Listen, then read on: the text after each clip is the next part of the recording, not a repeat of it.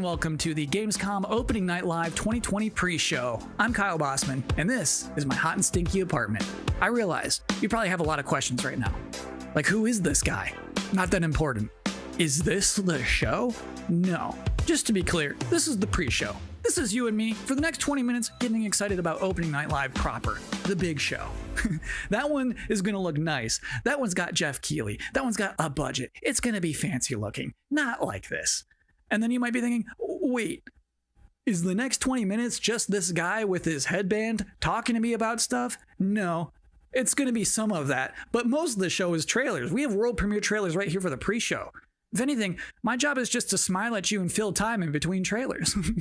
In fact, we should, I think, start off with a trailer. We'll talk about Opening Night Live. It's going to be big and fun and awesome, but I feel like the best way to kick off a pre-show is just to get right into one. Our first world premiere trailer is a game that was just announced earlier this year at an Inside Xbox event from Bandai Namco. This is Scarlet Nexus.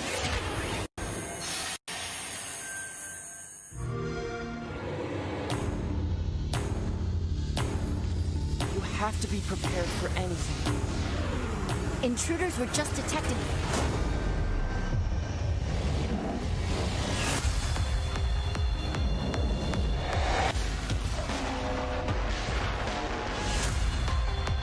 We have to work together. Or the world will be destroyed. We have so many different powers. Let's do this.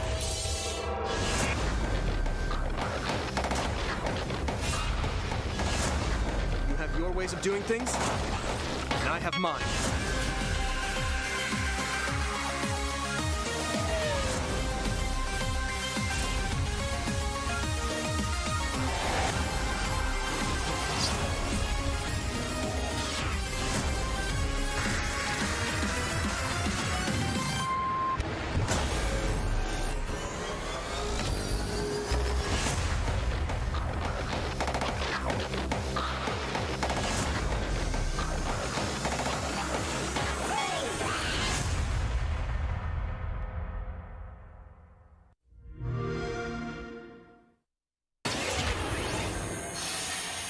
If you're just now joining us, this is the Gamescom Opening Night Live 2020 pre-show. That was a trailer for a video game and not an anime, and I'm Kyle Bossman, not important. For the next 20 minutes, much less than now, we are counting down the minutes until the big show, Opening Night Live, in which you're going to get fresh looks at Fall Guys Season 2, Destiny 2, Call of Duty Black Ops Cold War was just announced yesterday. We're already going to see more of that tonight. Lots of things to see. Cindy Goodman from IGN is going to be giving out the Gamescom awards for Best PC Game, Best PlayStation Game, Best Xbox Game, as well as talking about some brand new shows from IGN that they are debuting this week at Gamescom. Lots of stuff in ONL. It is going to be a chunky, thick show. But in the meantime, for this pre-show, it is time now for another world premiere on our end. The game next that we're going to see is called Quantum Error. And parents, let me warn you now, it's time to put the kids to bed, because it's about to get scary as hell in here. I don't care if you're in the Western Hemisphere and it is the afternoon. Put the kids to bed.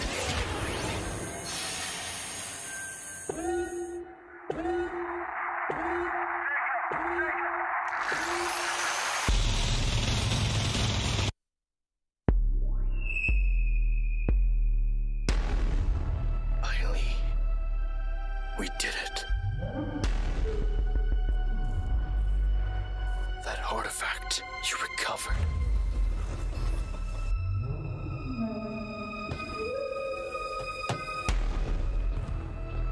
Held the answer to all our questions.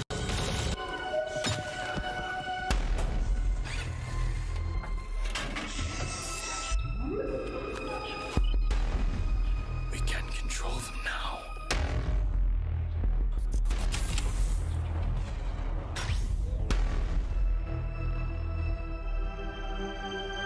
Use them to travel the stars.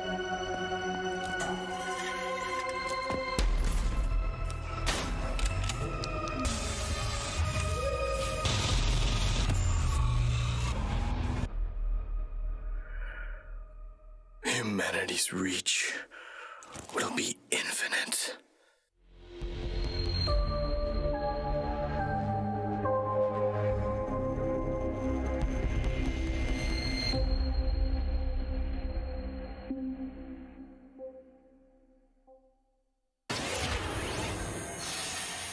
We've got a lot more world-exclusive trailers to go, more pre-show to go, an interview with Jeff Keighley. Next up, we have a car brand synonymous with racing and innovation and a key partner of Gamescom for years, Ford.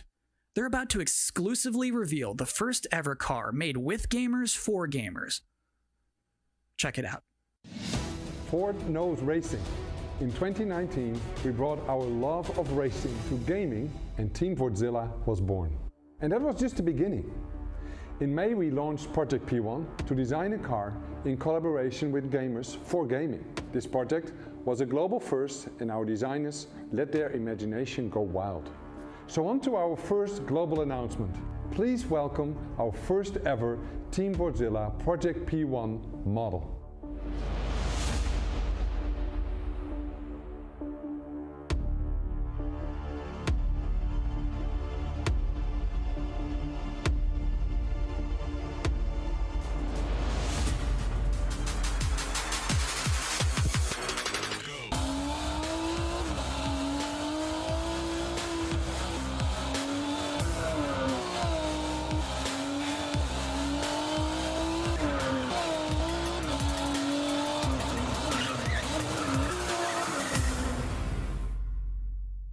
And now our second global announcement. You got us so excited with Project P1 that we are now committing to make a real-world version of this groundbreaking car.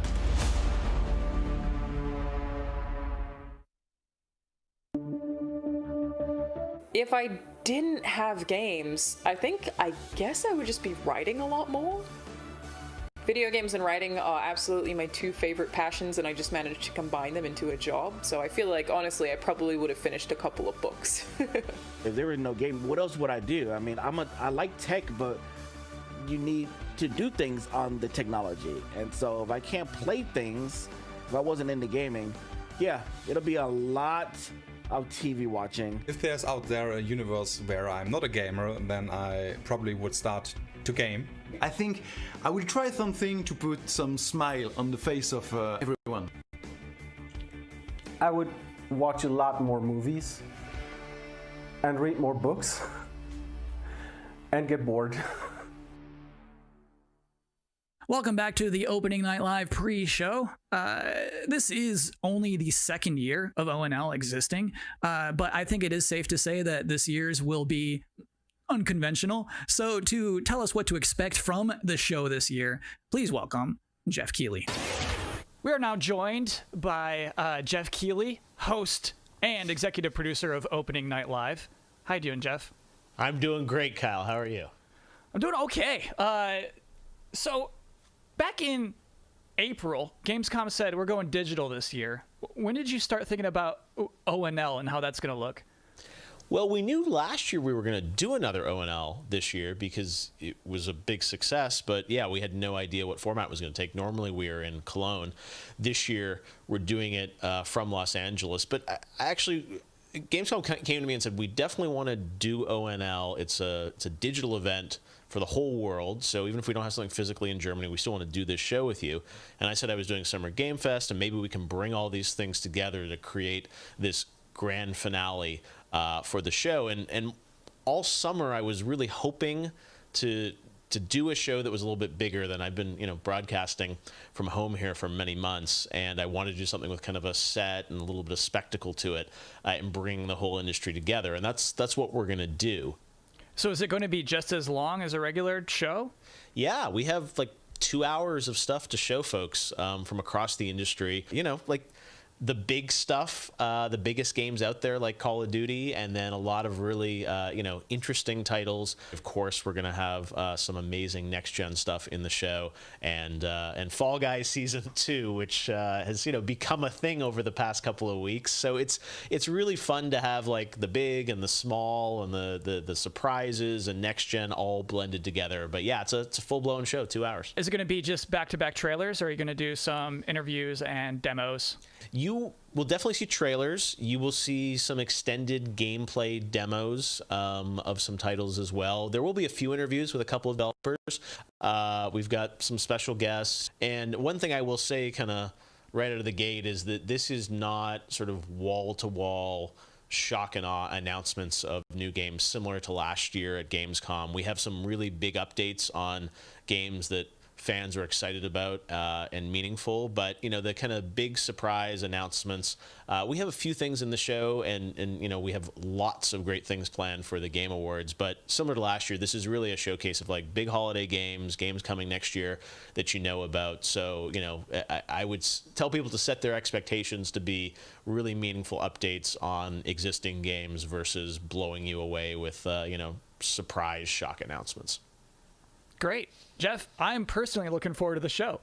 Well, me too. It's been really fun to build this, but even working with our team, it's been challenging to do things safely in the era of COVID, and it's meant a lot to me that Gamescom has said we still want to do this show, and I think for all of us in the industry, we want that big showcase. So I'm just really excited to honestly leave home, do have a set, and you'll see we've got screens and lights, and it's.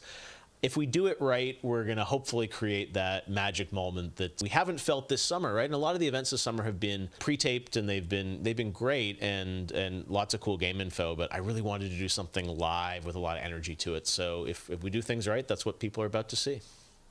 Very cool. Good luck with everything. Thanks, Kyle. Thanks for hosting the pre-show. I'm doing my best.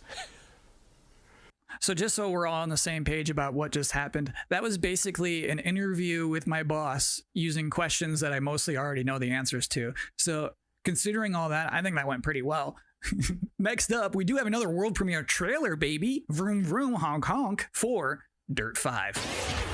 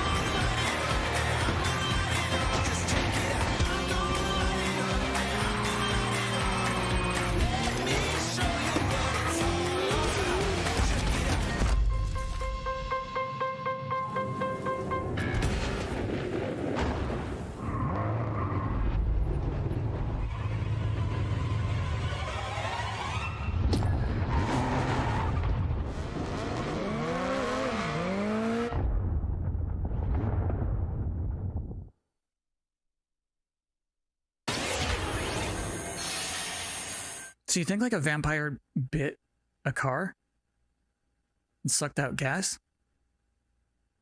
To be continued. It is now time for the part of the pre-show that I've been reading your live comments. I see them right now. Everybody's blowing up, demanding Kyle's 10 reasons to be excited for Opening Night Live. Well, let's kick it off. Reason number 10 to be excited for Opening Night Live 2020, feeling excited for next gen again. Number 9, Jeff Keighley wardrobe reveal.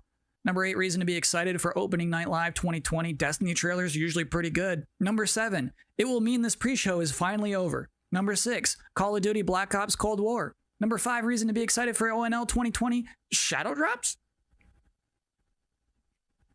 Number 4, Fall Guys Season 2. Number 3 reason to be excited for ONL 2020, actual gameplay from a mysterious PlayStation 5 exclusive. Ooh. Number 2, everything else in my life sucks right now. And the number 1 reason to be excited for Opening Night Live 2020, Jeff Keighley said it's gonna be good. We have one final world premiere trailer to show off, and this trailer is an announcement of a Switch version of a popular game from 2018 that can only be described as Dinosaursy. Enjoy.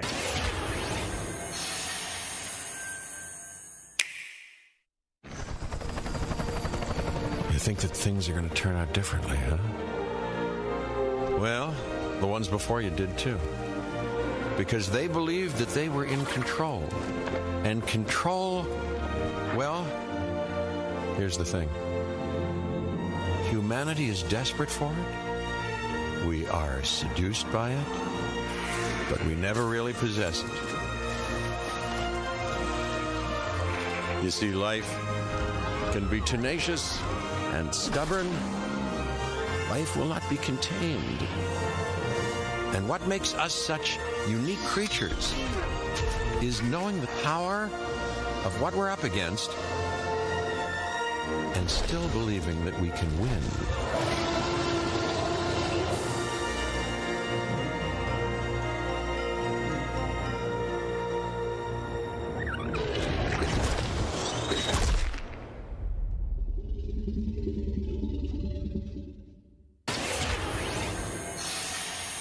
That's it. That's all we have for you in this very pre-show. Please be excited for the actual opening night live, in which you'll see some Destiny 2, you'll see Fall Guys Season 2, you'll see Black Ops Cold War, that mysterious PlayStation 5 demo, some things we've probably never heard of before. I think it's going to be a very good show. I'm personally excited about it. Me. I should thank you, actually, for putting up with my nonsense for the last 20 minutes. It is appreciated, but seriously, enjoy the show.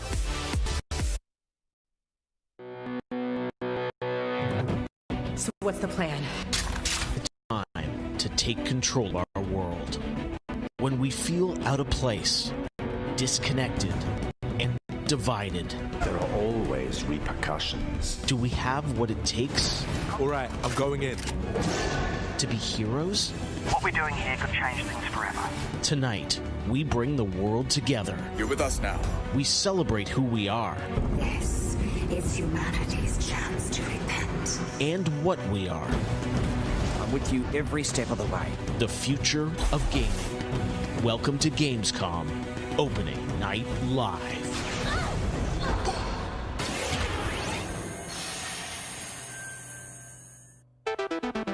Hello, everyone. I'm Jeff Keighley, and welcome to GamesCom Opening Night Live 2020. Now, this year, GamesCom is, of course, a little different than normal, and I hope all of you and your families are safe and healthy at home. In 2020, games have comforted and connected us more than ever. And with the launch of PlayStation 5 and Xbox Series X later this year, games are only going to get better. Well, all summer, I was hopeful we could get to this very moment, a big live showcase filled with more than 35 games to kick off GamesCom 2020. Tonight, you'll get a first look at Fall Guys Season 2 and an extended gameplay demo of Ratchet & Clank Rift Apart for PlayStation 5. Plus, we might have a couple surprises along the way, too. But before we start, I want to acknowledge and thank all the game developers, marketers, and publishers who have worked under challenging circumstances to keep us entertained. This show is nothing without them or my production team, and doing a show at this scale safely is not easy, especially when all of you at home have some pretty insane expectations. I hope tonight reminds you why you love to play games. And with that, we're going to move on to our first game with a game that was just announced yesterday, Call of Duty Black Ops Cold War. And joining me is Dan Vondrak from Raven to tell us about the game and give you an exclusive sneak peek. Dan, how you doing? Good, Jeff. Thanks for having me here. This has been a dream project for us to work on from nearly the beginning of development. We knew Black Ops Cold War was going to be a direct sequel to Black Ops 1, and we loved the idea of returning to the pillars that built the Black Ops franchise: deniable operations, conspiracy grounded in history, and that shadowy world of paranoia. And we get to mix all those together, drop the player into the 1980s at the height of the Cold War, and it's really something that we know would feel relevant to today and also uniquely Black Ops. Well, you start playing with Black Ops, everyone wants to know characters. We saw yesterday in the reveal trailers, some familiar faces. So, Woods, Mason, break it down. How does this fit into the Black Ops canon? You said it's a direct sequel, so are we going to see a lot of familiar faces? Yeah, part of the fun in making this game was bringing back the iconic characters like Woods and Hudson and Mason and seeing how all those personalities mix with some of the new characters. So the campaign takes place in 1981, and we love that we've been able to have so many connections to the original Black Ops and really be that direct sequel to the game. Now, one thing that I'm really excited about this is you're pushing the storytelling in kind of a new direction with some branches and some options about how you play through the campaign. Can you maybe walk us through your thinking there? Yeah, one of the driving forces from early in development was to say, let's take this Black Ops thrill ride and infuse it with some player choice and some player freedom, anything we can do to give the player a little more ownership over their experience. So that starts with allowing the player to create their own character for the Cold War campaign. They can name them and pick a military background and really pretend they are that Black Ops soldier that they want to be. From there, we wanted to take some of our missions and infuse optional objectives, multiple paths, and some player choice moments inside some of those missions. And it was fun to find that balance between the hard driving Call of Duty action and these more non-linear experiences inside some of the missions. So with choice comes the player wanting to feel that impact. So some of those choices earlier in the game and some towards the end will actually shape the ending of the narrative of the campaign. All right, so multiple endings to this game. Yeah, absolutely, absolutely. That was one of the big things for us. It's like we love that Black Ops has always been willing to take risks, and we all know they did some of this in Black Ops 2. And with our story and with these features, we loved playing homage to those early Black Ops games. Oh, yeah, I remember the numbers. All right. Well, Dan, we are excited to see more of it. I know multiplayer reveal is coming in September, but since you got a switch there, maybe you could flip the switch on something exclusive for us. Right? What are you going to show us? Yeah, absolutely. This is really exciting because this will be the first time we've done this outside the walls of the development studio. This is a scene from earlier in the game, and it's a critical point that really shows the narrative of the world, shows this threat that our heroes are going to be battling. So let's take a look.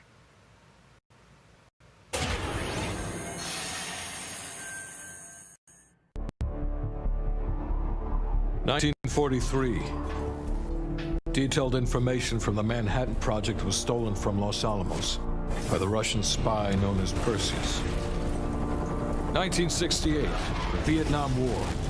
Viet Cong soldiers orchestrated by Perseus attempted to steal an American-made nuclear bomb from a U.S. firebase. 5 days ago, while on a mission, we acquired intel that Perseus is in play again and planning an attack on the West.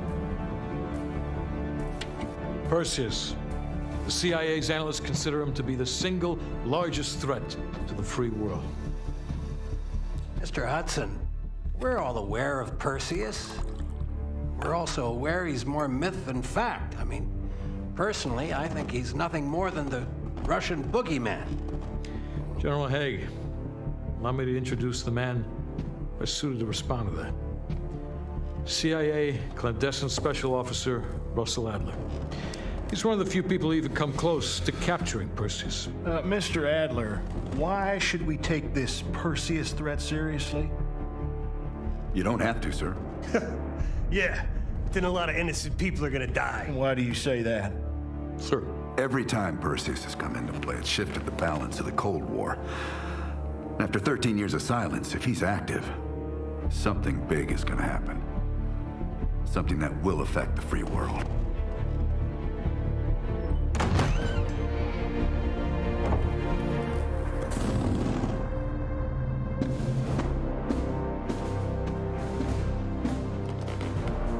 President. Sir. Mr. President. Mr. President, this is Jason Hudson and Russell Adler. I know their names. Who do you think approved their last mission? Is the threat real? Yes, sir, we believe it is. Can you stop Perseus? We can, sir. I've already submitted the requisition for my team. Sir, their requests are highly irregular. Most likely illegal. If the press gets a hold... What the hell are you talking about? You know who we are? Every mission we go on is illegal. Sergeant Woods, plausible deniability is the backbone of our work. Al, we're talking about preventing an attack on the free men and women of the world. Give Mr. Adler whatever he wants. Gentlemen, you've been given an important task, protecting our very way of life from a great evil. There is no higher duty There is no higher honor.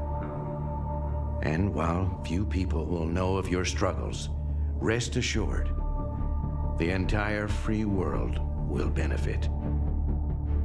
I know you won't fail us.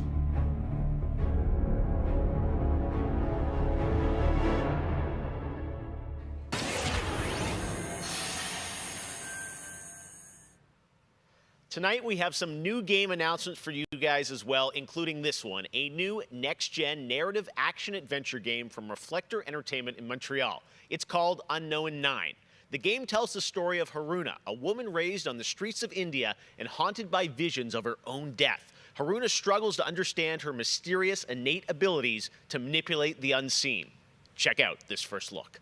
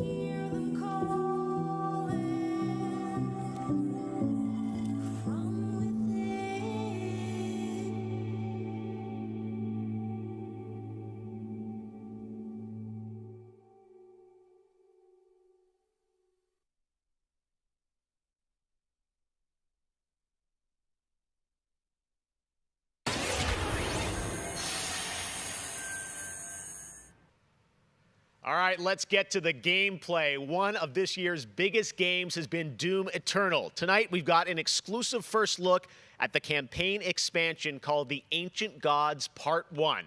Check this out. We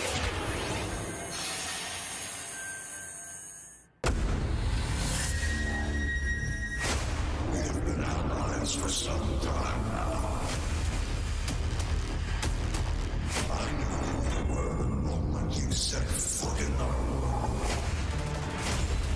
Your gifts hold to us now.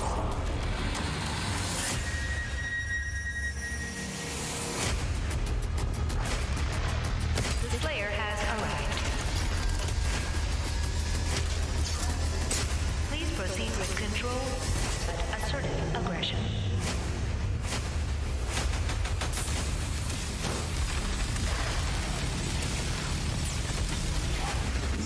To resurrect the only ones who can save this world.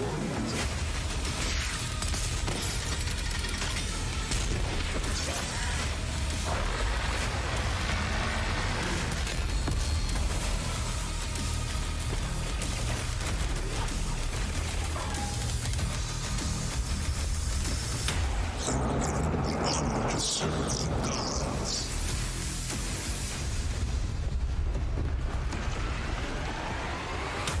Yet again.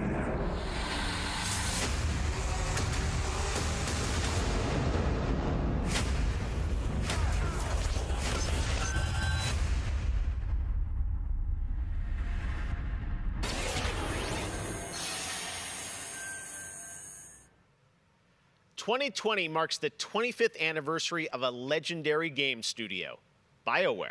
Tonight, Casey Hudson and the team wanted to give everyone around the world a little taste of what's next. Casey, over to you. Hey, Jeff. It's great to see you again. You know, 6 years ago, we were on the stage with you at the 2014 Game Awards, accepting the Game of the Year for Dragon Age Inquisition. And since then, we've been imagining new ways to use next-generation technology to bring the world and characters of Dragon Age to life. We're still in early production, but we thought it was time to give you the very first look at how BioWare's passionate team of developers are crafting this very special game.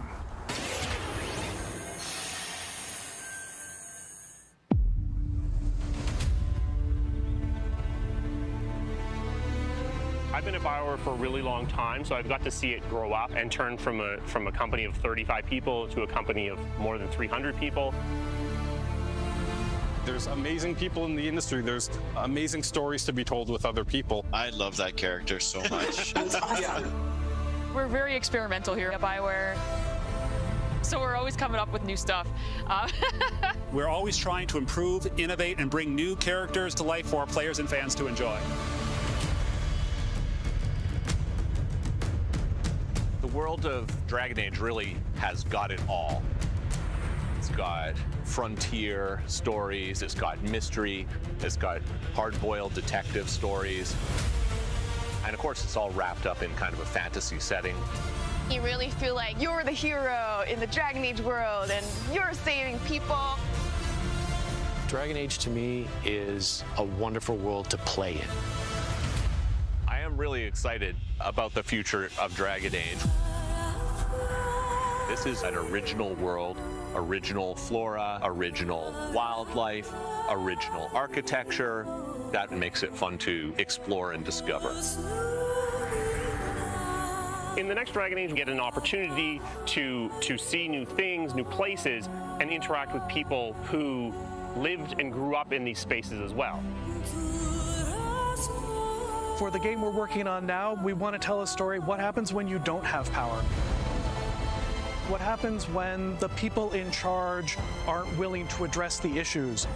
The things that you can expect in the next installment are going to be stories that focus on the people around you and the friends and family you make.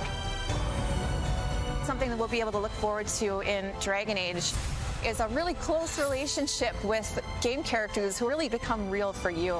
We want characters to either be loved or hated. One of the best examples of that is Solus. Half the community wants to kill him, half the people want to marry him, and another part want to do both. They call me the Dread Wolf. What will they call you when this is over? BioWare and EA has been one of the forerunners in using motion magic technology, and that makes it way more realistic when you're looking at the characters and the way they walk and move and interact in the world. Players want that suspension of disbelief that this wonderful collection of digital pixels is actually a living, breathing soul. No, it's okay. That's the good kind of rumble. I actually design bosses. I help with the creature design team as well. So I do all of the big threats that you have to go up against. Nobody dies on my watch. For the Wardens! Choice is a big part of what Dragon Age is as a franchise. The decisions you make can affect change in the world. Decision making can mean that a party member lives or a party member dies. And it means owning your outcome and reactivity to the choices that you do make. I just love the possibilities that Dragon Age offers us, and I'm excited to explore a lot more of them. To me, that potential is what gets you up in the morning. It's a fantastic opportunity every time.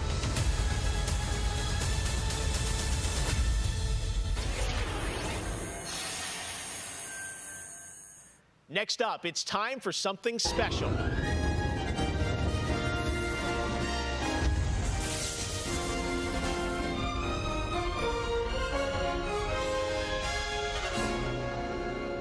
Great Scott! I think there's been a serious miscalculation. Wow, wait, you're, what's his name? Back to the Future? I'm Emmanuel Brown, doctor of physics, not of medicine, and certainly not that quack from Rick and Morty. Yeah, we know who you are, but what are you doing here? I did come back from the future to this precise moment on August 27th, 2020, because it's imperative we launch Surgeon Simulator 2 right now. And what exactly do you have to do with Surgeon Simulator? During the mid-20th century, some friends of mine from Bernardshire University invented a state-of-the-art medical training facility, otherwise known as the Surgeon Simulator Training Program. Now, 70 years later, we've digitized the experience. It's unbelievable. You can access the program through your computer and then be medically trained from the comfort of your keyboard. And it's available as of, great Scott, this very moment. Tonight, I want to world premiere a few examples of some of the incredibly successful test subjects who have already completed the course. So you're saying a world premiere will save our future? Only time will tell.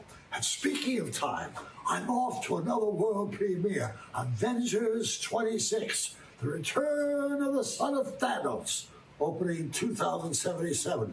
And with that, I leave the fate of the human race in your hands. Just make sure you play Surgeon Simulator 2. Now, doctor's orders.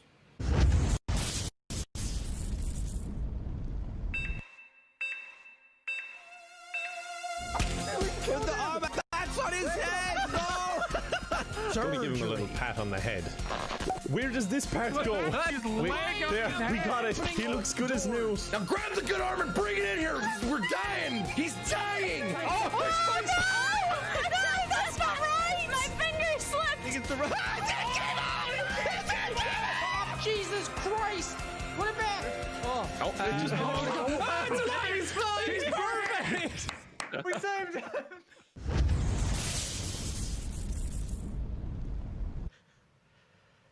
Doc Brown introducing Jacksepticeye playing Surgeon Simulator, only on opening night live. All right, well, if you thought that crossover was kind of crazy, wait until you get a load of this next game announcement that I don't think anyone probably saw coming. Check this out.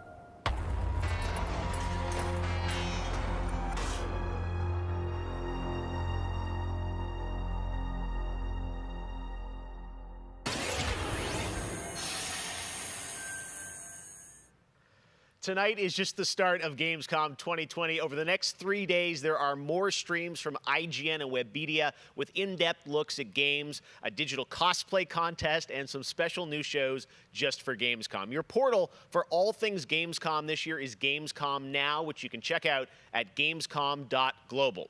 Now, one game you'll hear more about later on IGN's post-show is this one, a return of two classic characters that I love. Check this out.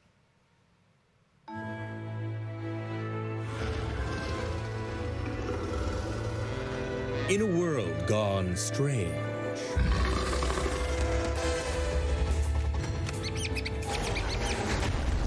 one elite force stands against the darkness. But even they could use some help. Here, slip on this little beauty for effect. Sam, I'm blind! Oh, hello, miss.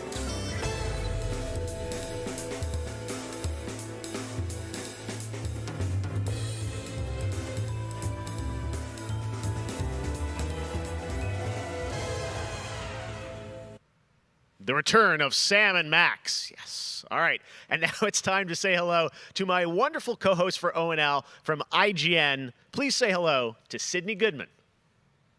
Thank you, Jeff. What's up, everyone? I'm Sydney Goodman, and I am thrilled to be here. Gamescom is always such a fun event, and throughout the show tonight, I'll be telling you about all the different ways that IGN is involved in this year's festivities. But first, I have an award to announce. The winner of Best Nintendo Switch Game is Little Nightmares 2. Huge congratulations. Like I said, IGN is going to be here for all of Gamescom with great shows such as the Gamescom Studio, where you can find me and my co-hosts for all day long games content, interviews, dev talks, and more. Plus, we have Gamescom Awesome Indies, the show with and for indie developers. That premieres Saturday, August 29th at 7 p.m. Central European Time, so be sure to tune in for more announcements and special guests. And now, let's go back to Jeff for our next big world premiere. Awesome. Thank you so much, Sid. We are so excited to see what's in the Gamescom studio and also Awesome Indies, and I'm going to be on the Daily Show tomorrow, so looking forward to that.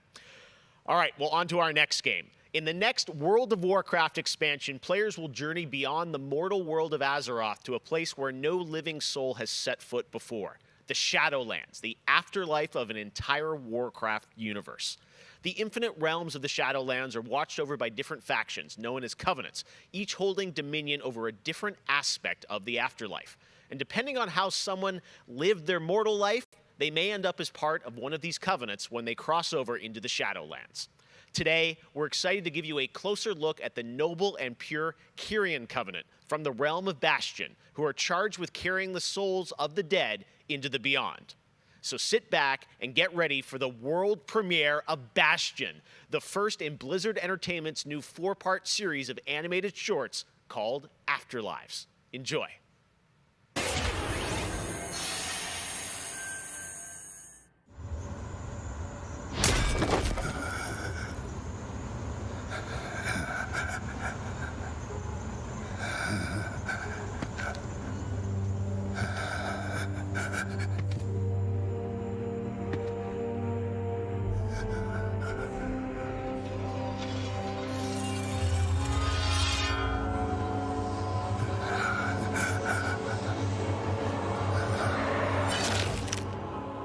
Light, save my soul.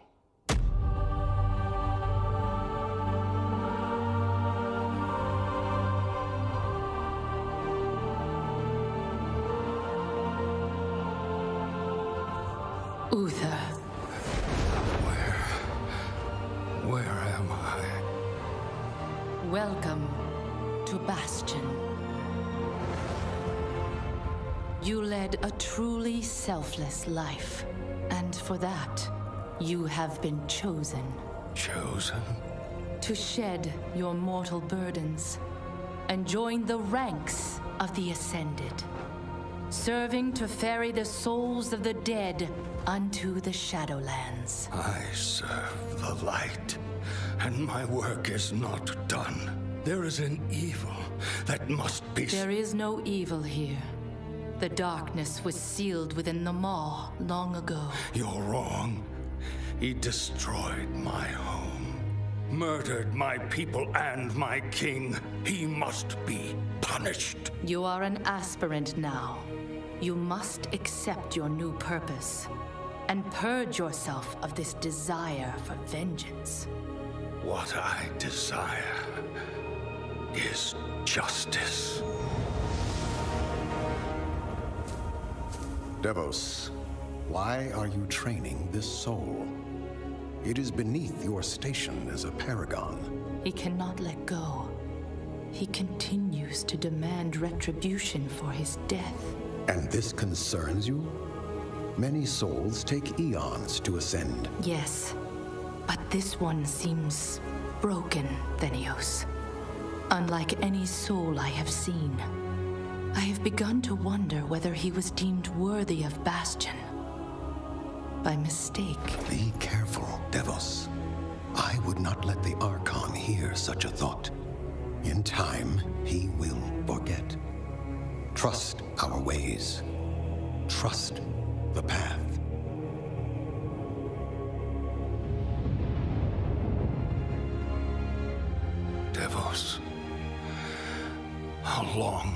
we train. Until you are ready to ascend. And what is keeping me from ascension? Nothing but the memory of your mortal life. How can I forget when I can still feel his blade? Your soul is wounded? Who did this to you? He was my student. He betrayed us all. Show me.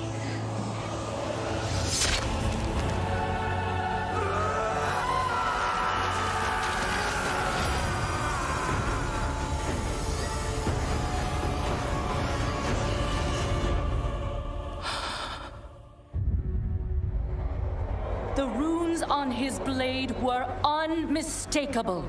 This dark agent runs free on a mortal world with the power of the Maw itself in hand. Our realm is imperiled. Impossible. The Maw is inescapable. You must return to the path. If he had purged his life, we never would have known of this calamity. The path is flawed. Enough! The order of the Shadowlands depends on the execution of our eternal charge. You will abandon this course. As you command, my Archon.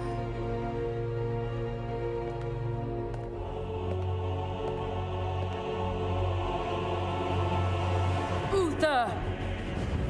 The time of your ascension has come. I thought I was not ready. Do you wish to see him punished? I do. Then prepare yourself.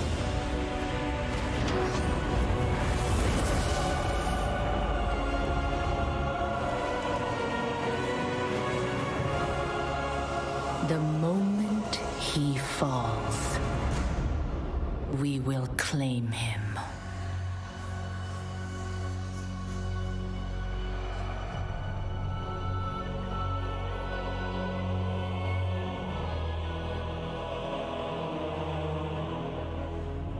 I see.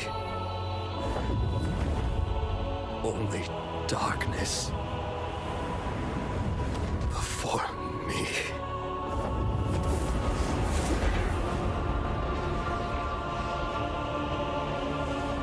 Now, cast him into the maw.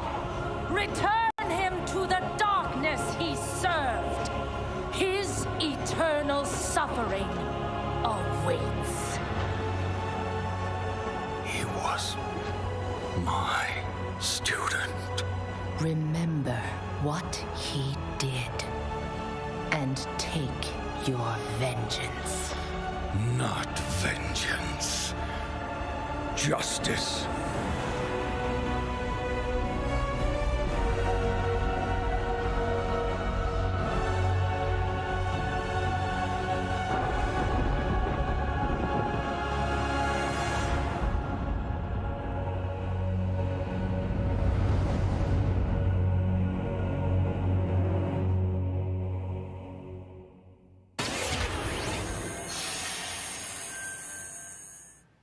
All right, hope you guys enjoyed that exclusive look at Bastion. Now, we know many of you can't wait to experience Shadowlands, and our friends at Blizzard want you to know the wait is almost over.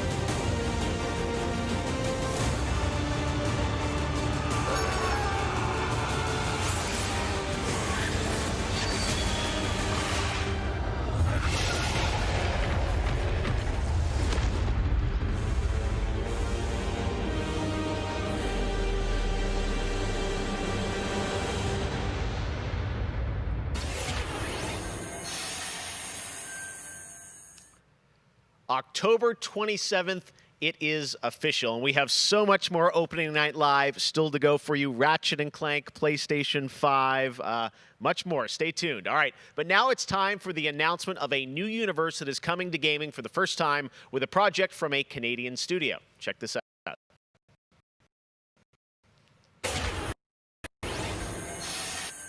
Have returned.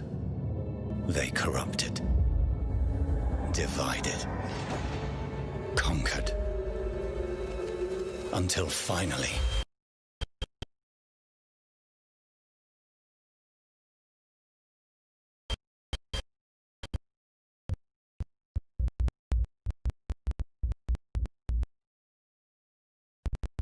the gates of Rome were thrown open, meaning eternal.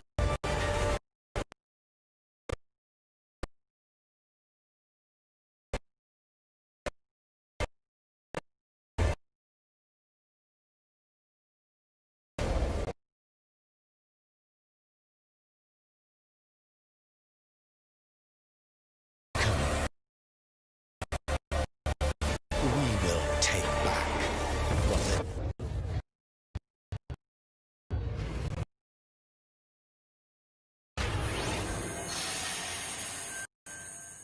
Back, I had some masked fun with my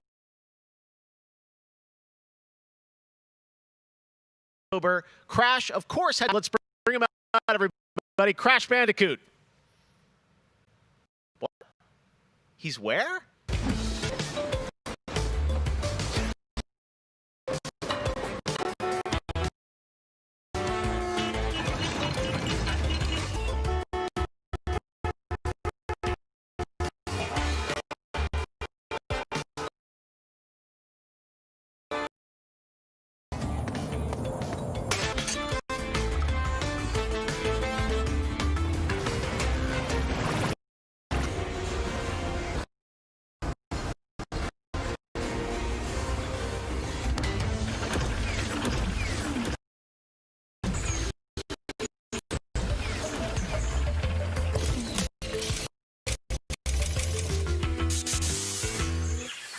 To tell us more about what we just saw, I'm joined by Lou Studdert from Toys for Bob.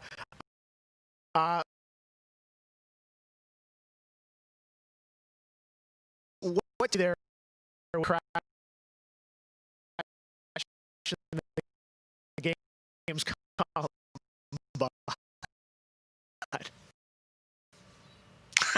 Around Cologne, but what he was play in Crash 4 narrative. Yeah, so back in time to the 90s when Neo Cortex was actually testing on Crash and Coco before the events of Crash Bandicoot 1. And they're kind of these devious puzzle rooms that we've made, and they're really hard, and they're really awesome, and they're super. We can't wait to get people's hands on them. Yeah, no, I got to play a demo of this a few weeks ago, and that was a challenge, so I can't imagine how nefarious these are. How are they going to be integrated into the game? Are they optional, like offshoot stuff, or how do you get to them? Sure. So players actually have to collect the flashback tapes in the levels themselves. They're an object to pick up, and to actually pick them up, they have to reach them in the level without dying. It's kind of our homage to the death routes from the original trilogy. So players have to reach these objects in the level, pick them up, and then once they get them, they'll get access to these unique levels. So beyond the pure challenge, what other fun? How are these fun for players to kind of experience, and what do they get to do in them?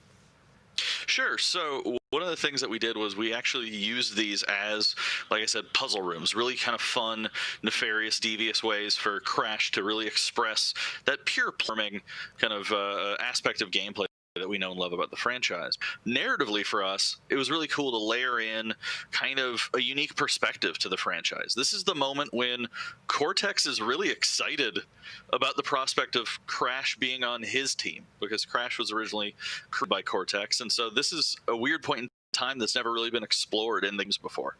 Awesome. All right. Well, Crash 4, it's about time. Looks phenomenal, Lou. We cannot wait to check it out in October. Thanks for joining us. Yeah, thanks for having me. Awesome. All right. Well, we will be right back after this for more Gamescom Opening Night Live.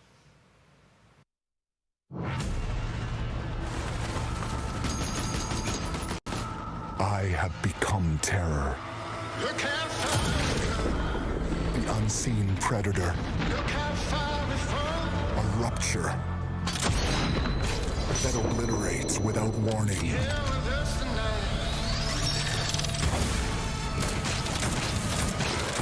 Alone, the hordes of Enoch will fall before me. But together, this entire planet will fear us.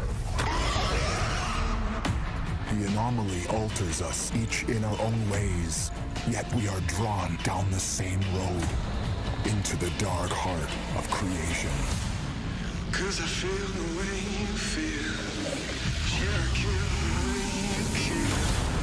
We will find the source, whatever it holds, whatever it takes.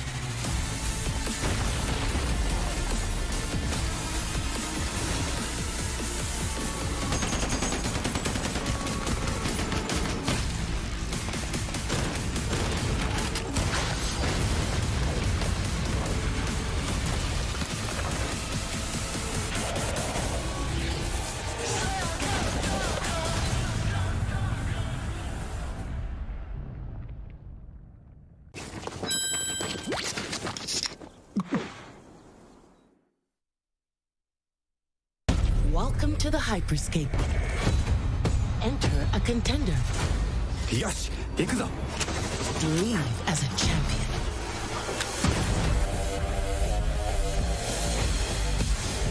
This is it.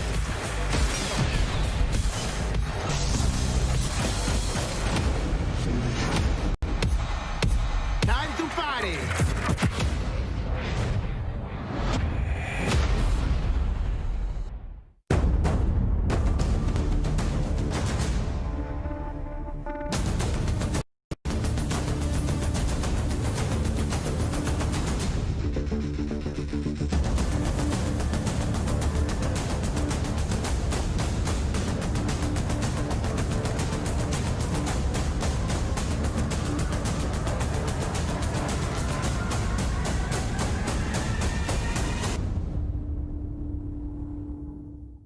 Welcome to Necromunda. I can see you're new here. Let me get you up to speed. The Underhive's named well. A sprawl of humanity suffering away like ants. Deep underground where we ain't causing trouble but are rich boys and girls, no matter how loud we are. And do we ever make some noise? Every Orlok says they could shoot the tail off a lashworm and they'd splash your head from 20 paces for saying they couldn't. I don't want to say immortal, but when their armor, blood, skin, and will are of iron, it's a potent combo. Why would someone like you want to know about an all-female gang of psychopaths, drug dealers, killers, cloners, and... Oh, makes sense. And Escher will cut you up just for the fun of it. Goliaths are big. That's it. Anything smaller than them doesn't deserve to live. And they're just as happy filling you with lead as they are smashing you to pieces with a power maul. Now, mixing that whole pot together in a place like this, you can imagine what happens. Chaos, gang warfare, for wealth, for power, hell, sometimes just for fun. So, think you're ready? Necromunda Underhive Wars comes to PlayStation 4, Xbox One and PC on September 8th. O futuro dos jogos, além de realidades virtuais extremamente fidedignas e realistas, eu acho que também se encontra em formas mais expressivas e absurdas, quebrando cada vez mais esses paradigmas de formato de videogame que a gente tem e sendo usado mais do que nunca como uma ferramenta de expressão artística. I envision the future of gaming to be quite bright and quite online. The next generation of console will clearly allow AAA and indie developers to build more creative-driven games that I hope will cover more diverse subjects. I want to play all kinds of stories about people and places, both real and imagined. I want comedy games, I want autobiographical games. I really want to see what people can do with the medium. Pro futuro dos games, eu vejo uma evolução, obviamente, gráfica, mas eu vejo ainda mais evolução na inteligência artificial e na maneira com a qual a gente interage com os games, tudo em busca de experiências mais imersivas.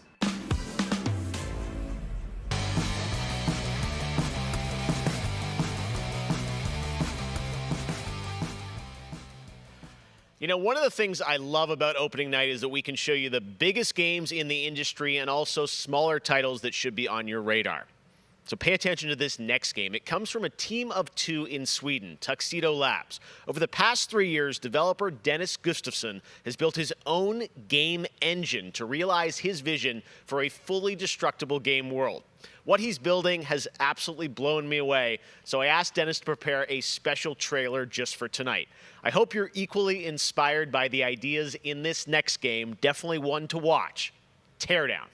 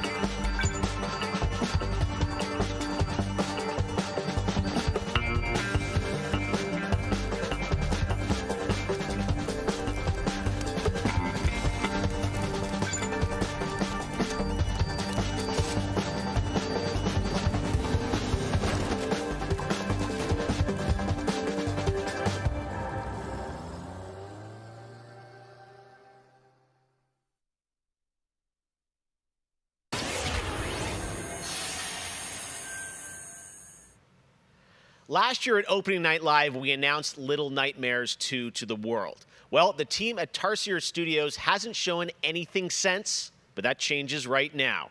Here is a first look at the gameplay of Little Nightmares 2, which is coming next February, with more to come throughout the week at Gamescom, including a live demo on Gamescom Studio tomorrow.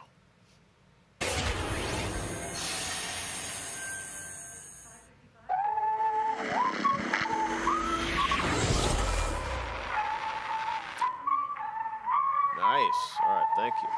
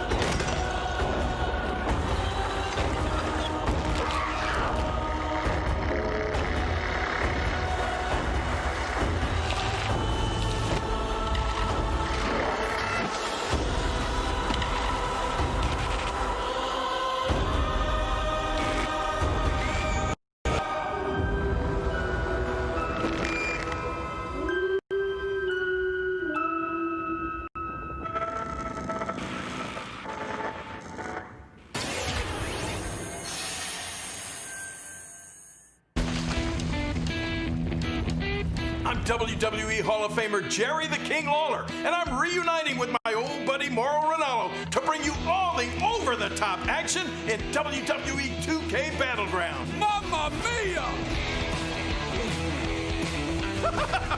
This is great! This arcade-style video game is over-the-top outrageous, with over 70 WWE superstars and legends brawling it out like never before. Oh no, hold on to your toupee, Mauro. Look out below. WWE is LIT. You know, I'm a little more old school than Mauro, so I can't wait to see these WWE legends teach these kids a thing or two. And you know what? Here's a closer look at the insane action.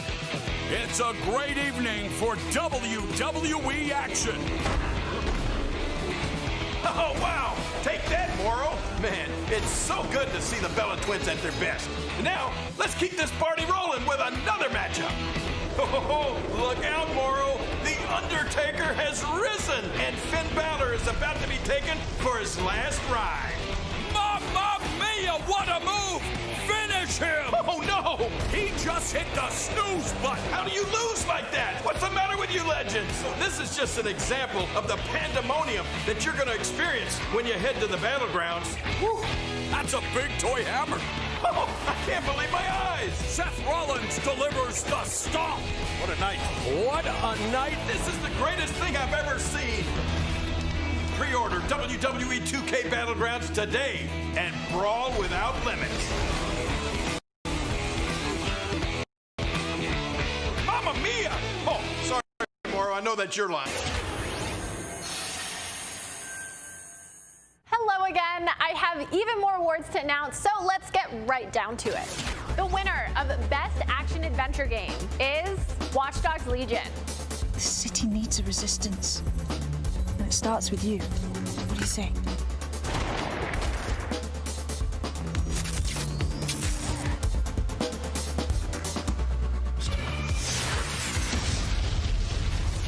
I'm the perfect shot. The winner of Best Action Game is Star Wars Squadrons.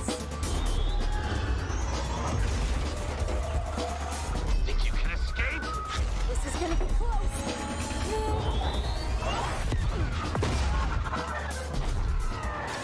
The winner of Best Multiplayer Game is Operation Tango. Operation Tango. It takes two to save the world.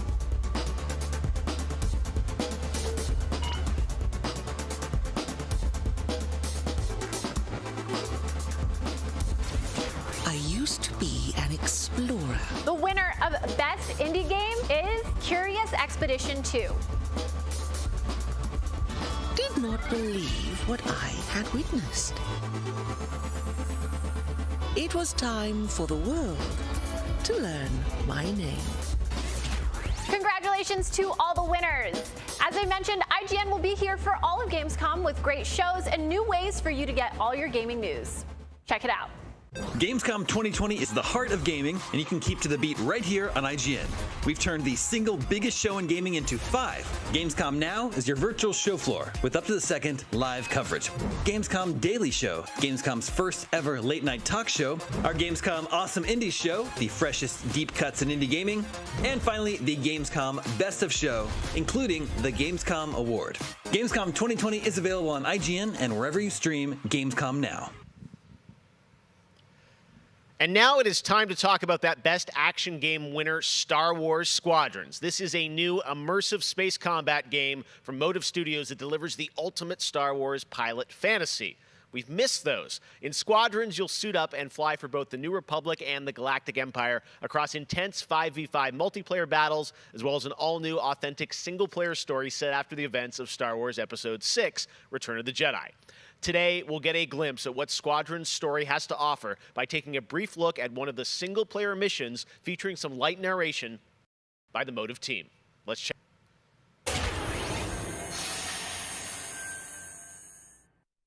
We all choose our path, light or dark, freedom or destruction. The Empire chose to destroy Alderaan in order to spread fear and douse the fires of rebellion. But the heroic pilots of the Rebel Alliance have chosen to keep fighting.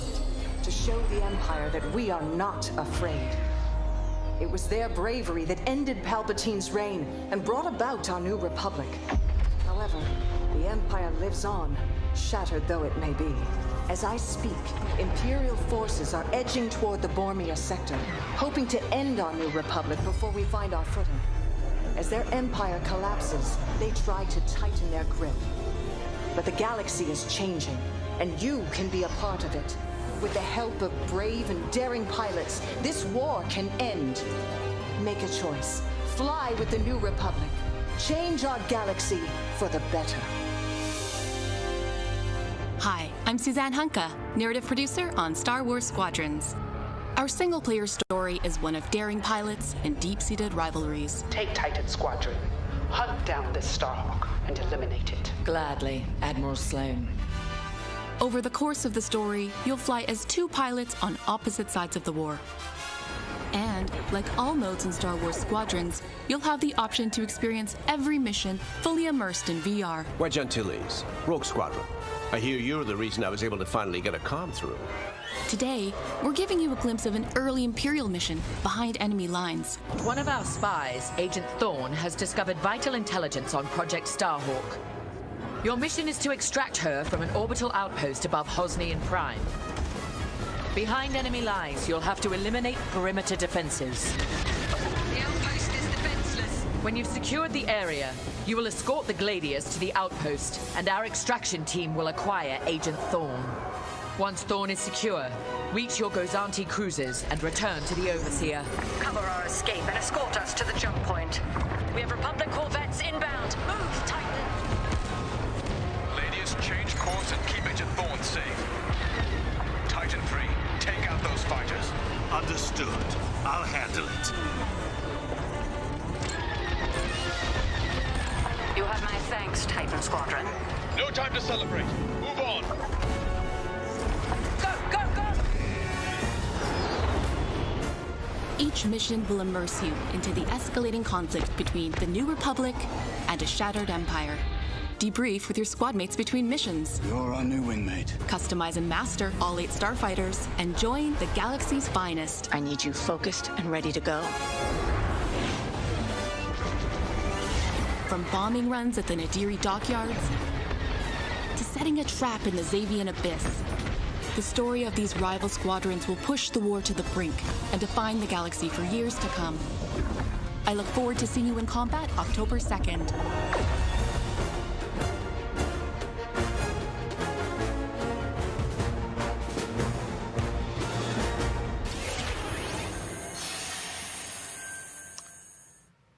That is not all EA has to share from a galaxy far, far away today. At Star Wars Galaxy Edge, you can enter the world of Batuu, where you can visit Oga's Cantina or jump into the Millennium Falcon on a run to Smuggler's Cove. It was this incredible adventure at Disneyland Resort and Walt Disney World Resort that inspired The Sims' latest game pack. Check this out.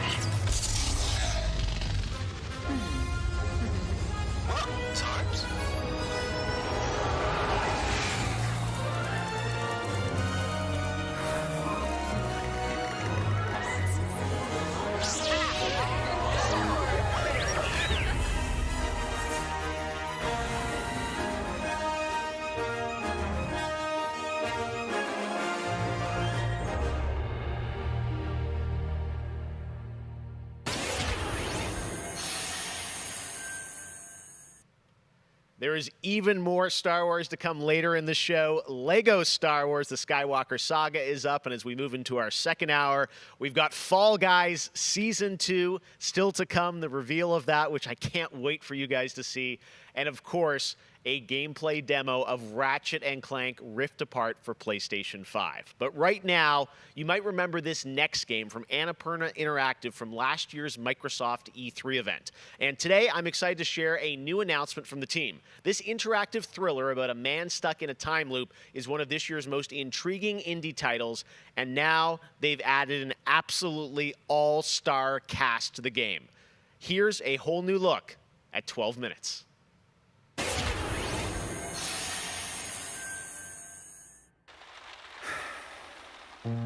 All right, close your eyes. I want you to think of a flower. Look at its colors, its colors. Now I want you to imagine it changing. Moving backward, returning to its bud. Think of that bud, unopened. Look at it as a whole. Then silently repeat these phrases. May you be free from suffering. May you be free from fear. May you know peace and joy.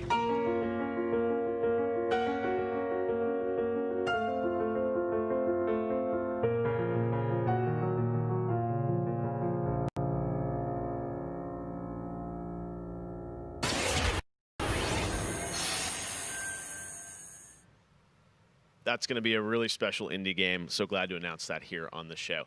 Now, last year at the Game Awards, we announced Godfall, a new looter shooter coming to PlayStation 5 and PC from Counterplay. Tonight, we've got a quick sneak peek of one of the new Valor plates with more footage coming as part of GamesCom 2020. Check this out.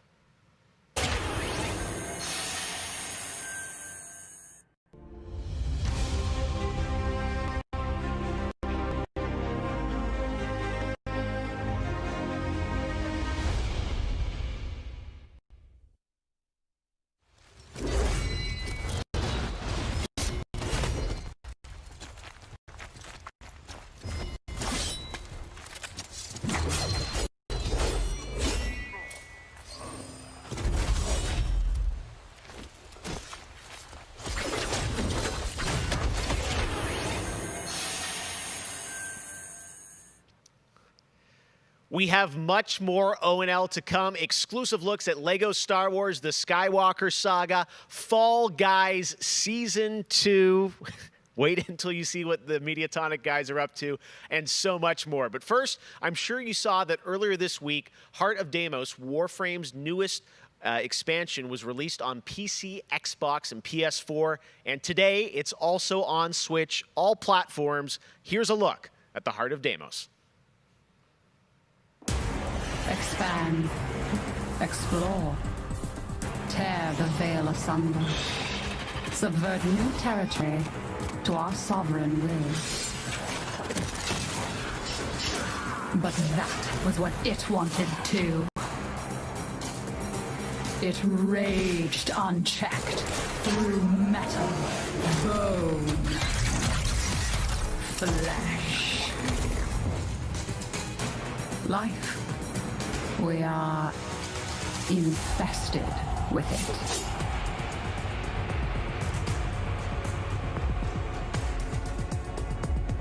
What? Visitors? Now, the gateway is failing.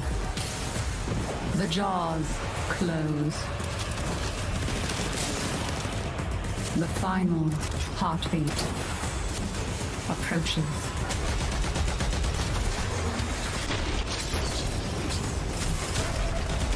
We tried turning it off and on again. But before we fall, we shall scream. There is one who will hear the heart of Deimos.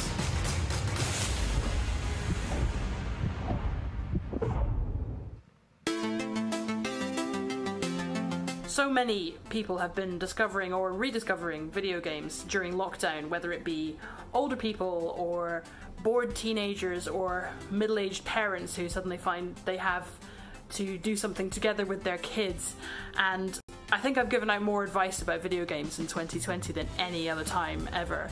And as a result, it's more important than ever that we keep making different, interesting things for folk to play. A pandemia pela qual a gente está passando tem sido um período difícil a todos. Então, nesse momento, eu acho que a gente precisa lembrar de mostrar mais empatia, demonstrar mais amor, mais carinho e saber que a gente vai sair dessa juntos.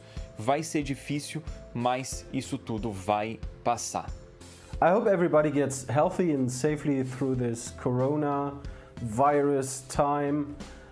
Care about other people and wear your masks. Jogos são, na minha opinião pessoal, a forma de arte mais incrível de se expressar. Eles englobam tudo: música, arte, escrita, e você tem a chance de controlar e vivenciar essas experiências você mesmo. É mágico, é maravilhoso. Jogos são por amor.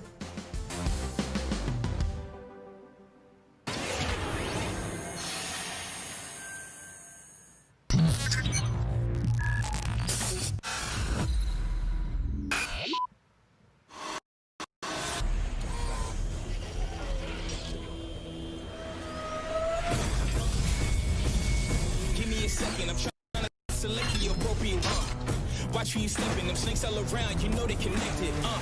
When I was a kid, my grandmama told me I can't go to heaven, so I stopped praying and asking for blessings and started preparing for my Armageddon. Got nothing to lose, I'm all in.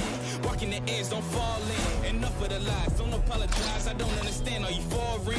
This is the place, this is the site. Grab all your people and log in. I'm waiting, don't care how long it's gonna take. Watching and waiting for that first mistake. Don't come up missing, just checking the list. I'm always aware of your current position. I just hold on to the perfect condition. Coming alive. Heat of the night. Now is the time.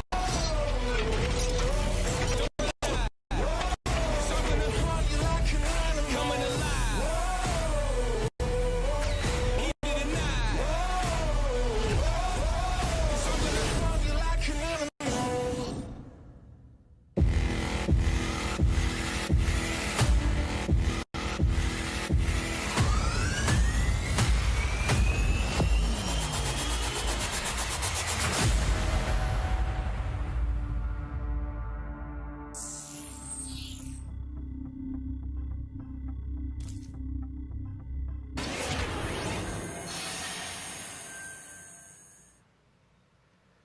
All right, guys, we're back officially into hour 2. We've got an hour more of great stuff to show you. Destiny 2, Beyond Light. Stasis, you're going to see a brand new look at that. Fall Guys Season 2 and Ratchet & Clank for PlayStation 5 and so much more across the next hour. Opening Night Live continues, and it just is the start of Gamescom 2020.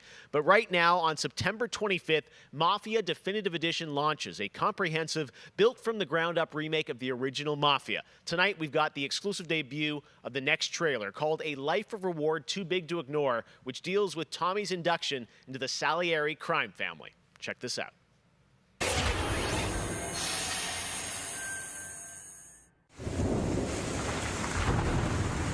All these guys in this room, they're here because they have the only thing that matters to me. The only thing that should matter to any of us. You know what that is, Tommy? They're loyal. That's right.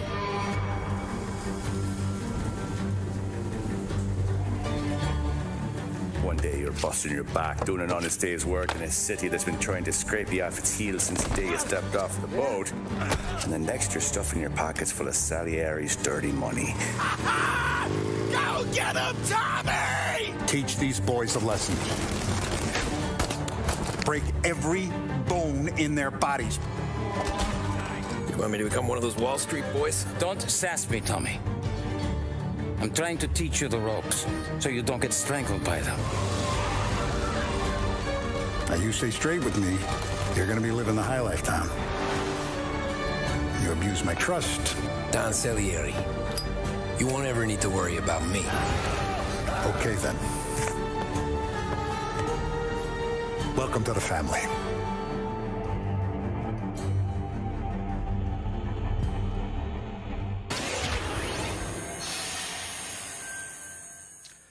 Next, we're going to introduce you to a turn-based multiplayer strategy FPS from a team in Montreal, Canada. Lemnis Gate is coming in early 2021 and has a unique mechanic built around a 25-second time loop. Check this out.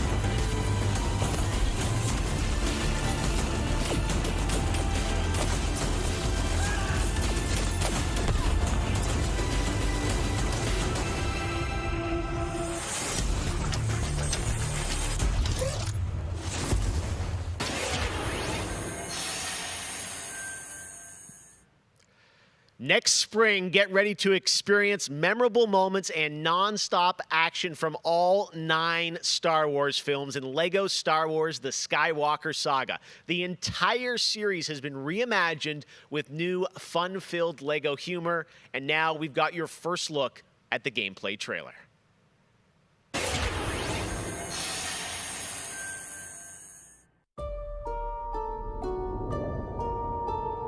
I want to learn the ways of the Force and become a Jedi like my father.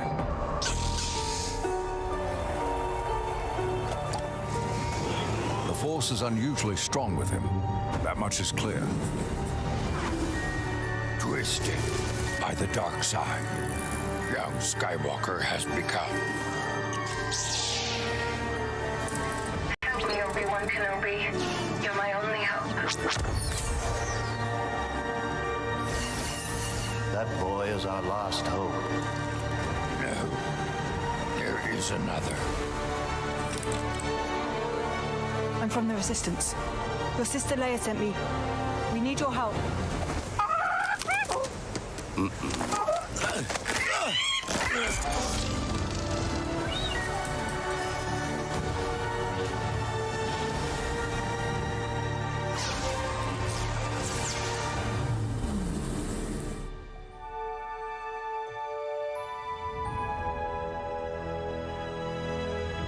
The Force will be with you, always.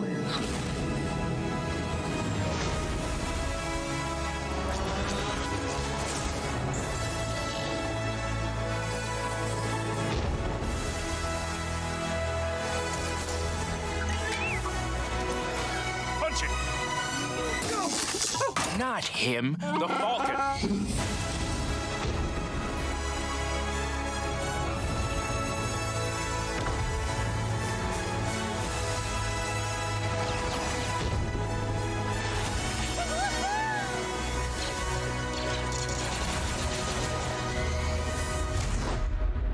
I am a Jedi, like my father before me. So be it, Jedi.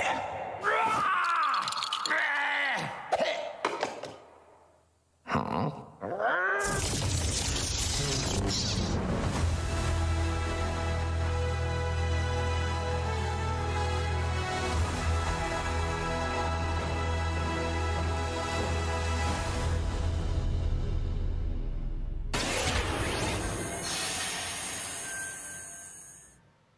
Man, LEGO Star Wars looks so fun, coming to next gen as well. All right, we'll be right back with more world premieres from huge new games like Ratchet & Clank, Rift Apart, Medal of Honor, Above and Beyond, and Destiny 2. But before that, here's a look at a game that is launching tonight on Nintendo Switch and Steam. It's called Struggling from Frontier, a fun physics-based platformer where up to 2 players control Troy, our fleshy hero. Check this out, and remember, you can play this tonight.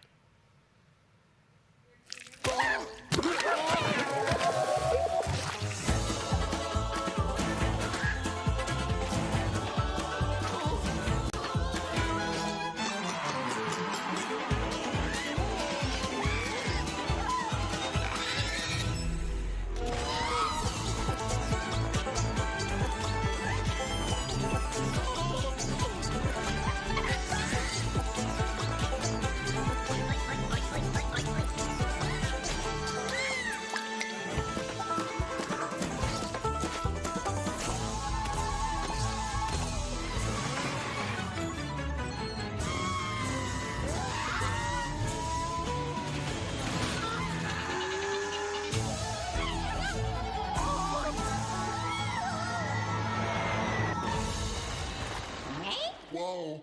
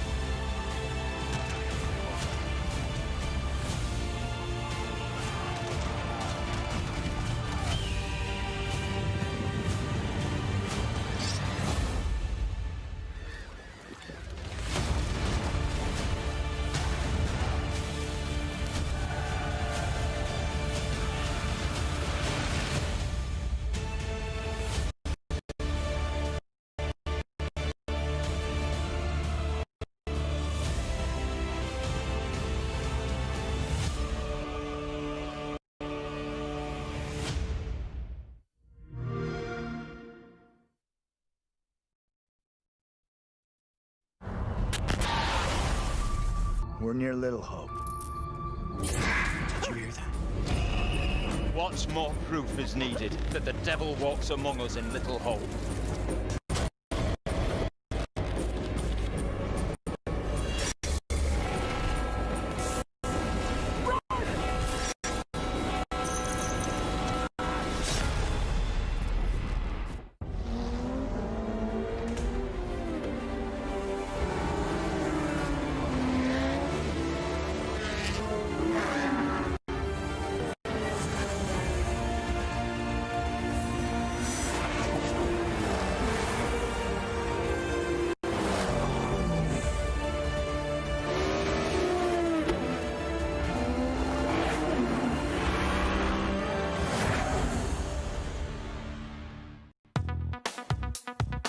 I gotta say, the game that I've given the most hours to, that I love going back to, is Assassin's Creed Odyssey. And I have to say, since Origins came out, this new reboot of Assassin's Creed, so to speak, that was my first time getting into it.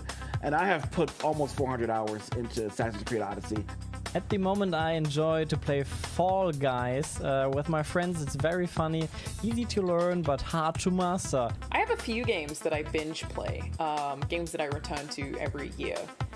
Halo, the entire Master Chief Collection, is really a big one for me where that's concerned. But I also still just casually binge Animal Crossing, and I've been doing that basically all year. I haven't put down Animal Crossing since I downloaded it. I find the daily repetitive rhythm so soothing and predictable. Although much like my house, my island is still a complete tip.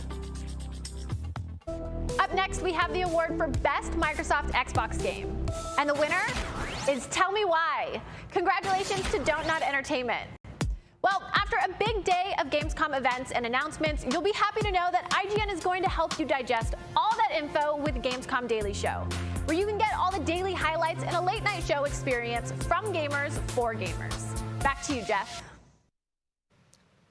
Thank you very much, Sid. And by the way, congratulations to Don't Nod for Tell Me Why, a really important game that is out now that you can play on Xbox and Game Pass. And as we know, there's a lot going on in the world, and that goes beyond the pandemic.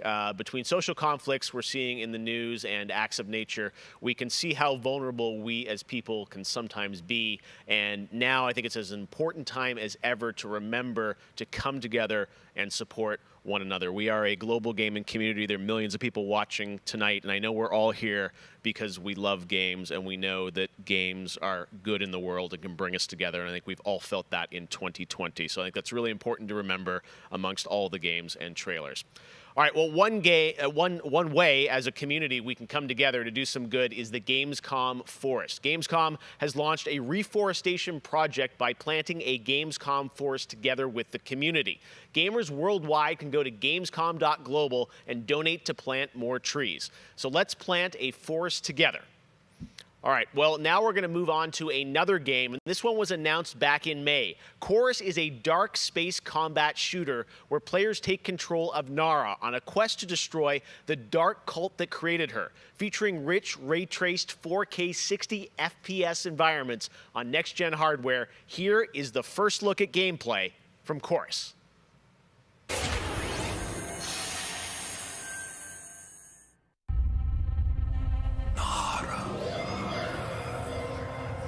You have broken my heart.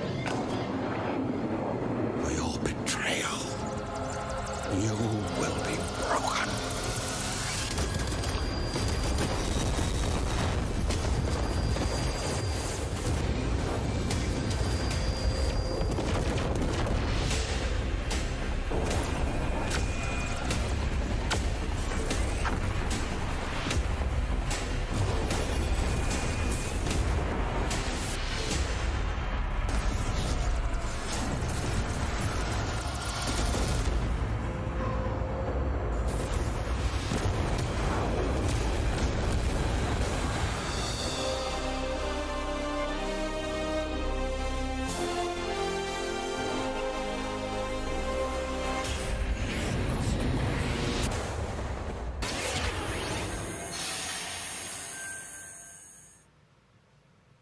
How many crowns have you won? If one game has defined the summer of 2020, it absolutely is Fall Guys from Mediatonic in London and Devolver.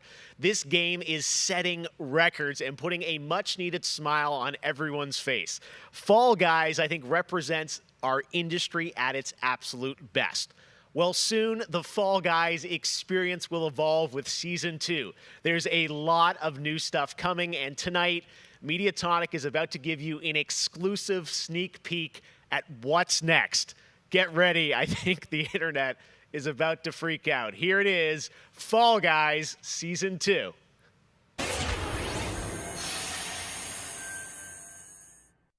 Hey, I'm Joe. I'm the lead game designer on Fall Guys Ultimate Knockout, and I just want to reach out and say thank you to everyone who's been playing and enjoying the game so far. As a team, we've been looking at all the fan arts, the memes, and the montages that people have been posting online, and the response to the game has really blown us away. Today, we just wanted to give everyone their first sneak peek at the rounds and the costumes that they can be enjoying as part of Fall Guys Season 2.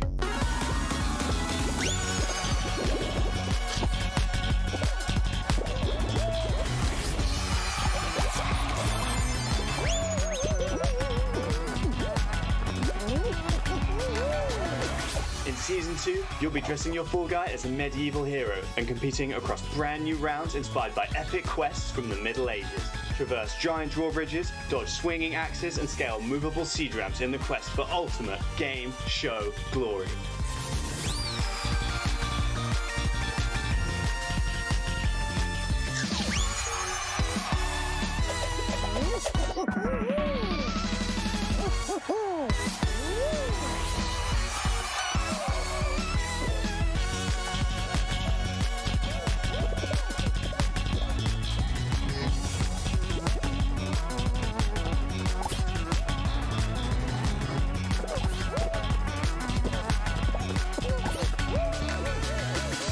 Enjoyed the sneak peek of Fall Guys Season 2. We're still adding the finishing touches to development, but if you want to stay up to date, then at Fall Guys Game on Twitter is where you want to be.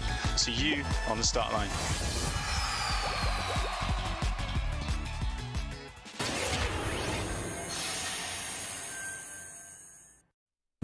My father has Colorado in the palm of his hand, and he's afraid to close his fist. I am not.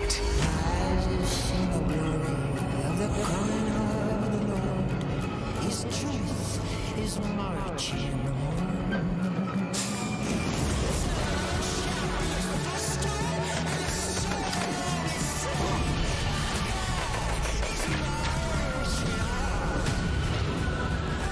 Liberty's got more brains and cunning than both her brothers put together. She's the only one who could actually run Colorado. She's already tried once. Vic's a depraved child, and Val's a brain without a spine. The years my father wasted grooming them for glory when I was right there.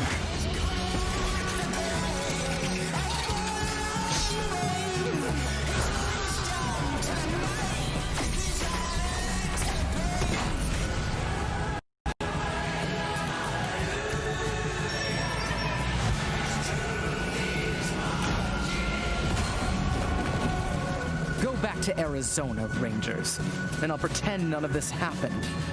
Stay, and you die alone.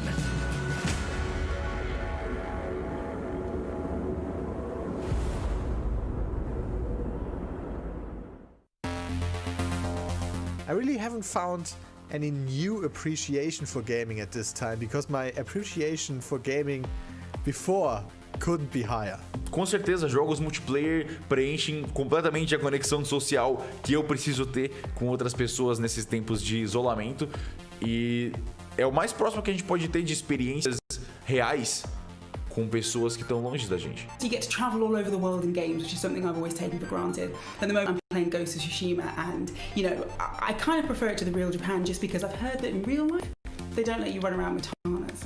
I appreciate games a lot more than films, music, or whatever, and it's just fine for me to have the time to play with friends or even with my family, to have a lot of fun. I've been mostly at home with small children, and gaming is the only thing that I get to do for myself anymore. I find it's not only an escape, it's also a way to challenge my brain. Gaming is becoming clearly more important for a lot of people. You know, play is a natural instinct, and from Animal Crossing to The Last of Us Part 2 or Ori, yes, it's definitely an incredible time now to be a gamer, yes.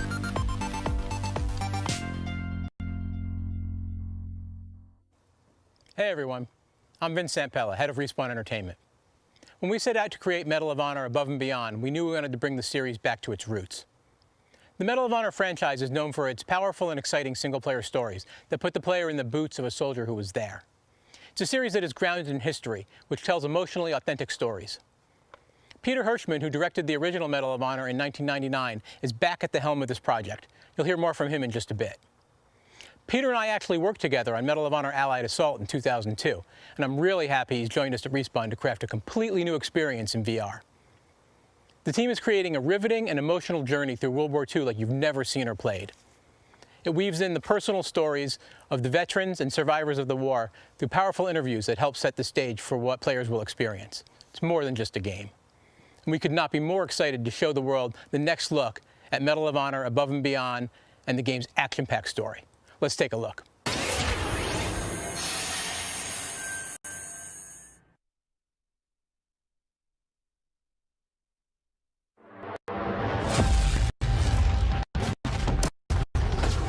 I know this is the first time some of you will see combat. I know you're scared. Let me be clear with all of you. I'm scared too.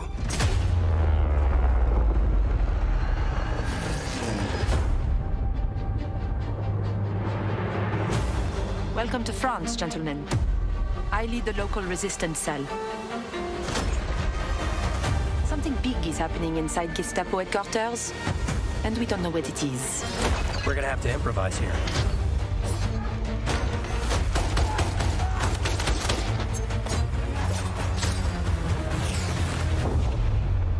Members of the resistance are perhaps the bravest people fighting in this war. But you really should stop. There is no future in it. Sorry to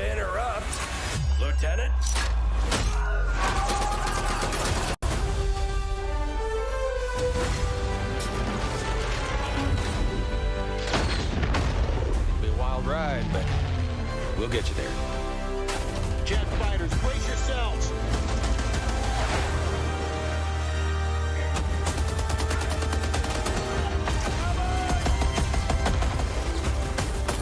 Like I said, boom!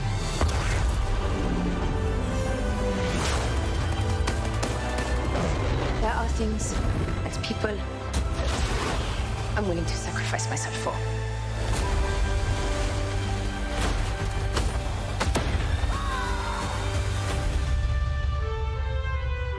Somehow, this motley crew has been tasked with saving civilization.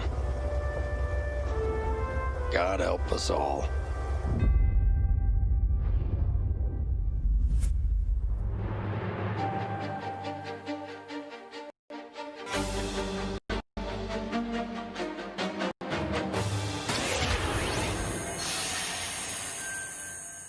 Thank you so much, Vince. That looks incredible. And now we're here with Respawn Entertainment's Peter Hirschman, game director on Medal of Honor Above and Beyond, to talk more about their new VR experience. Peter, I got to say, the trailer really grabbed me. Such an incredible story that you're telling to. Tell us a bit about this single-player experience. What can we expect? Well, Jeff, thank you for having us on the show. I'm representing a whole team back at Respawn that's been working really hard on this, and it's so exciting to premiere the trailer with you. Medal of Honor, going back to its roots, was always about putting the player in the boots of a soldier fighting in World War II. And with VR, we're able to do that in almost a literal way. It's definitely the most immersive experience, most immersive combat experience I've ever been able to work on. And the story follows you as a player being recruited into the Office of Strategic Services, commonly known as the OSS. And their mission was sabotage, espionage, search and rescue, everything in between. You name it, they did it. And they're known by a different set of initials now, the CIA. But during World War II, they sent operatives all over Europe, deep behind enemy lines. And that allows us to tell a story where you get to go to these places and locations and participate in events that really helped shape the outcome of the war. One of the things I love about the trailer is you can tell there's a lot of interactivity in the environment, emergent gameplay. You got the piano and other things in there. Tell us a bit about how you're using that to tell the story. It seems like it's all kind of through a first-person perspective, but there are some story sequences. How do you tell the story? Oh, well, we shot over 120 pages of narrative, which is more than some feature films. We had a huge international cast of phenomenal actors, and it was fantastic. And the story follows a classic three-act structure. Act one is working with the French resistance, getting ready for the invasion. Act two is D-Day itself and the fight to get to Berlin. And then the third act is dealing with the Nazi secret weapon program, which involved things like the 262 jet and the V2 rocket and things that could have really turned the tide of the war if we hadn't stopped them. So you get to go on this journey, this story. And the story is shot all from your perspective. Because it's VR, your head is the camera. We don't have cutscenes. We don't have edits. Everything revolves around your perspective. So you experience this story completely in first person as if you are there. So it creates a much more intimate and emotional connection with the characters and the things going on around you. It was an incredible way to shoot. One of our animators stood in for the player throughout the 3 weeks that we were on stage. And all the actors are always reacting and talking to you directly. And in VR, it's such a powerful thing. It's all about building that emotional connection, and it just makes the experience all the more authentic. Well, you and Vince, I know this series is really close to your heart, and I'm like, wow, there's so much there to experience. It looks really rich and detailed, obviously authentic as well. Paying tribute to everyone that was involved in the war. I wanted to ask you also about multiplayer, which is something that Respawn is really known for, and you've had a great single player experience. But I hear you might also be doing MP too. Oh, well, Yeah, I mean, the thing about VR is that, I've spent we've known each other a long time. So much of your career trying to map natural human movements to a controller, and just figuring out things like making feel good, and one of the hardest ones is leaning. And in VR, you know how you duck? You just duck. And how you lean in VR, you just lean. And so the ability to lean around a corner, just kind of peek around the corner and see where the bad guy is just, it heightens the tension so much. It makes it feel all the more real. And when you put that into a multiplayer experience, it just raises it to a whole nother level. So we are shipping, in addition to the campaign, we are shipping a full suite of VR modes, including a few that you can only do in VR. And we're really excited about people playing those, after it comes out. Wow. Well, definitely a full-blown VR experience. I got to say, I'm really excited to put the headset on and try this. And it's coming out later this year, right? Coming out holiday. So, yeah, fasten your seatbelts. We are so excited to bring it to players. We've been working on it a long time. Like you mentioned, it's a passion project for Vince and I and everyone at Respawn. It's a wonderful full circle experience for a lot of us that started our careers working on those original set, going back first one and Allied Assault, and now to be able to bring Above and Beyond to a whole new generation is one of the most exciting things we've been involved with. Awesome. Thank you so much, Peter. Opening Night Live will be right back. And in the meantime, here's a look at a new game that is launching tonight.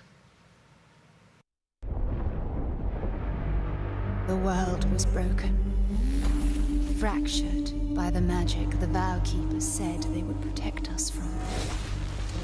Spellstorms still rage across the ruins of the Hollowlands. This is proof, they said. It isn't safe. It can't be controlled. Magic cannot be used.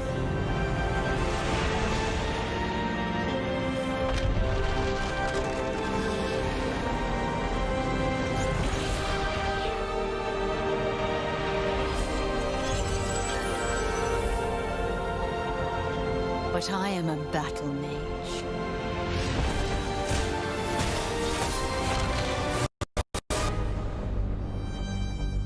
I have broken my vow, and now I fight to break free.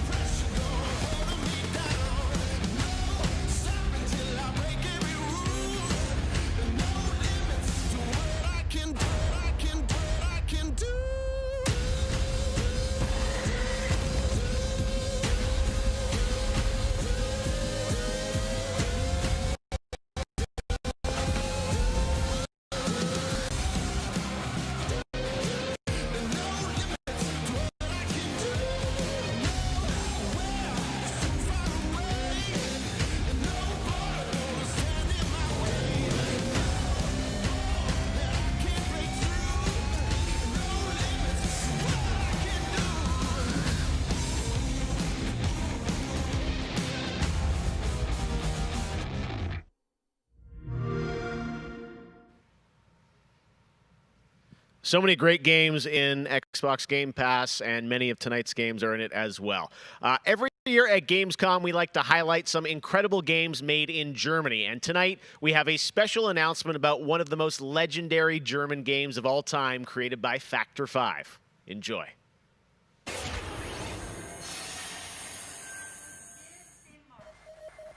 最初タリカンの音楽を聴いた時に曲が素晴らしいだけじゃなくてアミガのサウンドそのものも素晴らしいと思いましたね。日本じゃ本当に聴いたことがなかった音楽でした。 Factor 5 was so far ahead of the curve, and each of their games pushed game technology as far as possible. I'd say they're one of the greatest indie developers of all time. サウンドはすごいわ、グラフィックは綺麗だわ、ゲームプレイも滑らかで満足いくものだわで本当にすごかった。今回タリカンのコレクションが出るってことをとても嬉しく思っているし、これはまた当時みたいにみんなに見せて歩きたいなと思っています。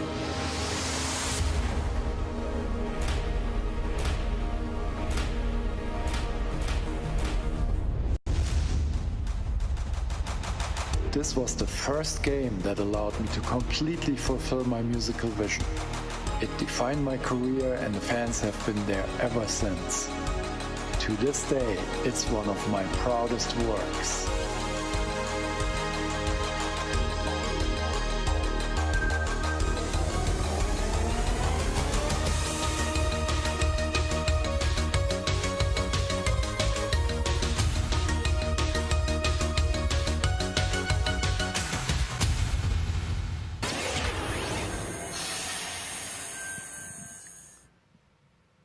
In June, Bungie revealed a new era of Destiny 2 that starts on November 10th with Beyond Light.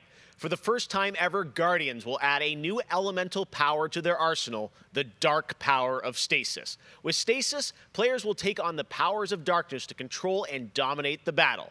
Here's an all-new look at Stasis from Destiny 2 Beyond Light.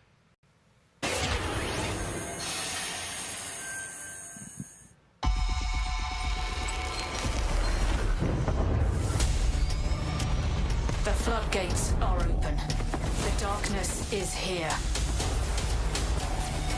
As you step away from the light, we need only look inward. Focus your power. Let it grow. Our fight is far from over.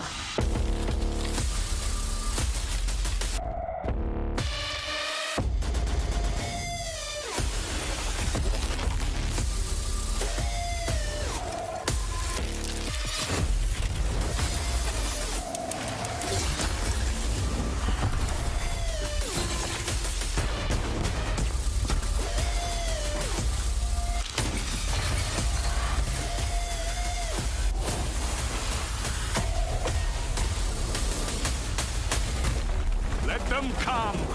This is their fate. One after another.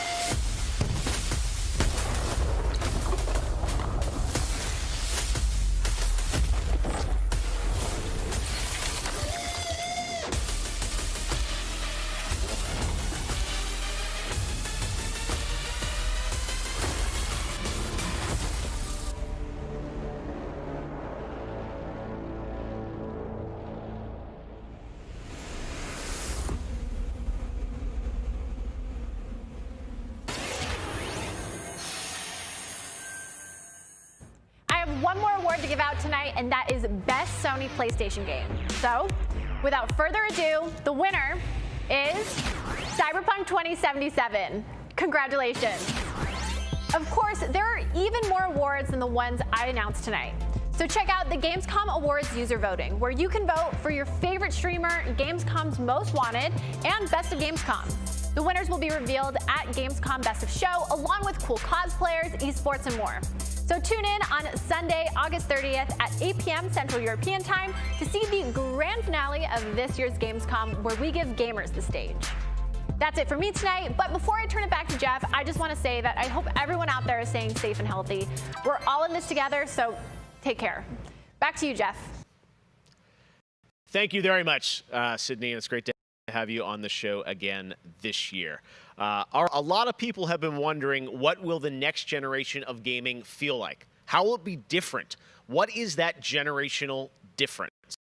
Well, back in June, we saw an announcement of Ratchet & Clank Rift Apart from Insomniac Games, a title which uses the power of PlayStation 5, the SSD hard drive, and the DualSense controller to create an experience that Insomniac says is only possible on brand new hardware.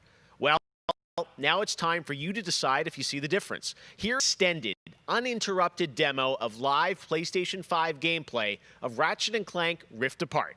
Enjoy.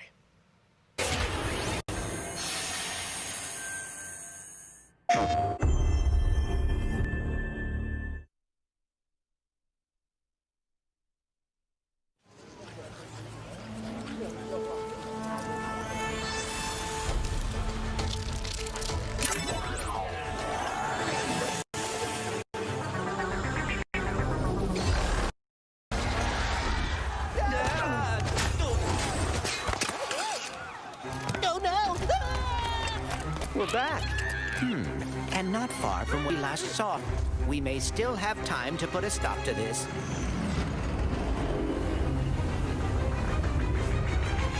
Hey, I think I found the mod bats!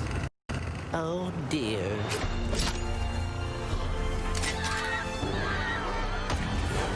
Let's show them how it's done.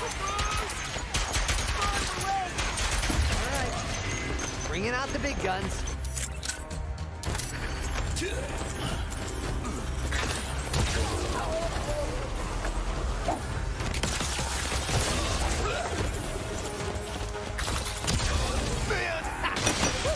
Feels good to be back in action.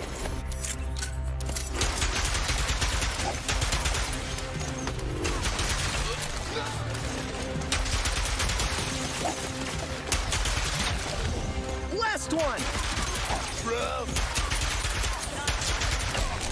The train's pulling away. Let's go.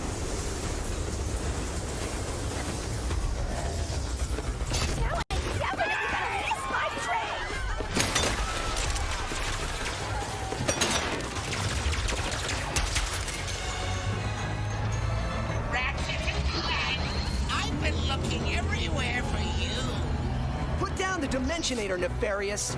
Put down the Dimensionator. Yeah, right. Hey, finally be free of the both of you. Soon, everything you see will be mine. Say goodbye.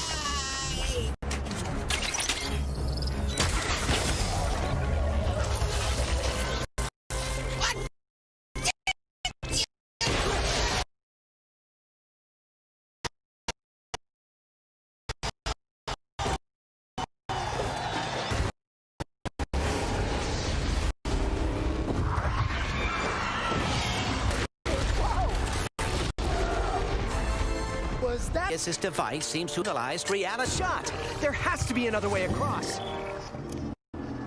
The rifts appeared to your device. Trying it at one of them.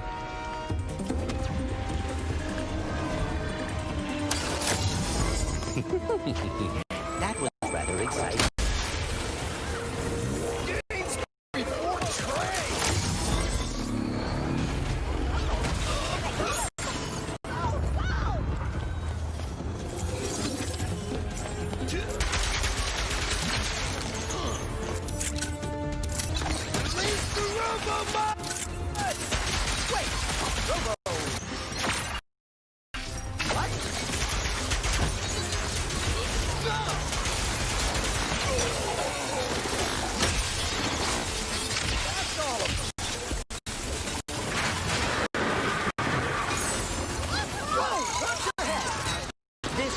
Than I had imagined. Everyone look! It's Ratchet and Clank! Sand sharks from above.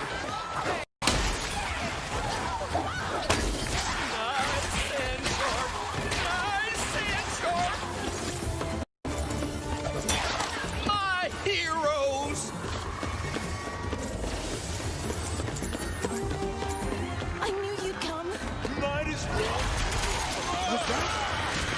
kraken, or at least a very large octopus.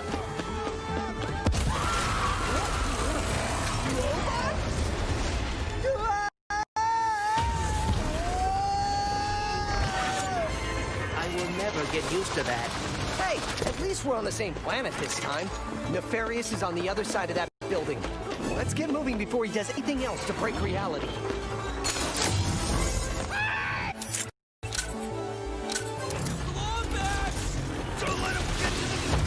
Did Dr. Nefarious really resurface after all these years just to try and take over the universe again? Yeah, I kind of wish he was doing a worse job. He must have more planned than he is telling us. That's what I'm afraid of.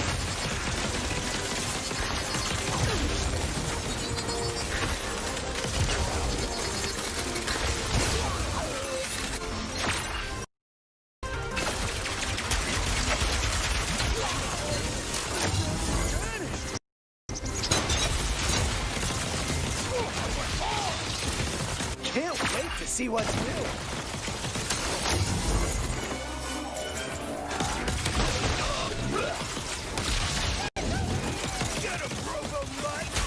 More butts?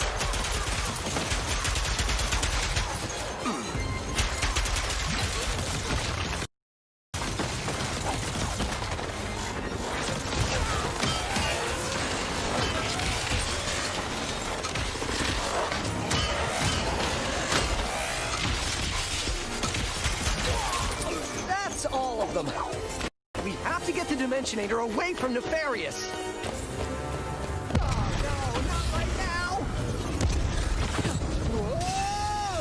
The dimensions are weakening considerably.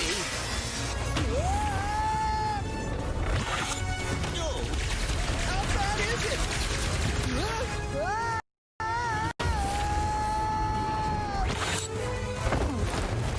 Well, it is certainly not good. Great!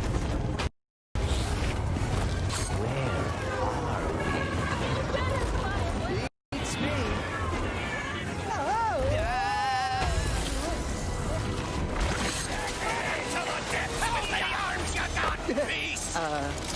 We've been boarded! Get off me! I'll Clank!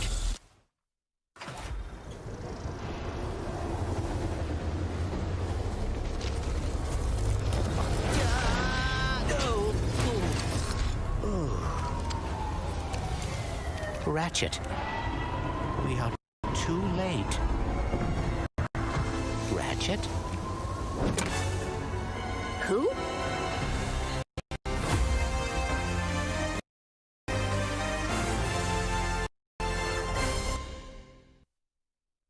PlayStation.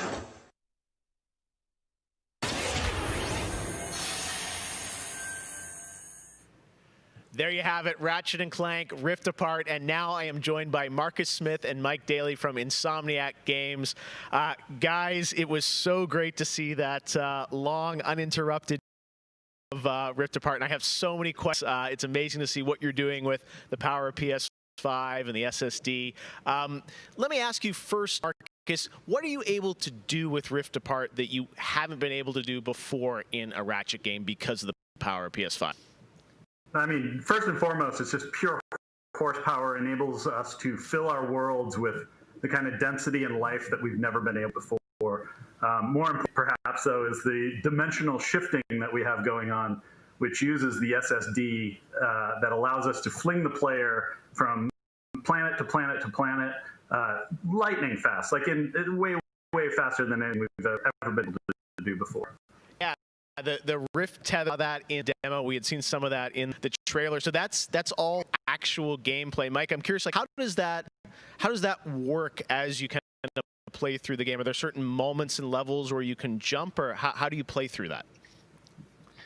In the game, there is dimensional damage spread throughout the galaxy that Ratchet and Clank have to find a way to fix. And you can find these weak points in space-time that you can pull to you with your Rift tether. It's like being able to lasso a portal.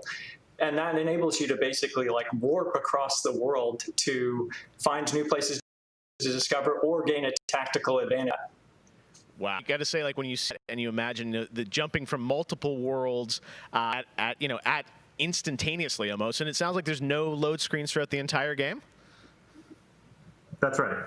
We're going seamless. That's right. Yep. Wow. All right. You bite. So confident, both of you say it. I like it. Now, let me ask you about DualSense. That's something that is a big part of PS5. I've had a chance to hands-on with the controller, with the adaptive triggers and the haptics. How are you using that to sort of impact the gameplay of Rift Apart? So every Ratchet & Clank game is a powerful arsenal of weapons that just exude a ton of personality. And the DualSense is sort of like, it feels like it was made for Ratchet & Clank just because the haptics give us a whole new layer for the weapons to express themselves. So for example, your burst pistol, of course it gives you like a satisfying click or kick with every bullet. But when you throw the shatter bomb, you can actually feel the energy pulsing off the grenade fade away as it gets further apart from you. Basically, the haptics are expressive enough that every weapon feels different and you can tell what you're holding. But of course, the adaptive trigger, like that to a functional level, where in addition to the trigger pull feeling unique, we can actually use that as a super intuitive way to add alternate functions to the weapons. So in the demo, we've got the Enforcer, which is a double shotgun. You can pull the trigger way down until you hit resistance to fire a single barrel. And then whenever you feel like it's the right time, pull it the rest of the way for a double shot. So you might be swarmed by a bunch of little enemies. You only want to waste one shot on them. And then wait a minute for even more to swarm in before finishing them off. But a big guy, you probably want to just give both barrels to right away. So there's a nice intuitive way of basically raising the skill ceiling and giving you more ways better. Wow. No, I'm excited to see how you guys are going to roll that out across what I'm sure are an insane, group of weapons as always. Plus, Marcus, tell us a bit about this game. I think some fans have wondered, does this tie into the movie plot line, the game plot line? Like, how it would tell us in the Ratchet verse where this sits. Well, canonically, this is an extension of Ratchet & Clank Into the Nexus, the 2013 game. But standalone adventure. So it's one that, even if you've never played a Ratchet & Clank game, you can get into it and you'll understand it. And for hardcore fans, we have a lot of nods. You're gonna see a lot of returning characters and planets, and all through a whole new light of multiple dimensionality. Yeah, no, this Rift Tether thing I think looks really exciting. And how often, is that something we saw in the demo? Is that something you're going to see frequently in the game? Are there special moments? I guess I'm curious how often you use that technique for gameplay. So the Rift Tether has created these anomalies all throughout the galaxy. You'll encounter those There's even a few more types of dimensional damage you'll encounter that we haven't shown yet. Okay. Now, being pulled between worlds, that's localized to chasing after Dr. Nefarious in the demo. And that's sort of reserved for special moments when you really have to, when the dimensional damage really tears wide open. Well, I got to say, it's incredible. And then at the end, we got another tease of this female Lombax. I know you guys have confirmed she is playable in parts of the game. I think everyone wants to know, though, do we have a name for her? The world is more interesting with mysteries, and we're going to have to keep this one a little. Do we get a number of letters in her name or anything? Too many smart people on the internet. They'll figure it out right away. She's not named Abby, though, right? All right, well, we'll have to wait and see what you guys have in store for us. I got to say, it looks incredible. The Ratchet games are always so much fun, and as you said, of the power of SSD and the DualSense all coming together, it looks really exciting. Before we go, though, I think everyone around the world wants to know when we're going to get to play this game. Anything you can share with us on where you're at in development right now? Mike? So Ratchet is coming out in the PS5 launch window. So we haven't announced a specific release date yet, so stay tuned for that. What kind of window? Is it a big window? So no, I'm just kidding. All right, that's all we're going to get, I'm sure. Ratchet & Clank Rift Apart coming in the launch window for PlayStation 5. I got to say, Insomniac, we're so excited what you guys are doing across PlayStation, and the game looks incredible. So thank you so much for all you've done, and we look forward to Rift Apart soon. Thanks, Jeff. Take care. All right, Marcus and Mike from Insomniac, thanks for showing us that first look at Ratchet & Clank PlayStation 5. And that's going to do it for opening night. Thank you so much for watching from around the world, and make sure to stay tuned all weekend for more live Gamescom coverage at gamescom.global. As for us, we'll see you later this year for the Game Awards 2020. Our team is hard at work to build a very special live show for you coming in December. We'll see you then. Good night.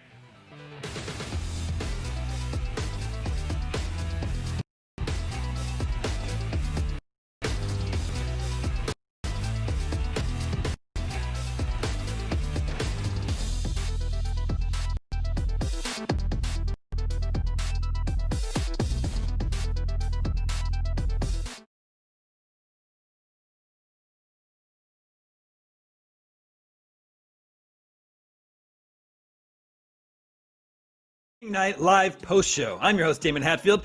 Before we get started, just a reminder to head to www.gamescom.global to see all the newest games content, check out the full schedule so you don't miss a thing, and sign up for an account to personalize your Gamescom experience.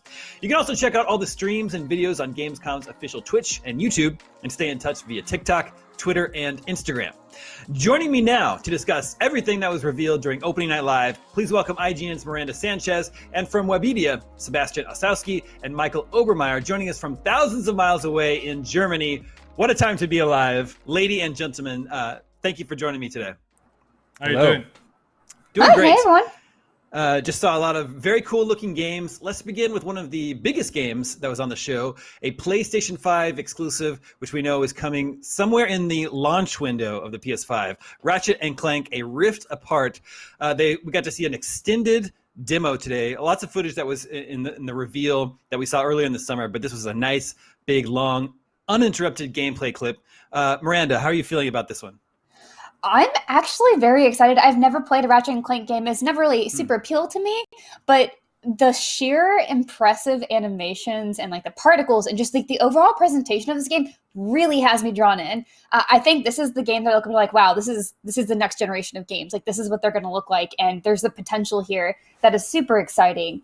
I think especially, again, I touched on the animations, but if you really pay attention throughout this entire gameplay trailer, like the animations of the enemies or even just like the people running around, and especially the animations that you get during the actual Rift tethering is so cool. Yeah, I agree. This is a game that to me is actually looking like something next gen. Michael, were you impressed with the gameplay demo?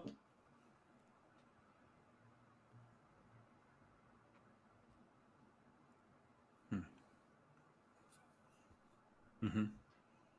Yeah.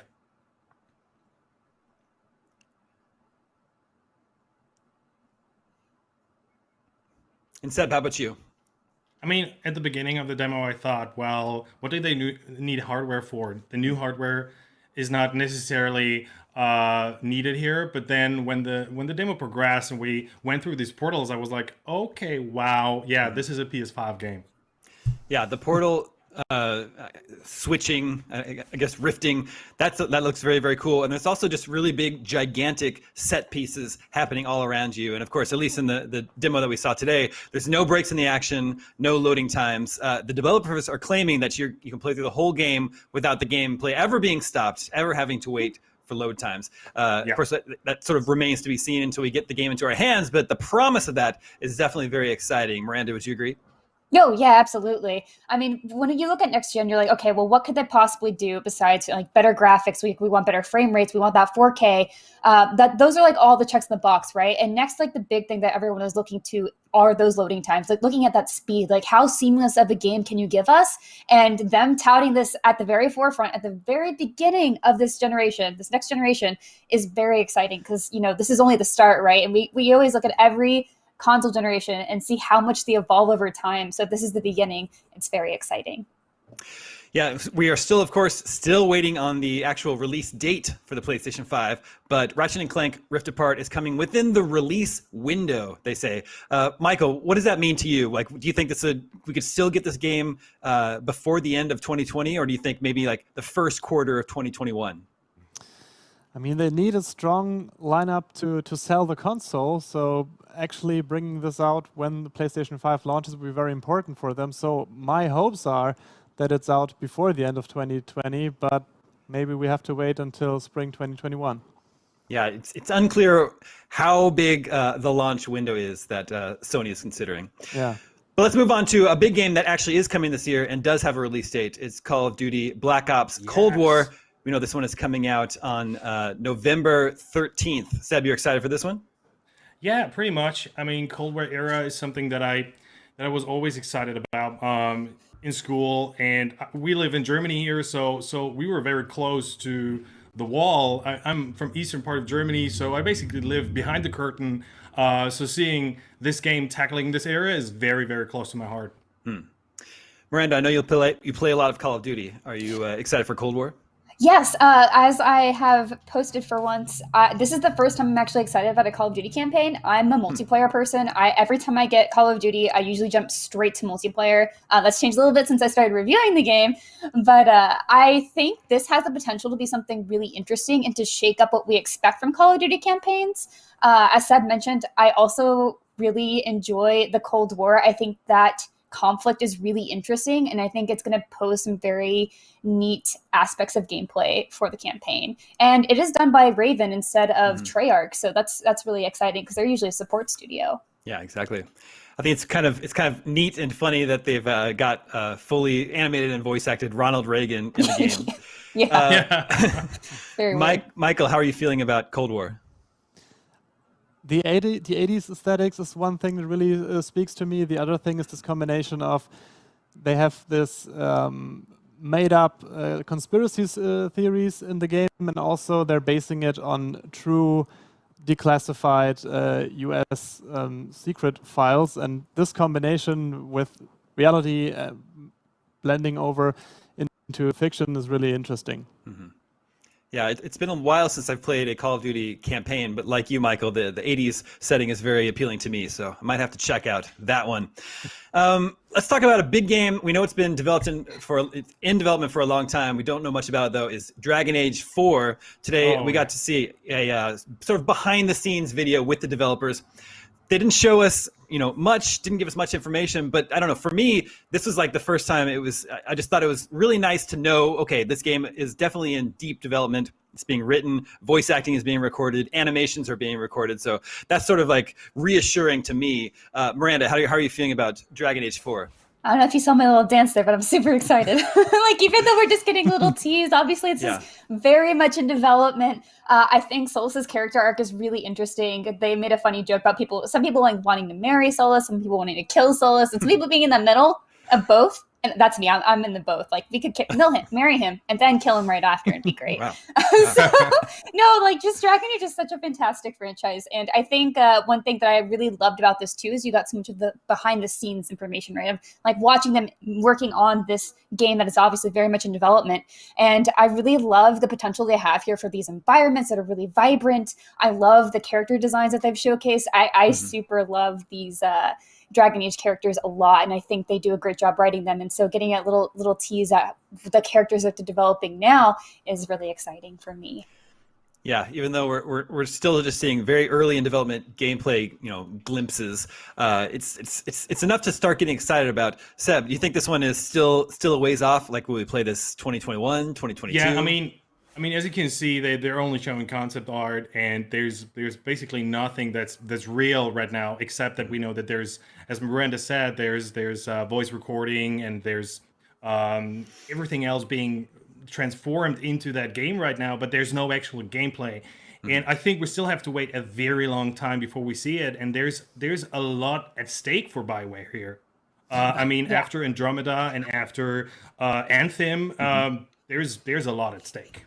Yeah, I agree. Michael, how about you? Was what we saw today enough for you to start getting excited for Dragon Age 4? Not really. I mean, Zeb already mentioned it. There's a lot at stake for BioWare. I mean, I'm a huge Mass Effect fan. I also like the Dragon Age games, but Mass Effect was always my favorite. But this is the game they really have to nail. If this flops, this will be very, very bad for BioWare's reputation going forward. So I think they better get this right and take the time they need. But as we've seen no gameplay today, I think this is a ways off. Yeah, I think you're probably right. Well, another game, a game that is not very far off is Star Wars Squadrons. It's coming this October. It's got a campaign that was written by former IGN editor Mitch Dyer. I know, Miranda, you said before that you're excited to jump into Star Wars Squadrons. Anything you saw today sort of piqued your interest? Yeah, I like that we're getting kind of a story element to it. And I will double mention that Mitch is a very good friend of mine. I have another friend who worked on this game. So just to preface that very intensely. Yeah. So I am very excited to check out what they have in store for here. We're starting to get I think we got a glimpse of campaign gameplay today. Leia was in the trailer here. It still remains to be seen how much she's in the game, if at all. But also we know that popular Star Wars character Wedge Antilles is at least in the game. Seb, is this a game you're going to be flying around in this fall? Yeah, probably very much so. I mean, it looks fantastic. The gameplay feels very, very good. But the one thing that I'm kind of worried is that EA is not really, I mean, they're not showcasing it enough, in my opinion. There's not much PR, not much marketing right now, and this is not far off. So I don't really get why such a special game is not getting more coverage from that side. Yeah, I agree. That is a little strange. Right now, we need to take a break, but we'll be back to discuss more of the games that were shown off during GamesCom Opening Night Live, so don't go anywhere.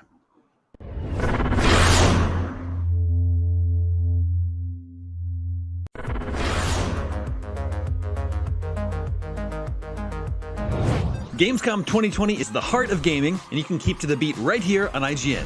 We've turned the single biggest show in gaming into 5. Gamescom Now is your virtual show floor with up to the second live coverage. Gamescom Daily Show, Gamescom's first ever late night talk show. Our Gamescom Awesome Indies Show, the freshest deep cuts in indie gaming. And finally, the Gamescom Best of Show, including the Gamescom Award.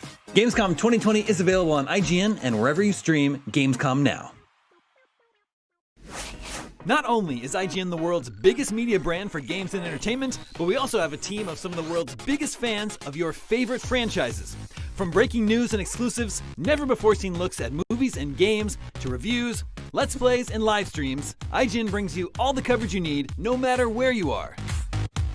IGN, the #1 source for all games and entertainment fans worldwide. The next generation of video gaming is on the horizon, and IGN is here to bring you the latest PlayStation 5 and Xbox Series X news and analysis in our new weekly show, Next Gen Console Watch 2020. We'll bring on the experts to discuss and analyze all the latest developments around these new consoles. From frame rates, services, features, peripherals, and even all the new tech jargon, Next Gen Console Watch 2020 will keep you up to speed on everything leading up to the next generation of gaming. Join us every Friday for a new episode.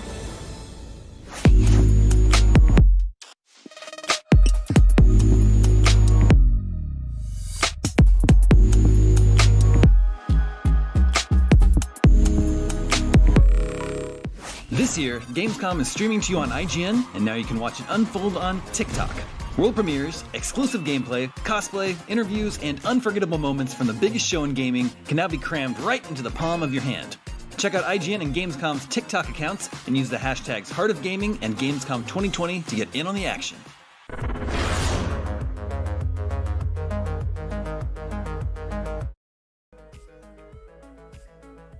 Welcome back to our recap of all the reveals from Gamescom Opening Night Live. We've talked about massive franchises like Star Wars, Ratchet & Clank, Dragon Age, and somehow there's still lots to unpack. Here to discuss everything else, I'm joined once again by Miranda Sanchez, Sebastian Osowski, and Michael Obermeyer. Welcome back, everyone. Hey. So Fall Guys, the game is having a bit of a moment right now. It's kind of the game of the moment, and Fall Guys Season 2 Bit of a moment. was revealed. Miranda, I know you've been playing a lot of Fall Guys. Season 2 is adding medieval costumes and traps. Are you excited for this one? Yeah, I've had a lot of fun playing with friends. It's one of the few games I can play with all of my siblings. Like, there's a lot of belly laughs whenever you get into some very silly situations here. You're all just like screaming at the screen. It's like, why didn't I make it through there? Get out of my way. Stop holding on to me. So There's a lot of really great fun here. And I like that they are dedicating their seasons to themes. Medieval is very fun, especially since we're getting into that fall season. And I think, you have the witches, you got the dragons, you got some fun cosmetics coming. Michael, how about you? Have you been playing Fall Guys? Yeah, actually I won my first crown, I think, last week, and it was one of the greatest moments of my life. Congratulations. And really, all the excitement and the spectacle, this is one of the greatest multiplayer games I've played in a long time. I'm really happy that they're continuing this trend. I mean, it's a huge success for them. I don't think they expected these sales numbers in that short amount of time. And as Miranda already said, I like it really much that they put their seasons in special themes, and I hope that they continue this a long time. It's a great game. Yeah, it's been very fun. We also learned it's the most downloaded PlayStation Plus game of all time. Seb, how about you? Are you a Fall guy? Well, yeah, sort of yes and sort of no, because I get way too aggressive. Like, my emotions, I go crazy, and there's better no one around when I play these kind of games, because there's always competition. When there's competition, I get really, really emotional. So Fall Guys, yeah, it's like sports, and I don't want anyone close to me when I play this game. Thanks for the warning. A game that was shown off today that apparently had been announced before, but I wasn't aware of, but I think it looks very, very cool, was Teardown. Miranda, can you explain a little bit more about what this game is all about? It appears it uses sort of a Minecraft art style to create completely destructible environments where you have to pull off a heist. Yes, absolutely. So this had kind of been making the rounds on social media. Like, you especially saw all this fantastic destruction as you're seeing right now.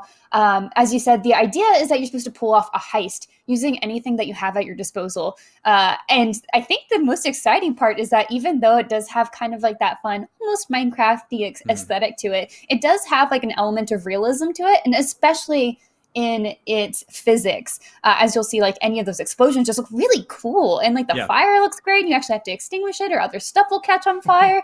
And I think the interactivity here is what's really eye-catching, and I'm glad to see it get more of a spotlight. So right now, I think I was reading, because it's an indie developer, smaller developer, smaller team, and they were saying that right now all they have is just pulling off heists. The whole idea is you got to go in, get your stuff, and get out before security comes. And honestly, that's enough for me. I've probably just run around and just destroying everything. Like, I was one of those kids where I love playing with the Legos, but then destroying at the end is also part of the fun too. So yeah, I totally agree. I don't think we're seeing other players in these environments, though. Do we know if it's a single or multiplayer game? I'm not too sure. I will have to check out Tuxedo Labs. That's the developer's names, their website for Teardown. Michael, what do you think about this one? What I'm curious about is, do we already know if this comes with a level editor or something that the community can do their own levels? Because I think that would make this game really great if they can do their own heists and give it a long legs to last very long. Yeah, I agree. I really like what I see so far. Yeah, that would be very cool, even if they have to add that later on down the line. Seb, how about you? Interested in Teardown? This looks really, really stressful to me. I mean, I already start sweating only looking at it. So it's maybe a pass for me, but I'm not sure yet. Roger that. We got another look this morning, or today, depending on where you are in the world, at Medal of Honor Above and Beyond. A new, it's at least playable in VR. I guess I'm not sure if it's only a VR game. Miranda, are you sure on that one? Yes, this is a VR game. Just totally VR game, but developed by Respawn, one of the best shooter developers working today. It's a full single-player experience. It's coming out this holiday. Michael, is this one on your radar? I'm a big Respawn fan. I have to be honest, I would have liked it better if they announced something Titanfall related, but I'm fine with Medal of Honor as well. And after Titanfall 2, you know that this team can pull off an amazing single-player campaign. And I mean, they're going full on VR on this one, so they're really concentrating on VR features. We've seen in the trailer very different and varied gameplay. Looks really cool. The only thing I'm not so sure about is this seems to be an Oculus exclusive. Really sad for all the people who don't have an Oculus-powered headset. Would be cool to get it on PlayStation VR and other VR headsets. Sure. But we have to wait and see. Sure. Seb, do you play a lot of VR games? Well, not really, no. And I'm honest here. This is a war game, and playing a VR game and combined with this setting, it's difficult for me to really feel something about this. And I already said it. Playing a game. This is set in World War II. I don't know. I'm not so sure. All right, so you're taking a little bit of a wait and see approach to that. Let's talk about Destiny 2 Beyond Light. Miranda, is this a new expansion for Destiny 2? What is Beyond Light? Yeah, so we got this new expansion that was delayed. It was supposed to come out a little bit earlier. But honestly, I actually have kind of fallen out with Destiny. I played a ton of Shadowkeep, but I am interested in coming back for this because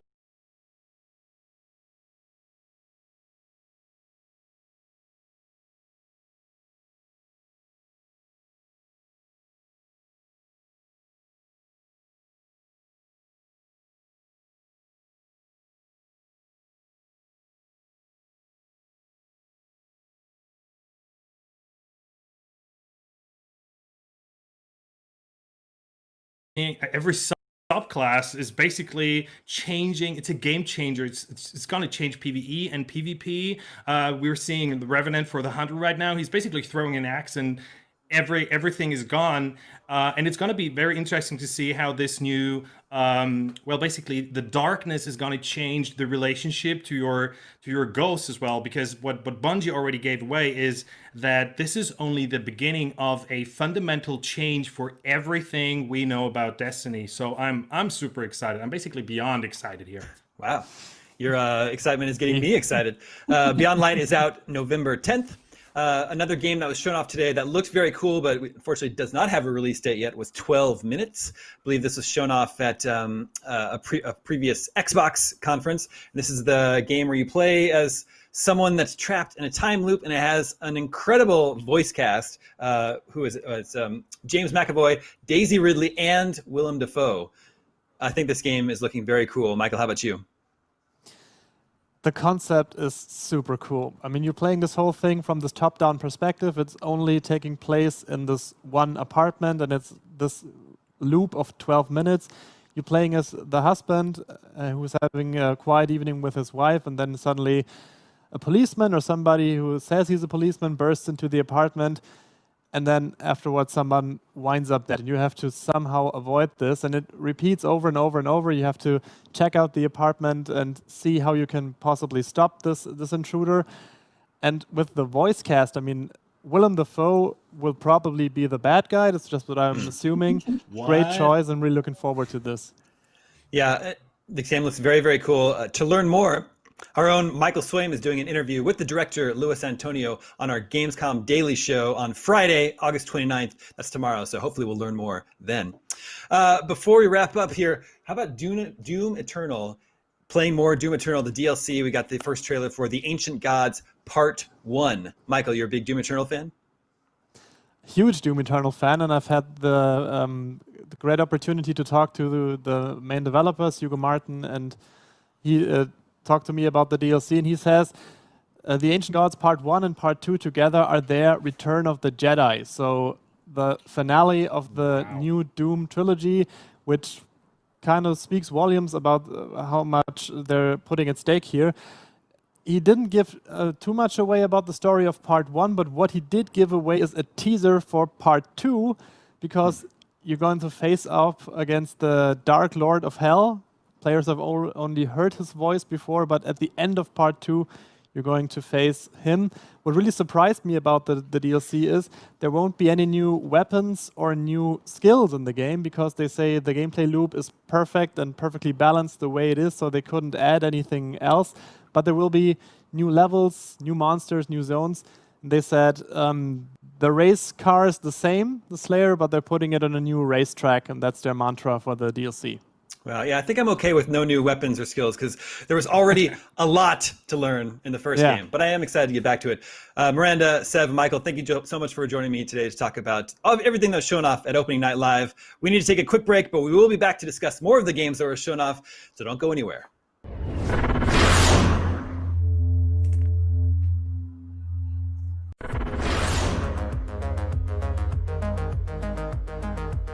The next generation of video gaming is on the horizon, and IGN is here to bring you the latest PlayStation 5 and Xbox Series X news and analysis in our new weekly show, Next Gen Console Watch 2020.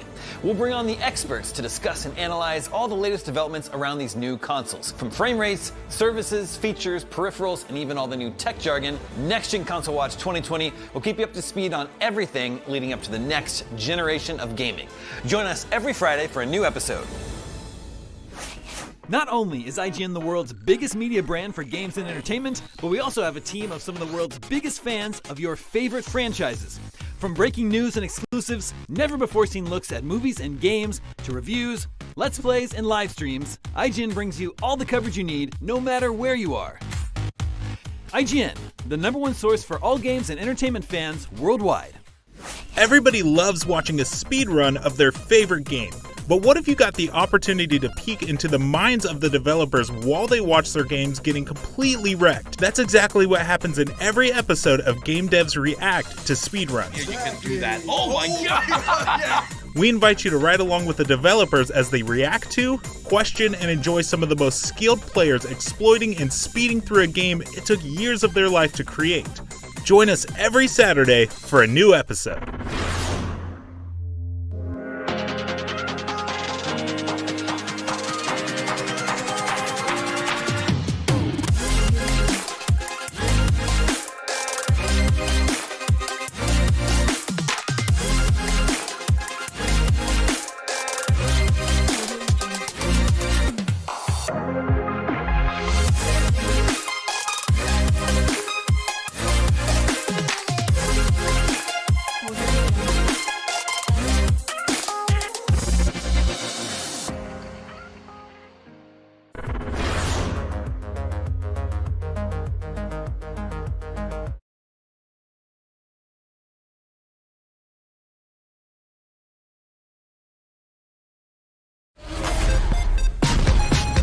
Every year for the last decade, hundreds of thousands of gamers from around the world have gathered to celebrate their passion at Gamescom, making it the biggest event of its kind on planet Earth. And this year, Gamescom Studio is bringing the action right into your homes, or wherever you're watching. You just caught some great new reveals during Opening Night Live, and the fun continues with more trailers, demos, and deeper dives on hotly anticipated games like the next-gen looter slasher Godfall or interstellar ship battler Everspace 2. Plus, an all-new episode of IGN's next-gen console watch, and lots more. Get ready, because Gamescom Studio is bringing the heart of gaming to you starting right now. Embrace the software.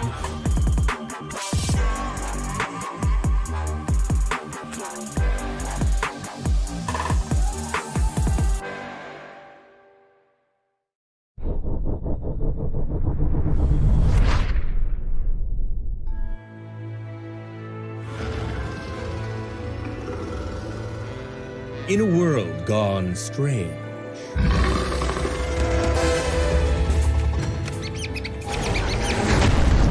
one elite force stands against the darkness.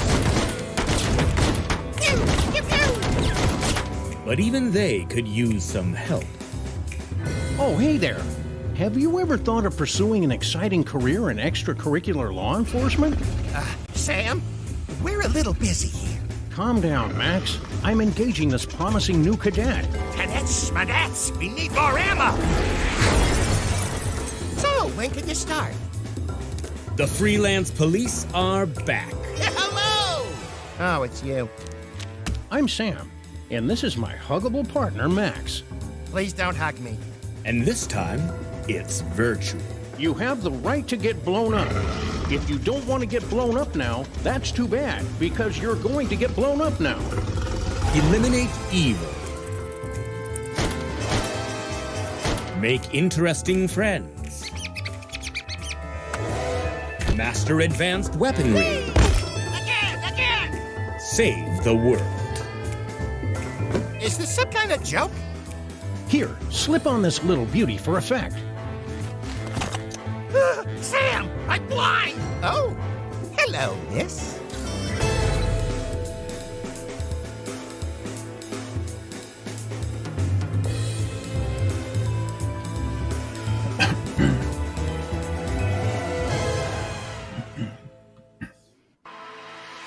Hello and welcome to Gamescom Studio. I am Max Scoville, one of the several talking heads you will see on here in between footage of brand new video games like that trailer for Sam and Max we just saw. And I promise in just a moment we're going to bombard you with 4 brand new game trailers. But first, let's just take a quick look at what is in store today. very soon, we're going to have an in-depth look at Godfall. That's the next-gen slasher looter a lot of people are looking forward to. And then some new gameplay from Everspace 2. And then later on, an all-new episode of IGN's next-gen console watch. Brian Altano and Casey DeFreitas, did I forget anything? You forgot to say that you can head to www.gamescom.global to see all the newest gaming content, check out the full event schedule so you don't miss anything, and sign up for an account to personalize your Gamescom experience. And not to, beat a dead horse here, but you also left out the part where you can go check out all the streams and videos on Gamescom's official Twitch and YouTube, or stay in touch via TikTok, Twitter, and Instagram. So really, you screwed up a lot here today. Wowzers, I'm absent-minded to the point of incompetence, and I'm glad you're both here to remind me. Now, I seem to remember promising that we had a bunch of new trailers, so let us all stop talking and check out some games. Trailers.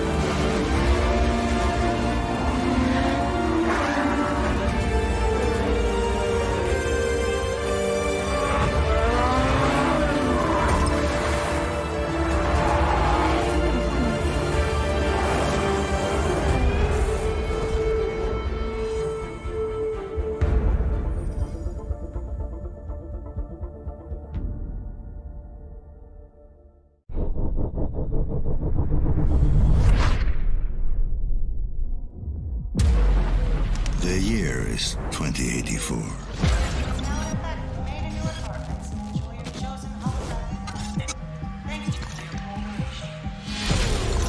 I am what they fear, a corporate tool of oppression.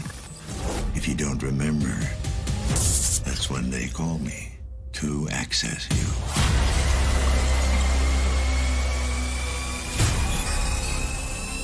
To gather evidence. To dredge up whatever's hiding in the darkest corners of your mind. careful what you say. This is a monitor channel. Adam, you still there? Adam. Yes. Well, what's left of me? Dad.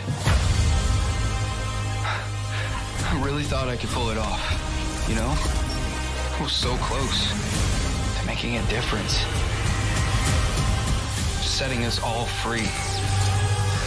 And now it's... can't be for nothing. For once in your life, just listen to me. Whatever happens, I need you to remember, you're not in control.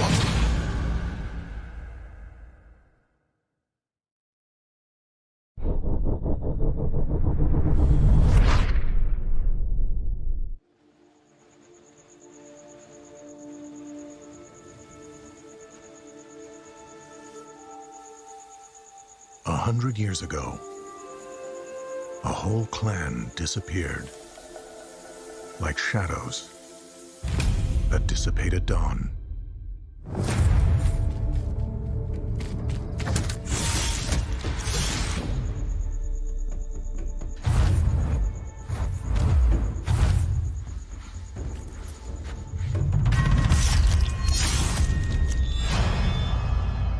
You are the ultimate warrior of your kin, a cursed being wielding shadow powers, on a mission to protect this land from the blazing fire of the enemy. But where one might fail, a whole fellowship shall succeed.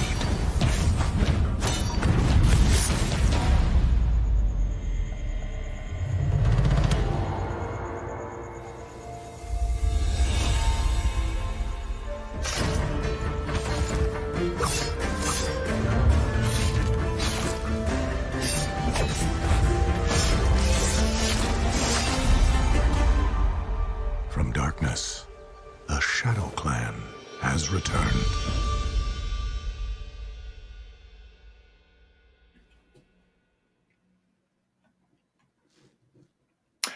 You just caught 4 brand new trailer reveals right here on Gamescom Studio. Let's discuss them amongst ourselves. So first things first, we got to look at Pharaoh New Era. This is, I believe, a revisitation of Pharaoh, which is an isometric city building game originally released way back in 1999. It was created by Impressions Games and published by Sierra. We got what looks like mostly kind of a cinematic sort of animated trailer, but it's still really, really gorgeous. There's one shot at the end that kind of gives you an idea of what it's going to look like. But yeah, Casey, what was your take on this? Well, the trailer was really beautiful. I really enjoyed the animation, but isometric city building games are a great, relaxing way to kind of pass the time. I recently have been playing Surviving Mars and Tropico, and though I haven't played the original Pharaoh, I do assume that it might be like something similar to that. Yeah, no, I'm curious if this is an entirely new from the ground up installment, or if this is kind of revisiting the original. A New Era kind of could be interpreted either way. But yeah, I mean, it's cool to see, you know, older games getting a new fresh coat of paint, or, you know, older IPs getting dusted off. Brian, did this do anything for you? Yeah, I actually really like the art direction of the cutscenes here. Everything seems really clean, and I think I was worried about the setting being a little sparse, but they showed us a little bit of gameplay at the end of the trailer that showed this like incredibly dense city, which is obviously probably not as dense as things used to be back then. It looks, you know, more like modern day Tokyo, but with an Egyptian spin. But I'm still really into it. I'm wondering if there will be sort of fantasy elements making sort of like a more prevalent role in this game, because there's definitely the opportunity for that, but I guess we'll see.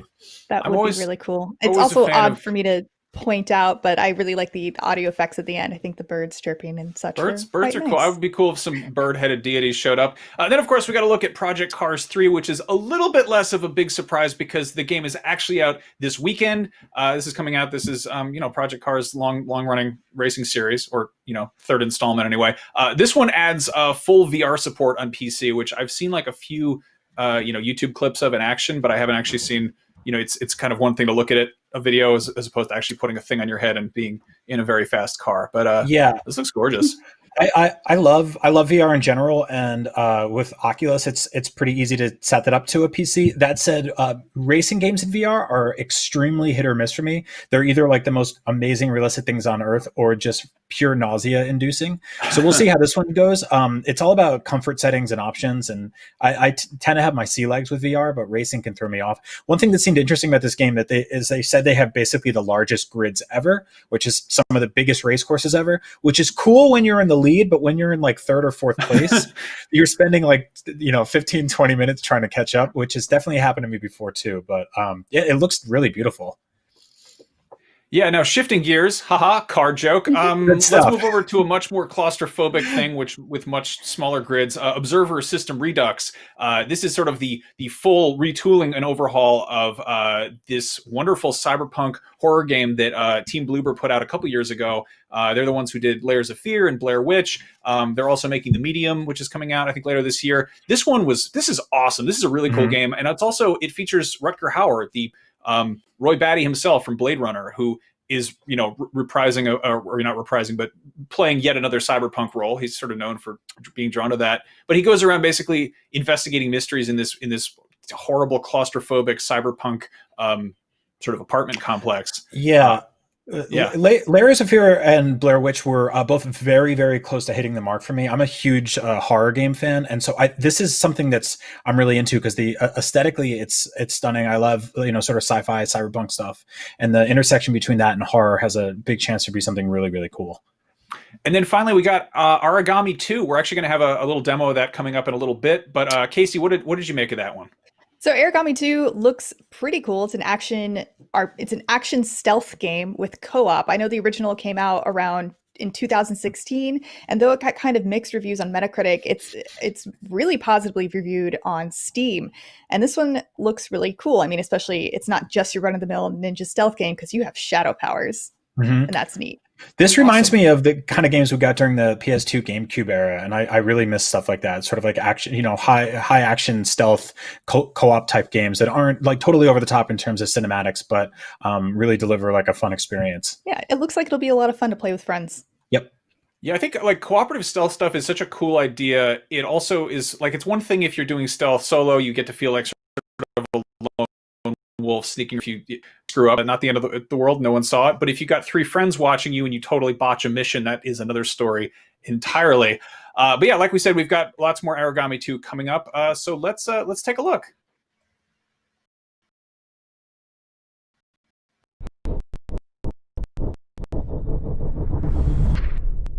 Hi everyone, I am Peter Rius, producer at LinterWorks. I hope you enjoyed the trailer you just saw. We are so happy to show you a sneak peek of our next title, Origami 2. When we launched Origami in 2016 and saw the massive support we got from you players, we felt we needed to expand the Origami universe. Origami 2 is set 100 years after the first title, and you are one of the last elite warriors with the mission to protect the Rashomon Valley and free the Origami enslaved by invader armies. Our goal with Origami 2 is to create a completely new experience with a lot of cool new features, but at the same time keeping the spirit and the gameplay we all loved from the first one. For this, I'll let David Leon, game director, explain to you some things about it. Hi, I'm David Leon, game director of Origami 2. In the following months we'll be revealing more info on the game, but right now I wanted to share some insights on some of the main pillars of Origami 2. One of them is the combat system, and the other is the cooperative multiplayer mode.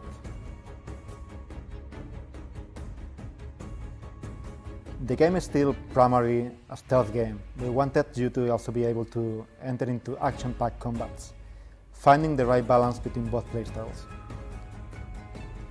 Combat in Origami 2 is tense and brutal, but when everything else fails, it may become your only option.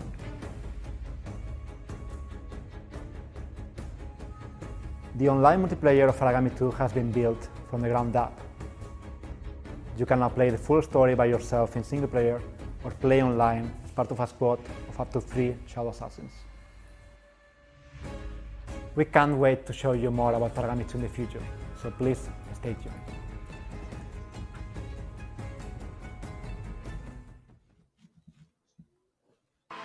That was a look at Origami 2, and in just a bit, our pal Tom Marks will be taking a look at a cool new indie game called Retro Machina, and still to come, an all-new look at Godfall. You probably want to stick around for that, but first we need to take a very quick break. Gamescom Studio will be right back. I just noticed you got the monkey.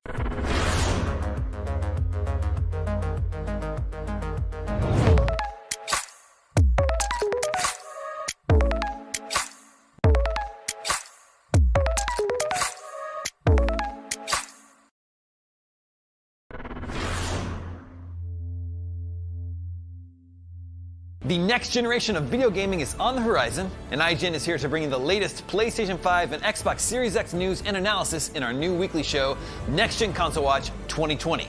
We'll bring on the experts to discuss and analyze all the latest developments around these new consoles. From frame rates, services, features, peripherals, and even all the new tech jargon, Next Gen Console Watch 2020 will keep you up to speed on everything leading up to the next generation of gaming. Join us every Friday for a new episode. Not only is IGN the world's biggest media brand for games and entertainment, but we also have a team of some of the world's biggest fans of your favorite franchises. From breaking news and exclusives, never-before-seen looks at movies and games, to reviews, let's plays, and live streams, IGN brings you all the coverage you need, no matter where you are. IGN, the #1 source for all games and entertainment fans worldwide. Gamescom 2020 is the heart of gaming, and you can keep to the beat right here on IGN. We've turned the single biggest show in gaming into 5. Gamescom Now is your virtual show floor with up-to-the-second live coverage. Gamescom Daily Show, Gamescom's first ever late-night talk show. Our Gamescom Awesome Indies Show, the freshest deep cuts in indie gaming. And finally, the Gamescom Best of Show, including the Gamescom Award. Gamescom 2020 is available on IGN and wherever you stream Gamescom Now.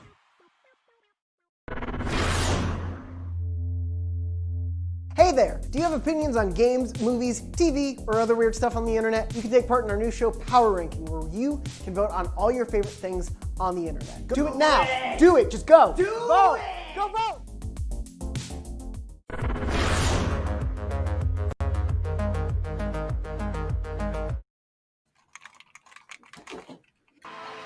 Oh, hi. Welcome back to Gamescom Studio. IGN's Deputy Reviews Editor Tom Marks loves indie games, and honestly, it seems like he stepped out one. He's a really nice guy who wears bow ties and colorful sneakers, and back when we all worked in an office, he was always bringing in fresh baked pies, so it seemed fitting to give him a segment where he checked out cool indie games, and originally we called it Tom's Nook, as a cute play on Animal Crossing, but then we realized we'd probably get sued and go to jail, so instead we changed it to Check Out This Game. So anyway, here's Tom Marks in Check Out This Game.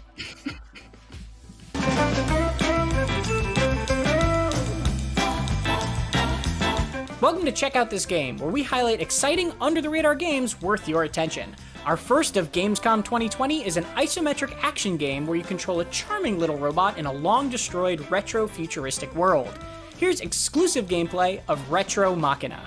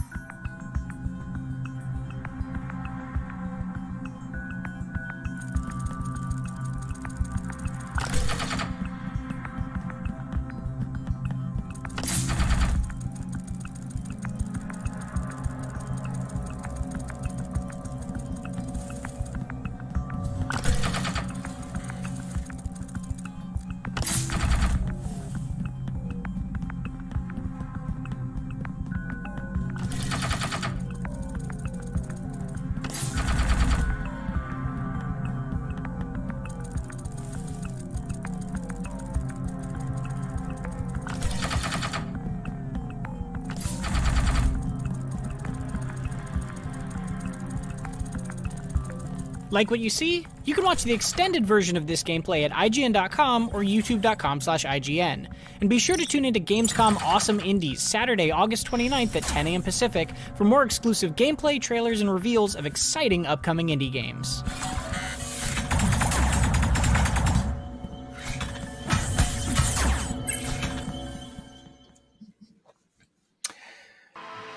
And that was Tom Marks checking out Retro Machina. Coming up, Godfall is one of the most anticipated new games coming to next-gen consoles, and you're one of the most anticipating audience members watching this show, so we thought we'd bring you a little treat. Anyway, here's a look at the awesome new action RPG, Godfall. Take it away. Godfall was the first game confirmed for PlayStation 5, and ever since then, the IGN audience has been super interested to learn more. There's been a pretty steady cadence of information coming out about the game. We're starting to get a better idea of what the game is going to look and play like. And now I'm joined by Keith Lee. He's game director on Godfall. Keith, thank you so much for joining me today. So fun to be here. Thank you. So let's dig into a little bit more. I think you wanted to talk a little bit more about the Valor Plates in Godfall. So what exactly are the Valor Plates? So Valor Plates, think of them as weapon platforms for your character. So as you play, you can craft additional Valor Plates that have their own characteristics, their own capabilities, and more importantly, they have a different augment constellation that is associated with each Valor Plate. So think of each Valor Plate as having their own activation for capabilities. They all also have an always-on trait. So, for example, in this case, you have Typhon, and each of them would have a different elemental damage capability. And what's unique about Valor Plates is the fact that think of them as star constellations, where you have a constellation and you have augments that you can then pick up. And those augments can then be slotted into those nodes on the constellation. And they have to match the color of the augment against the constellation. And the fact that the proximity of those augments and how you arrange them affect the final output and the effect of your Valor Plate. So, for example, even if I have the same Valor Plate as you, if I have Typhon, and I also have exactly the same augments, the way we arrange them in your grid will actually impact and affect the final result of your Valor Plate. So you'll actually get a very different fingerprint depending on your play style and the way that you'd like to approach the game. I see. So you mentioned crafting the Valor Plates. Is it a matter of finding crafting items in the world and then using those to build the Valor Plates? Yes, you can acquire. What you need to do as you play is you acquire Valor Plate cores. So that's the fundamental resource for you to forge and to create your next Valor Plate.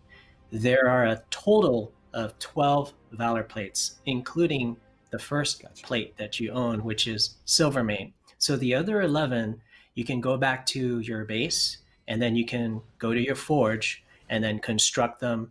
And typically it does require Valor Plate cores, as well as some additional resources that can drop from enemies, completing missions, and even in custom game modes and in treasure chests. Interesting. So what was the sort of the inspiration for Valor Plates? It seemed like a very unique idea for this genre. We wanted to, again, make this into a weapons platform. So there's a lot of weapons as well as augments that you can place to customize your overall play style.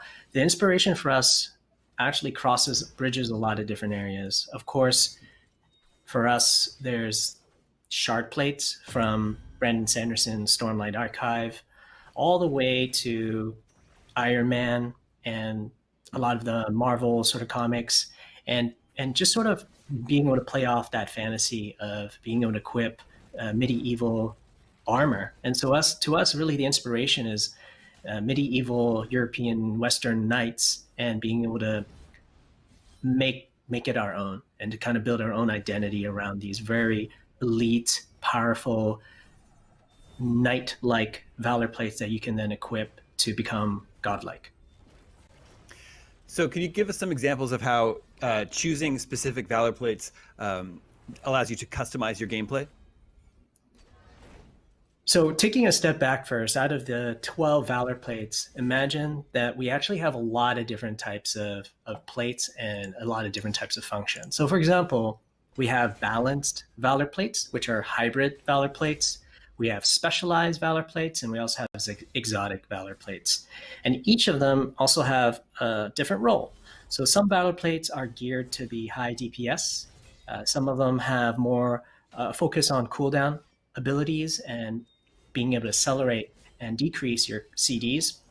We have certain Valor plates that focus on debuffs when you play in co-op, as well as crowd control and, of course, tanking. So a lot of configurations that we see players do is picking a high DPS player and then also slotting in 2 non-DPS categories, such as CD abilities all the way to elemental damage. And it's a little bit also a function of the mission that you decide to take together, as well as the type of boss that you're going to encounter. We have many different types of mid bosses, as well as end bosses, which are very difficult. And we want to make sure that players have many different ways and configurations to defeat a boss. Very cool. Let's move on to Archon modes. And I guess, first of all, am I pronouncing that correctly? You are. Okay, perfect. Nailed it. What do we need to know about Archon modes?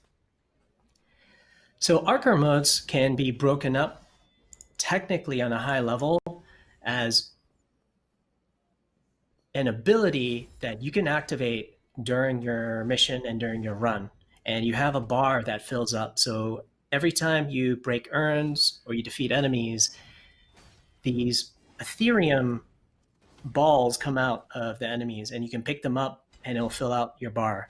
And once your bar is full and it's fully charged up, you can then press the L3 and the R3 analog stick simultaneously to then activate it.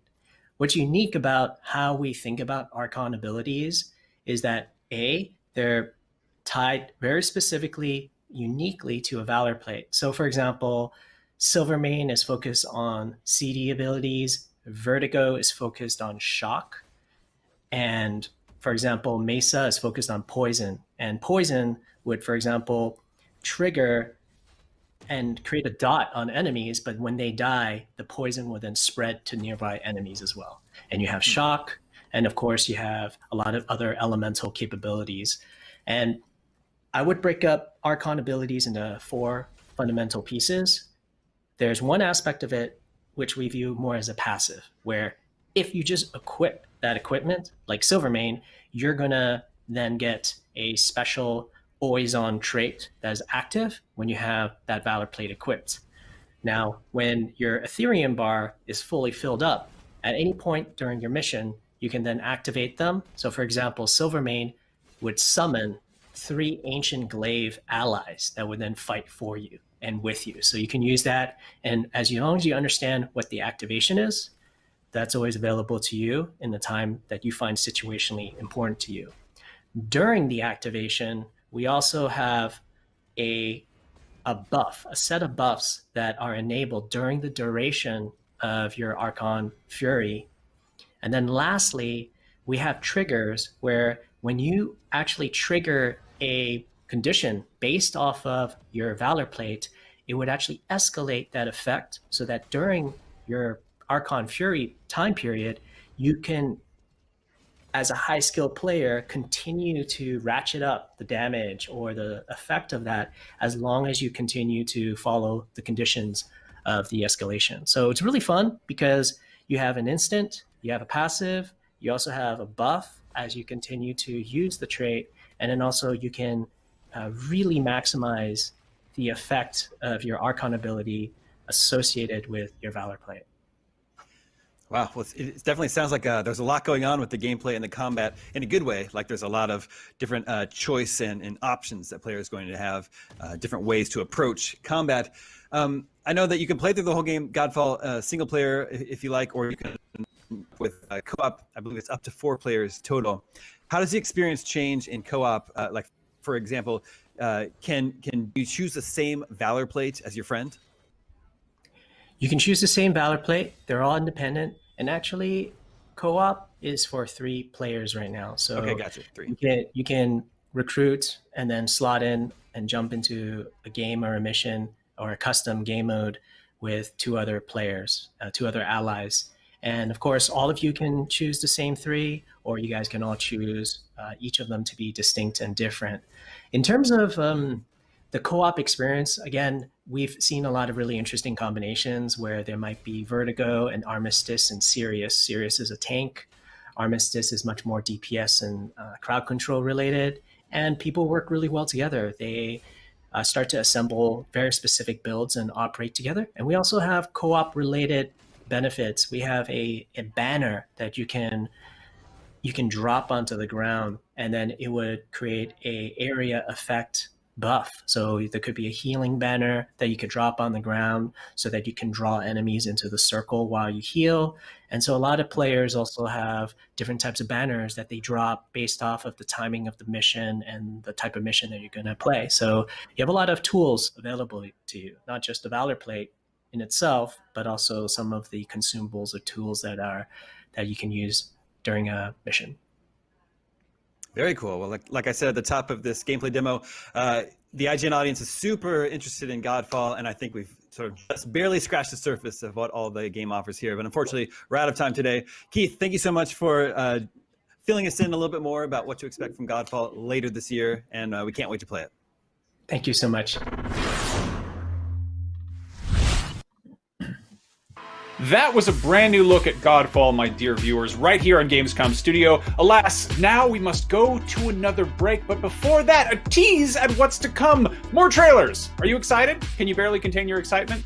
Can you please contain it for just a quick moment while we take a short break? I bet you can, and we'll be right back after this. Will you be? I bet you will be. Don't lose this bet. It's a big one. We'll be right back. Seriously, please don't leave. We'll be right back.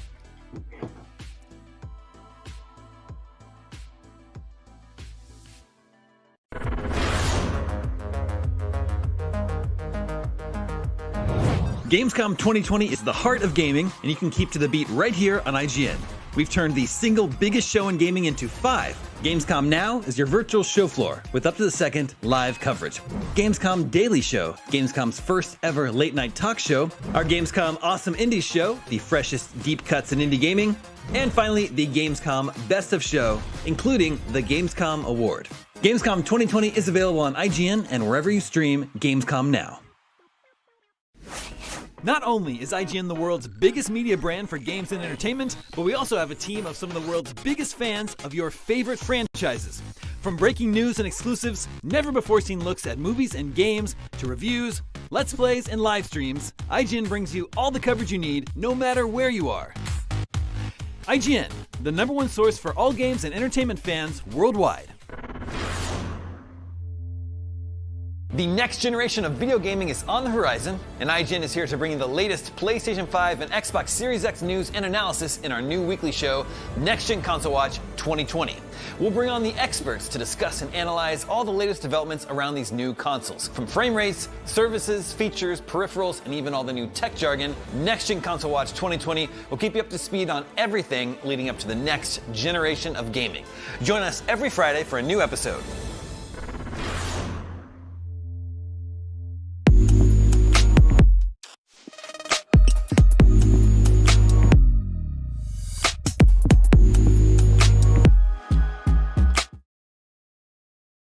This year, Gamescom is streaming to you on IGN, and now you can watch it unfold on TikTok. World premieres, exclusive gameplay, cosplay, interviews, and unforgettable moments from the biggest show in gaming can now be crammed right into the palm of your hand.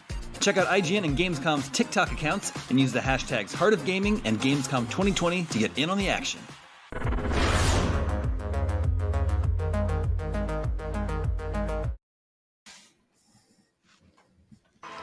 Welcome back to Gamescom Studio. Big Huge Games deserve big huge trailers before you decide to buy them with your big huge money and play them with your big huge hands. Let's take a look at some big huge trailers for some big huge games coming soon. I'm sorry I made fun of your hands. I just have very small hands compared to most people, compared to me. Could someone please roll the trailer so I stop talking about hands? life.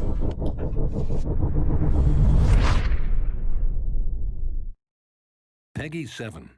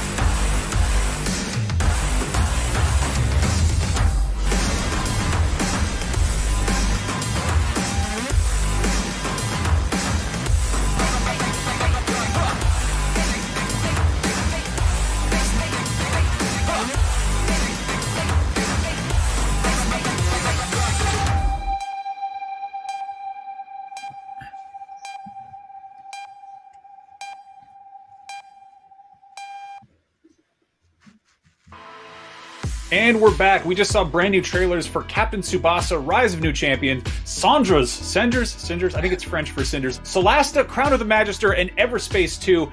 Let's start things off with Captain Tsubasa. This game is actually out this weekend. Casey, for anyone who's unfamiliar, can you get them up to speed on Captain Tsubasa's epic legacy? Yes, definitely. So Captain Tsubasa is originally a manga that started in 1981. It's actually one of the best-selling manga out there. There's an anime adaptation. There has been previous games as well, and some people regard it as popularizing soccer or football, depending on where you live, in Japan. So, and we actually first saw this in the little mini direct earlier this week from Nintendo. I love it so much. I feel like I would probably be more interested in sports games if they had more style like this. It's kind of so cool to see just a cel-shaded anime soccer game. I'm only interested in sports when it's anime, so this is doing it for me. I love it. I only like sports games when they do kind of over-the-top stuff like this, and so that's totally my jam. Yeah, give me like an NBA Jam game that looks like this. That would be amazing. Now, on the complete opposite end of the spectrum, we also got to look at Cinders, which is a post-apocalyptic survival game. I believe it's a sort of upscaled version of one that was made by a bunch of French students. There's footage of sort of their earlier version floating around, which had a very cool sort of hand-drawn aesthetic, and it looks like they've totally overhauled it, and now it has this amazing look like an old movie. I'm a huge sucker for black and white games. I love the Kurosawa mode in Ghost of Tsushima. Limbo is amazing. It's so cool to see something like this. This is a totally like a minimalist, apparently very bleak survival game where you control a little band of people. It's just, I'm super into it. I really love the sort of low poly aesthetic happening here. We've seen obviously a big sort of like 8-bit, 16-bit pixel revolution over the last decade or two, where people were making games that look like that. But I feel like the low poly sort of PS1 era, even Nintendo DS era, gets kind of overlooked when it comes to retro throwback stuff. But the sort of the stark, contrast and isolated feel of this game makes it look like something I really want to play. Yeah, it's amazing. Now, Casey, you're a huge D&D nerd. Solasta, Crown of the Magister has something very special going for it. Can you talk about that a little bit?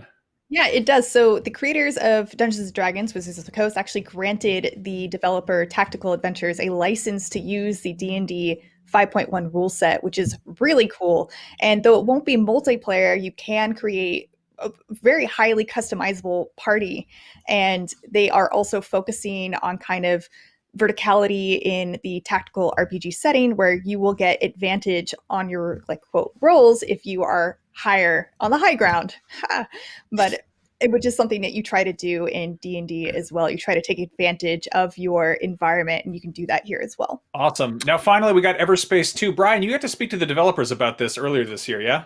Yeah, this is the brand new open world sequel to the first Everspace. It's got sort of a lot more RPG elements this time around too. The ship design is very inspired by Star Wars. Obviously, one of the first things I asked, and I asked them a lot about the sort of the depth and the width of this game, really, because I wondered how big it was. And to me, they said that it's less about making a giant open world and more about making a really dense, interesting one where you'll be flying through and all of a sudden end up in some crazy conflict. It's very story driven. I'm really excited for this one, and it's already a gigantic success on Kickstarter, or at least the original one was. So this is a game that is definitely one to watch for the next few years. Nice. Well, I love a good spaceship, and Everspace 2 is full of them, and we have a closer look right after this.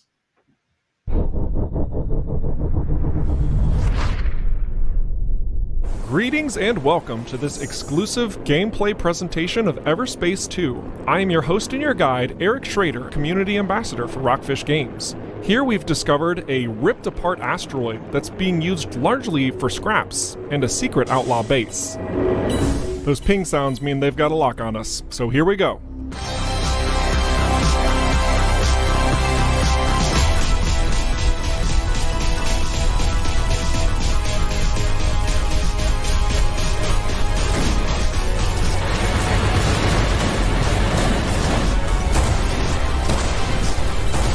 Our weapons are tough, but we've modified our devices for some new tactics.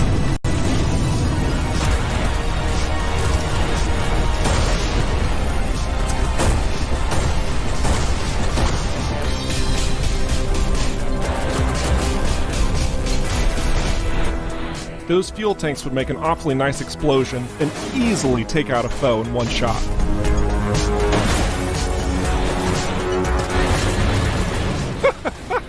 Freaking wrecked.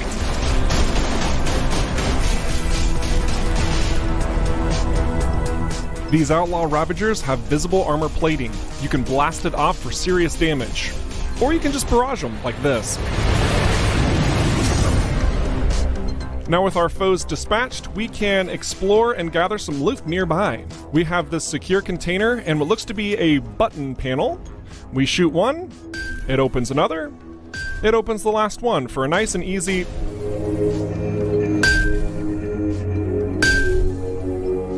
Nailed it, first try. So now we have access to the shield generator, easy destruction, shield goes down, now we need to find an energy sphere for that energy socket. A keen eye would have noticed this destructible wall. It's almost like this is a really good example of a lot of different puzzles that you can find in Everspace 2.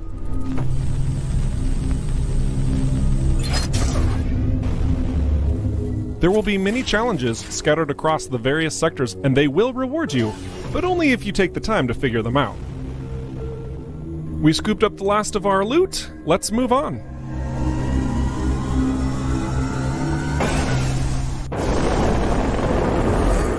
While Everspace 2's focus is on combat, we also want to appeal to that sense of discovery and wonder.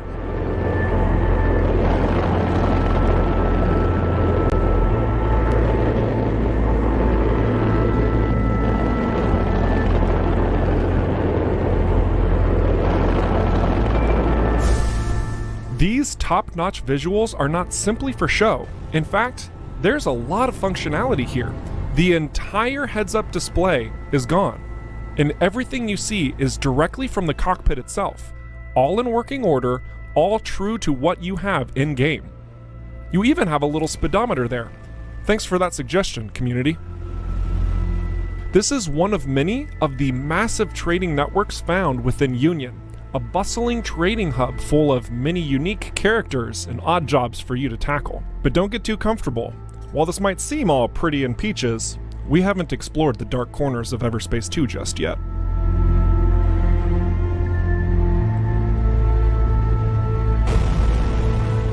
We've been dialing up the immersion factor, and for you to capitalize on this, we're giving you even more control. Free looking around the cockpit isn't anything new, but it's going to be a great experience to see how you've customized your cockpit. But that's a story for another time. Otherwise, we are working on an inertial dampener toggle, and this is going to give you a more realistic perception of space, slipping around in a frictionless void. This was another recommendation from the community, so thanks again. Here's a new gas giant that we get to explore to our heart's content, but that's a lot of Outlaw. I'm going to change my equipment up. Here we have a scattergun that's made by Baron Industries. They have different manufacturer bonuses. I'm going to cycle this out for my coil gun, and I'm going to swap out my EMP generator here with this magnetic repulsor, but I'm going to change the mode so it affects nearby targets as well. This should do nicely.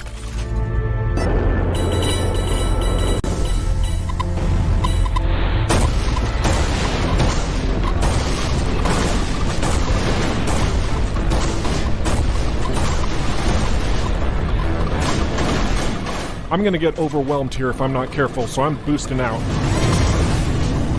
Ah, but we've caught this destroyer all by his lonesome. Taking out his armor's initiating a cooldown pattern for him to regenerate it, but until that point, he also opens up a weak spot for us to barrage.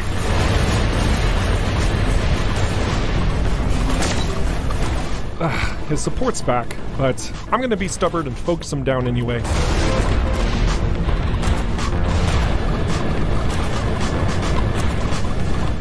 I just need one clean shot. Now to clean up the lackeys. Hey Ravager, take a seat.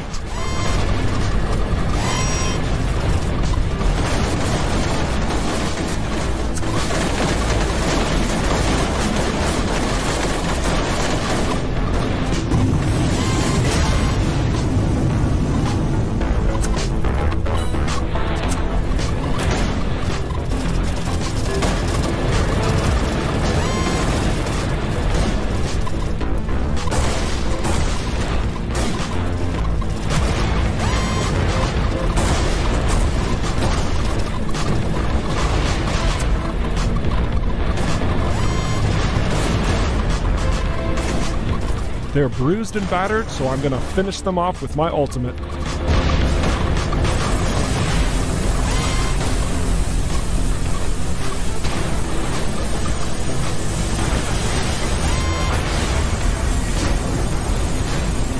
While this outlaw bomber doesn't seem to be going down, we just annihilated everything nearby. So that's a plus.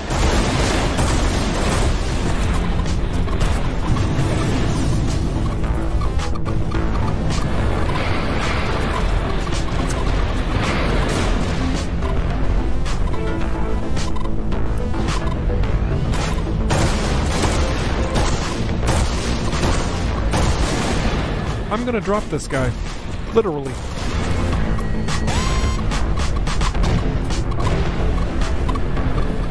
Your ship's grapple isn't just for puzzle solving and energy orbs, by the way.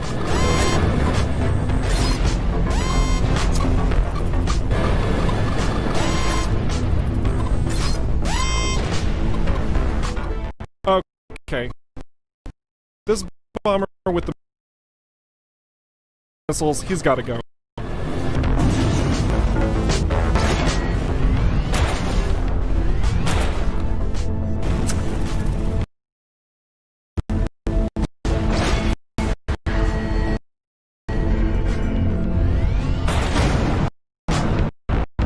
Whew.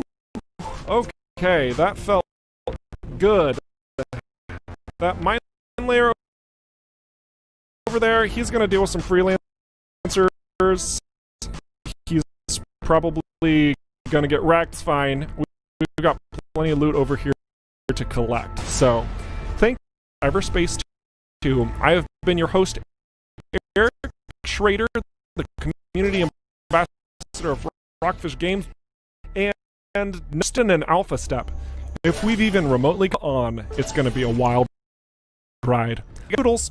Here on Gamescom Studio, coming up in just a moment, IGN's next-gen console watch will break down some of the next-gen games that they're most excited about, and still to come, another block of exclusive trailer reveals, and then on a very special episode, news, games, and where friends learn about friendship. Or maybe they just break down the biggest news of the day. Either way, there's more Gamescom on the way. That is true. But first, the Gamescom Forest is this year's sustainability project. Gamescom has partnered with at streamer.net/com-forest.html. Let's plant a Gamescom forest together because I love trees. I love trees. They're great. Anyway, thank you for letting us talk about trees. Now, back to the games, some of which have trees in them. Trees! Trees! Trees!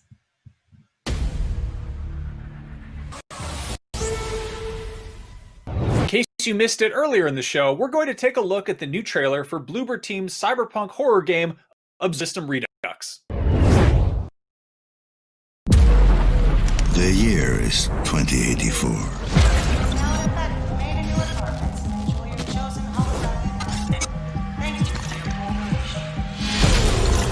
I am what they fear, a corporate tool of oppression. If you don't remember, that's when they call me to access you.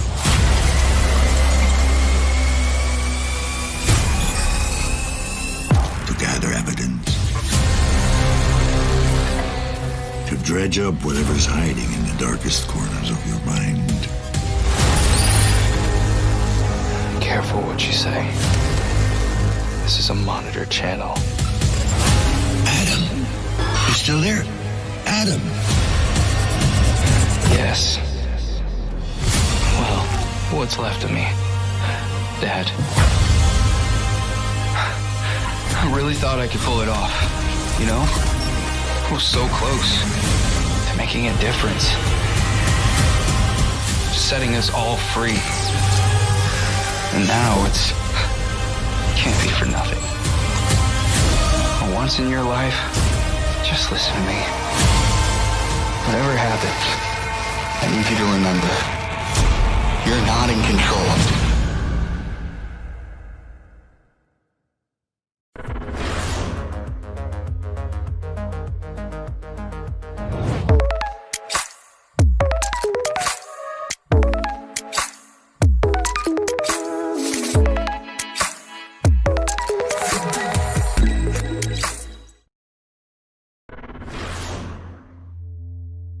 The next generation of video gaming is on the horizon, and IGN is here to bring you the latest PlayStation 5 and Xbox Series X news and analysis in our new weekly show, Next Gen Console Watch 2020. We'll bring on the experts to discuss and analyze all the latest developments around these new consoles. From frame rates, services, features, peripherals, and even all the new tech jargon, Next Gen Console Watch 2020 will keep you up to speed on everything leading up to the next generation of gaming. Join us every Friday for a new episode. Not only is IGN the world's biggest media brand for games and entertainment, but we also have a team of some of the world's biggest fans of your favorite franchises. From breaking news and exclusives, never-before-seen looks at movies and games, to reviews, let's plays, and live streams, IGN brings you all the coverage you need, no matter where you are. IGN, the #1 source for all games and entertainment fans worldwide. GamesCom 2020 is the heart of gaming, and you can keep to the beat right here on IGN. We've turned the single biggest show in gaming into 5. Gamescom Now is your virtual show floor with up-to-the-second live coverage. Gamescom Daily Show, Gamescom's first ever late-night talk show. Our Gamescom Awesome Indies Show, the freshest deep cuts in indie gaming. And finally, the Gamescom Best of Show, including the Gamescom Award. Gamescom 2020 is available on IGN and wherever you stream Gamescom Now.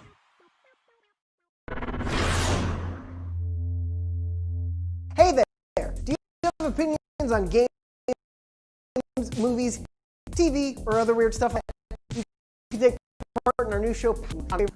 Do it! Just go! Go!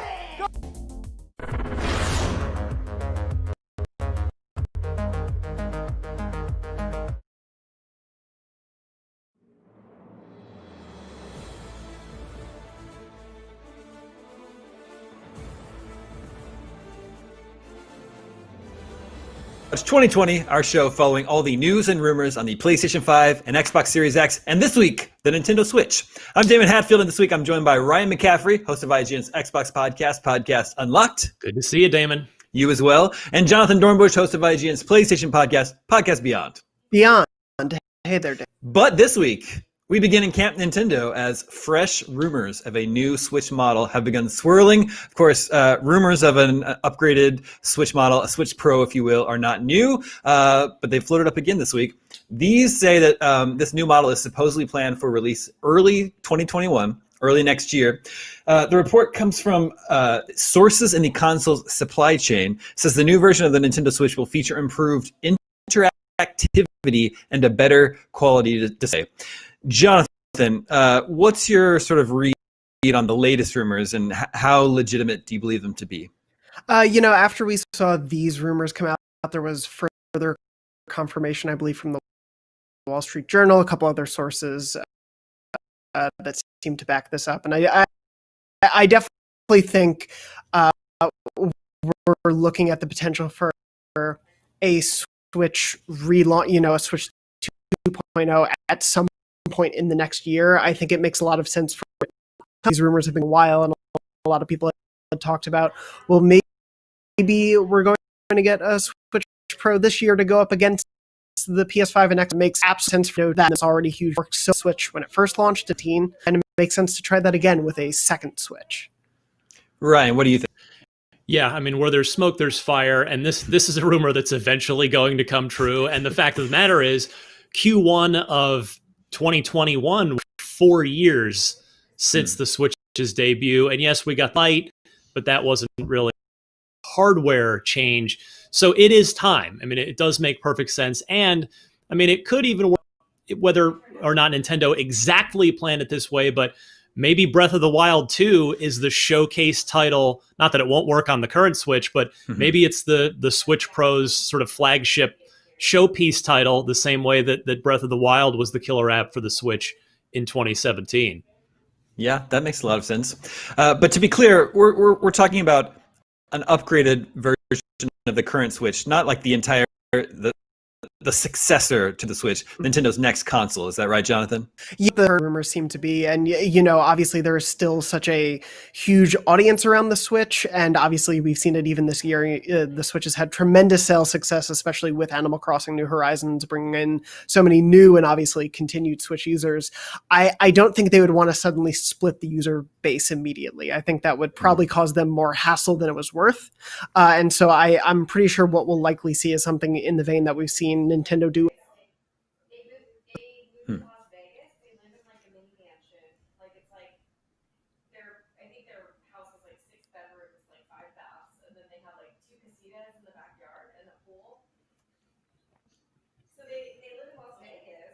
Sure. There was the Game Boy Advance. Okay. We are having technical difficulties, so I'm going to entertain you for just a moment. You get to look at just my face. Of course, along the lines of what Jonathan was just saying, there was the Game Boy Advance, and then the Game Boy Advance SP, and then there was the DS and the DSi. So I think this latest revision of the Nintendo Switch would be something along the lines of that. Not the Switch 2, I don't believe. Ryan, are you still there? Do I still have you in my ear? I can hear you loud and clear, my friend. If you're hearing me, I am happy to speak on this subject because, yeah, the fact is, the Nintendo only once has done a full new system after just 4 years, and that was in wiping away the memory of the Wii U for the introduction of the Switch. So, yeah, 4 years is not a lot of time for a typical Nintendo full console cycle. So, yeah, it does seem to make.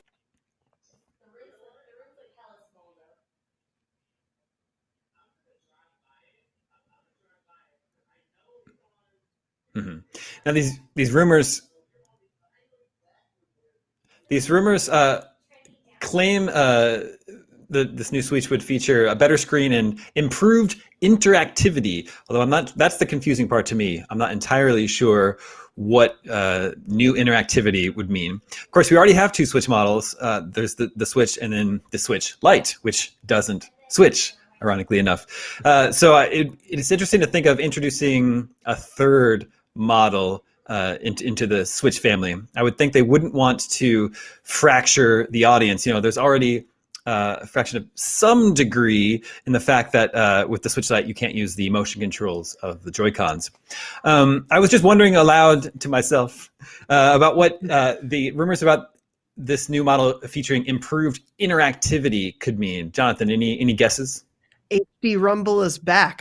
No, it's interesting that would be such a clear selling point in some way. I do think it could be something along the lines of functionality in the Joy-Cons, maybe just to the point where they don't drift. Obviously, Joy-Con drift has been such an issue this year, and to improve the hardware, or this generation, forgive me, there's been so many issues around that, unfortunately, for players. I think just some improvements to the Joy-Con. But one of the things Nintendo talked about sort of since the beginning of the Switch's life was, you know, where you slot in the Joy-Con, they could put other things conceivably there, and they could use those slots for different types of control schemes. And we've seen them use the Joy-Con in an interesting way when it comes to Labo, and those have been, you know, a pretty big success when it comes to family. So I wouldn't be surprised if we saw something that found new ways to either use the Joy-Con in creative ways that we haven't seen just yet, or find new ways to do something with the control scheme of the Switch. Yeah, those are some interesting ideas. Of course, the Switch has been phenomenally successful. Some may wonder if we even need a new version of the Switch. Ryan, what do you think? There are two new consoles launching later on this year, Xbox Series X, PlayStation 5. Do you think we need a more powerful version of the Switch? I do, actually, because for third-party purposes, you know, we've gotten Nintendo. They got off to a decent start with third-party, which they just really struggled with in the last couple of generations. And we got The Witcher 3. It runs on the Switch. You can play it, and it is a portable game. It doesn't run great, but it's there. So as Sony and Microsoft forge ahead with their next generation consoles, I do think it's important for Nintendo to, you know, they're going to go along, they're going to march to the beat of their own drummer, but I think they do need a hardware upgrade to try and keep third parties interested in supporting the Switch with the games that, or at least versions of the games that they're already developing, because it's in everybody's best interest to do so. I mean, players want that. publishers want to, get as much out of their sort of core investment in a game that they're making as possible. And Nintendo sure as heck would want to have a lot of these great third-party games. So yeah, I think the third-party factor is a big argument in favor of an upgraded Switch. Yeah, the Switch has enjoyed a fairly steady stream of ports of big AAA games from this generation, like you mentioned, Witcher 3, Dark Souls, Doom, Wolfenstein have been some good ones. All that stuff. But as you say, they run, and it's great to have them portable, but it's definitely not like the best way to play those games. If we got an upgraded Switch, presumably those games would run better. But you think there's any chance it could run next-gen games? PlayStation 5 and Xbox Series X games, even if now that it's integrated versions. We'll see. I mean, a lot of games are going to be still running on PS4 and Xbox One, so that works in Nintendo's favor for a potentially upgraded Switch and the continuation of good third party support. So yeah, I wouldn't put it past them. I mean, when Jonathan was talking a few minutes ago about what we'd like to see, what that interactivity could mean, I'd love to see maybe haptic triggers like what Sony's doing with the DualSense controller. That could be a fun new addition to an upgraded Switch. Jonathan, what do you think? Does it just sound crazy to think you could play PlayStation 5 and Xbox Series X games on your Nintendo Switch? No, I mean, it's along the lines of what Ryan was saying. They're going to want to keep parity in order to keep third parties happy. And I think especially, for the first year of these new consoles' life, they may be okay because, as Ryan was saying, even big games next year like Gotham Knights are planned for a current gen release as well. But as we start to move away from that in 2022 and onward, they still want to make sure that games can come to the Switch from all those big third-party publishers and developers. So it absolutely makes sense that they'll want a place for those to be ported, even though they may still look kind of like The Witcher 3 and other examples that we've seen in the Switch's life so far. Mm-hmm. At the top of this conversation, Ryan was just guessing that Breath of the Wild 2 could be a cool game to launch alongside this revised model. Jonathan, does that sound exciting to you? Yeah, absolutely. And I think it would totally make sense, especially from what we've seen of the last few generations. There's kind of been a Zelda at the launch going back a few times. So it totally makes sense that you would want people to join the new generation of Switch with a new Zelda. All right. Well, we need to take a quick break. Next Gen Console Watch. We'll be right back.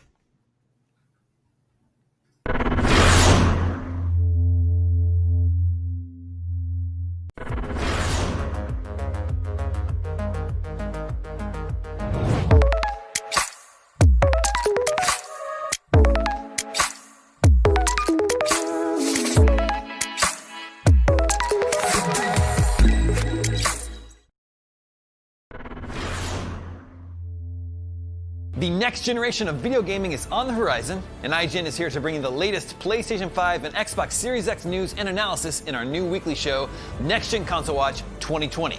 We'll bring on the experts to discuss and analyze all the latest developments around these new consoles. From frame rates, services, features, peripherals, and even all the new tech jargon, Next Gen Console Watch 2020 will keep you up to speed on everything leading up to the next generation of gaming. Join us every Friday for a new episode. Not only is IGN the world's biggest media brand for games and entertainment, but we also have a team of some of the world's biggest fans of your favorite franchises. From breaking news and exclusives, never-before-seen looks at movies and games, to reviews, let's plays, and live streams, IGN brings you all the coverage you need, no matter where you are. IGN, the #1 source for all games and entertainment fans worldwide. GamesCom 2020 is the heart of gaming, and you can keep to the beat right here on IGN. We've turned the single biggest show in gaming into 5. Gamescom Now is your virtual show floor with up-to-the-second live coverage.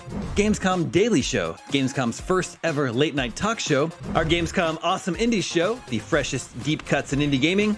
And finally, the Gamescom Best of Show, including the Gamescom Award. Gamescom 2020 is available on IGN and wherever you stream Gamescom Now.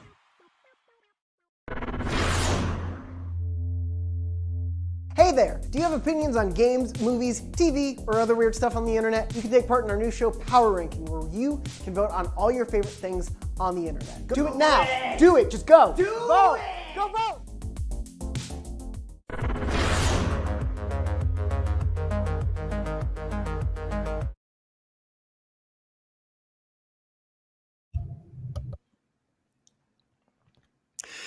Welcome back to Next Gen Console Watch 2020. We've been talking about the latest rumors of a new Nintendo Switch model, but let's switch gears to the next gen consoles we know for sure are coming. The PlayStation 5 and Xbox Series X. Now, Call of Duty Black Ops Cold War was officially revealed this week for current gen consoles and PC on November 13th, but it's also coming to next gen consoles at some point this holiday season. And exactly how you buy and upgrade the game on each console, a little confusing.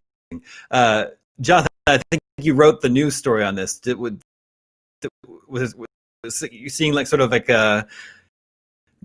It was at Carlito word all around. It is a bit of a hectic sort of system they've come up with, because there are essentially multiple different technicalities depending on which version of the game you buy. There is, of course, a cross-gen bundle that you can buy on either Xbox or PlayStation. I believe it's a digital version of the game, and you can buy this and you'll get gen, and the next gen versions don't have to worry about a thing. If you buy the current gen versions on PS4, you can upgrade to the PS5 version, but you will need, if you buy the physical version, you will be required to still have the disc version from the PS4 inserted into your PS5 when you want to play the upgraded. By box settings, you can buy the current gen version, but then if you buy the physical version, you cannot upgrade at this time. Upgrades are being currently evaluated by Activision on the Xbox store, and they will have more to say in the future. So it seems like the safest bet is to probably buy the cross-gen bundle if you plan on playing it both on current gen and next gen. That costs $70, I believe. Because if you just buy the current version, you'll either have to buy an upgrade later or may just have to buy a new version of the game. Yeah. Ryan, what do you think about all this? It also kind of, I'm a little surprised. It seems like players have less choice on Xbox this time around. Well, and it sounds like Activision has chosen not to embrace smart delivery on this particular product, which sadly, the business reality is it's because they can get away with doing it this way. I mean, it's the Call of Duty is basically, if not the number 1, number 2 selling game every single year. Black Ops Cold War is going to be anything with the Black Ops games have been the most successful of the sub franchises in recent years. So yeah, Activision can do this, and I mean, it's unfortunate that they're making it so confusing this way and just having it a little more straightforward. Maybe there are reasons behind the scenes. I don't want to sit here and either let them off the hook or absolutely condemn them without necessarily knowing the full picture. But from what we have been shown, the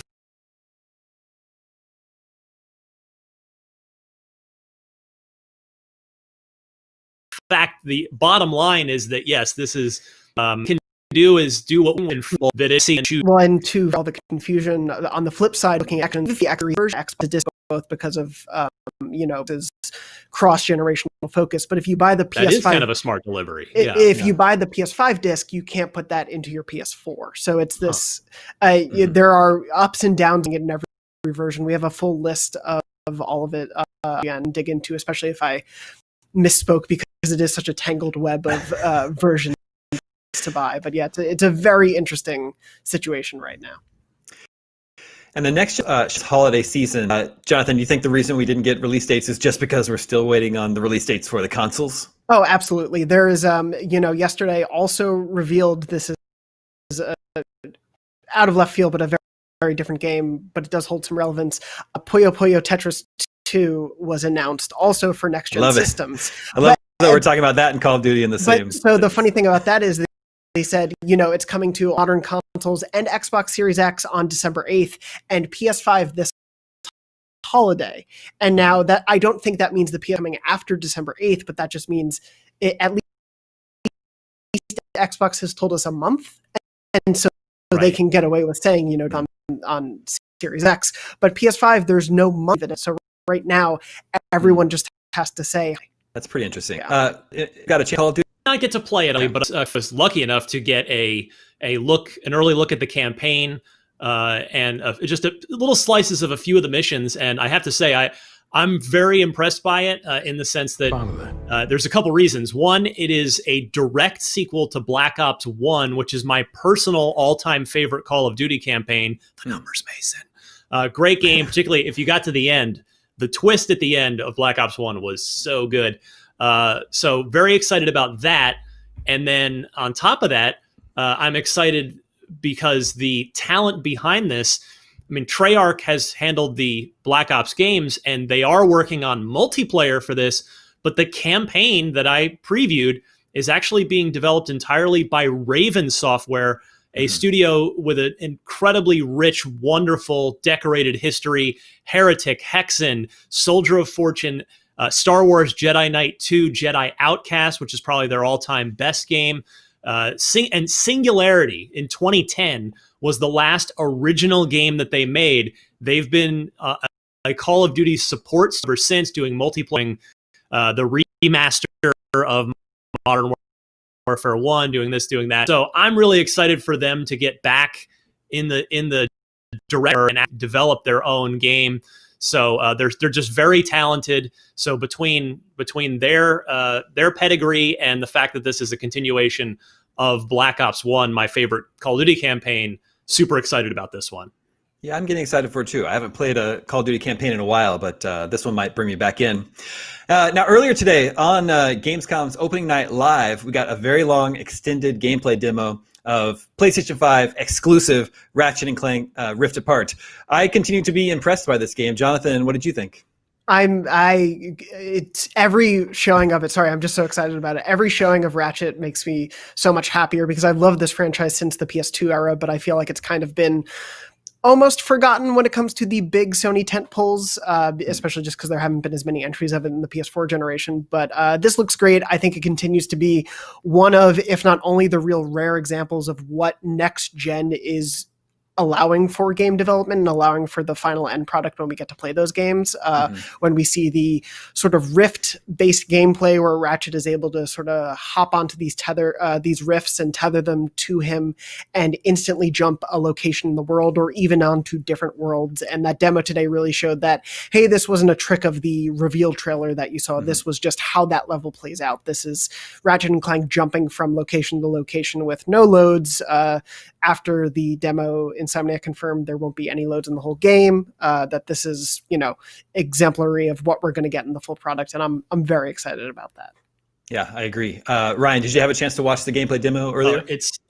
Ratchet & Clank, two things here real quick. One, this is the most next-gen game that I've seen from either Sony or Microsoft yet. And I say that just with full compliments. I mean, this is a fantastic display of the SSD hard drive loading technology, of just the extra horsepower of the PS5.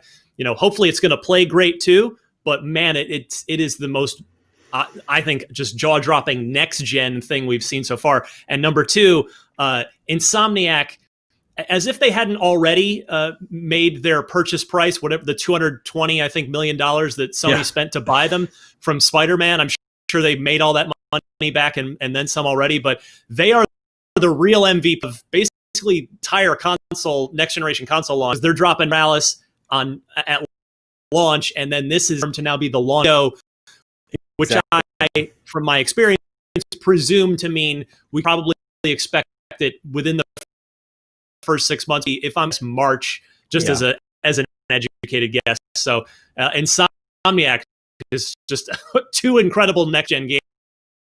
Hopefully, at least they're two very exciting next gen games for sure. Yeah, couldn't agree more. Okay, real quick before we go, I have the results of the poll we ran last week. We asked you, has Sony and Microsoft's silence on price and release date affected your next gen hype? Some people are getting frustrated, waiting to find out when. The 2% of bailing on the next gen launch quite yet. Here for you to vote on for next week. Are you ready to upgrade to a next-gen Nintendo Switch? Yes, you ready, or you love your Switch just the way it is, or are you waiting to see costs? Make sure to vote at IGN.com. We'll share the results with you next week. And that will do it for this edition of Next Gen Watch 2020. Thank you to both Ryan and Jonathan. We will be back next Friday at 6 a.m. Pacific 9 a.m. Eastern with more PS5 and Xbox Series X news. Stay tuned. There's more Gamescom Studio right up.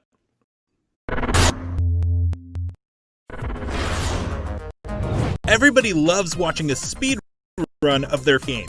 But what if you have the opportunity to peek into the minds of the developers while they watch their games getting completely wrecked? That's exactly what happens in every episode of Game Dev's Guide to Speedruns. Oh my god! We invite you to ride along with the developers as they react to, question, and enjoy some of the most skilled players fighting through a game it took years of their life to create. Join us every Saturday, new episode.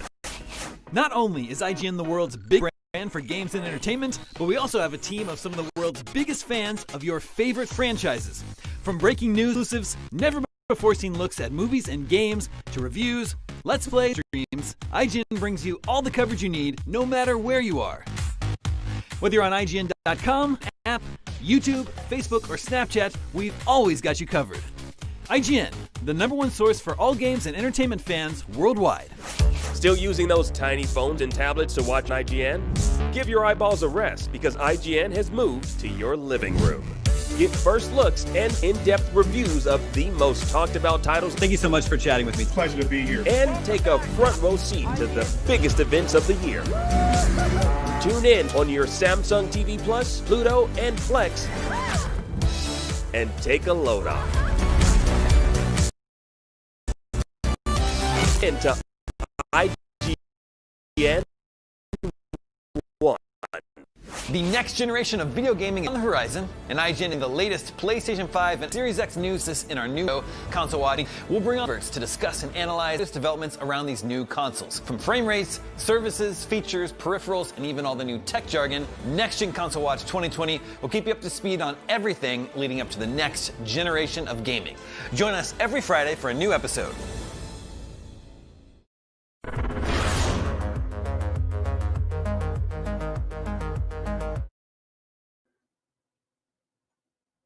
Welcome back. That was Next Gen Console Watch, a show you can catch every week on IGN. And as much as some of the commenters like to accuse IGN of playing favorites with Xbox and PlayStation, the reality is that we're equally annoyed with both of them for not announcing a next gen price or a release date. It's almost September. What's up with that? Anyway, speaking of autumn, Halloween is rapidly approaching. And here's Tom Marks checking out a nice spooky harvest time hayride of a game about a magic pumpkin man. Let's take a look.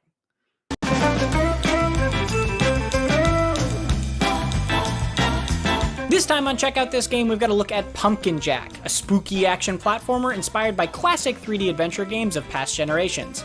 Here's some exclusive new gameplay.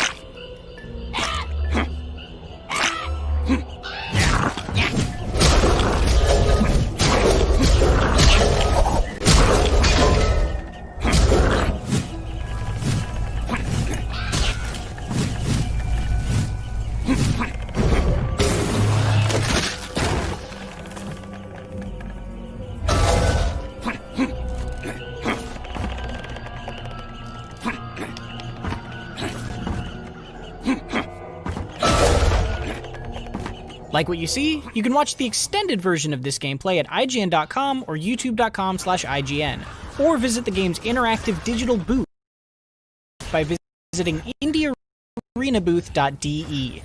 Also be sure to Gamescom Indies, August 10 a.m. for more exclusive gameplay, trailers, and reveals of exciting upcoming indie games.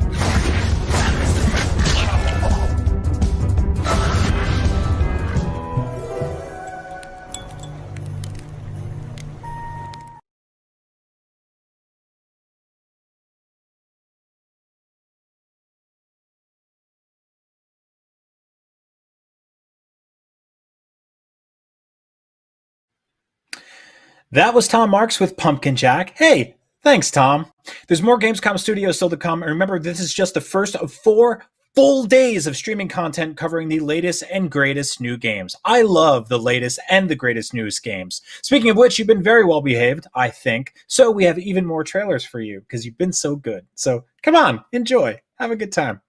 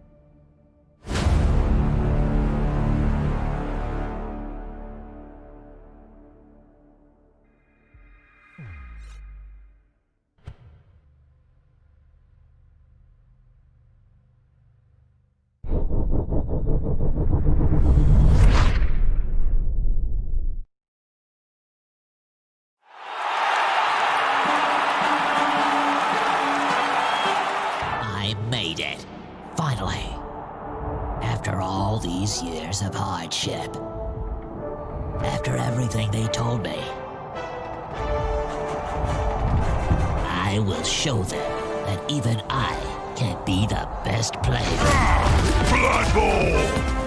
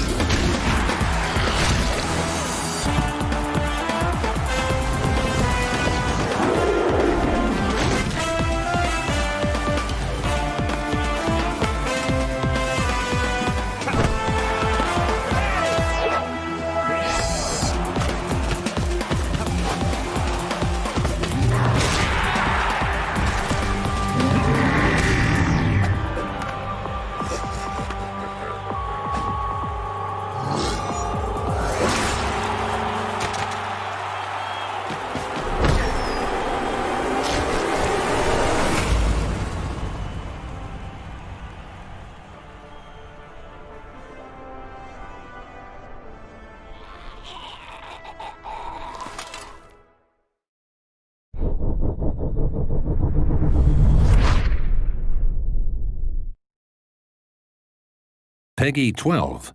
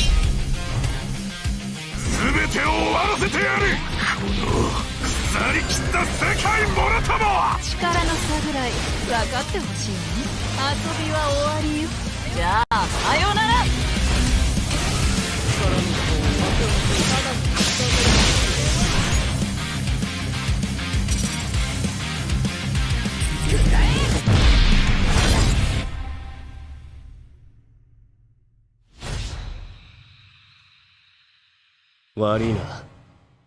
負ける気はねえ。人を助けるのがヒーローの仕事だ。全力で行く。最大をぶつけろ。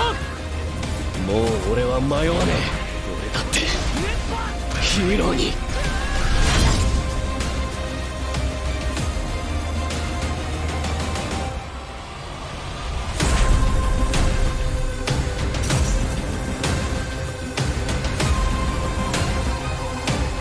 世は空腹じゃ。地層を用意せ。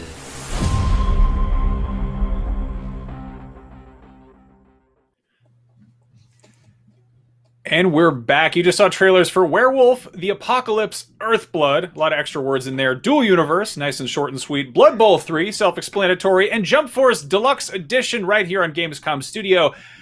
I'm joined by Brian and Tom once again. Let's talk about some of what we just saw. First things first, Werewolf, The Apocalypse, Earthblood. This got revealed, I think, last year. This is set in the same RPG universe as Vampire the Masquerade, which also has a brand new game coming out next year. This one looks like it's definitely kind of more the aggro badass approach to werewolves. Brian, you like werewolves? I love a good werewolf, Max. This looks like a really good time. I actually really love the sort of intersection of nonsense fantasy and mech robot fight. There's so much going on here. There's like tech and muscles and body hair, but there's also I think underneath this all is going to be some really cool gameplay. This is something I think you would only really see in like a sci-fi B movie, but in a video game, I feel like a setting like this and a theme like this works so much more. And yeah, werewolves are great. They're basically dogmen that wake up naked in the field with a chicken in their mouth occasionally. It's a weird life, but someone wants to play it, and that someone is me. Yeah, and they're taking on the logging industry. I love that they've got these like power loaders with chainsaw hands. That is very cool. Now, next up, we got to look at Dual Universe, which is an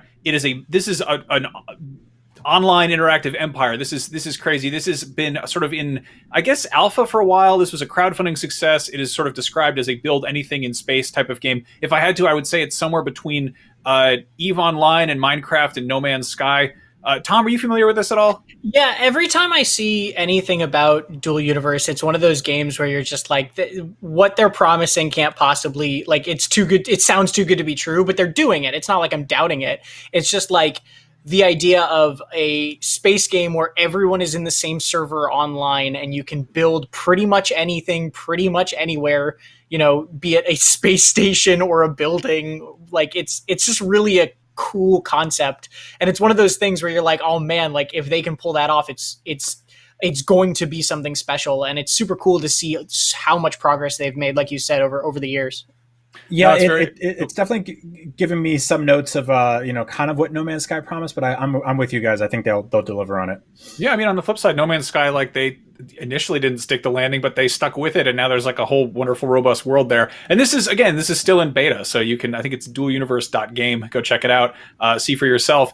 We also got to look at Blood Bowl 3, which is of course the completely nonsensical intersection of Games Workshop's classic Warhammer and American football, a match made in somewhere. This got this got almost, I think, accidentally announced a couple, like last year, like a while ago, and people have been kind of expecting it to come because, again, if you make 2 games in a series, a third isn't unthinkable. And I've heard some rumblings that this is going to go along with a new edition of the rules for the tabletop game. But either way, this is a great little trailer. I thought this was really fun. Yeah, it's hyper violent too. It's great to have a trailer that just absolutely knows what the game is. Yeah, and then finally we got to look at Jump Force Deluxe Edition, which is coming to Switch. That's tomorrow. This is the Switch version of a game that is already out there, so if you want to know more, I'm sure you can find plenty of info, but that is the basic game plus the characters pass 1, which is 9 additional characters, and then their costumes and moves for your avatar. As much as I wish we could keep talking about werewolf environmentalists and spaceships and orc sports and Goku for several hours, I've been explicitly told to keep that to a minimum during this show. You'll have to go check out my live journal for more. We have another block of exclusive trailers later today and plenty more gameplay right here on Gamescom Studio. But now, here's this.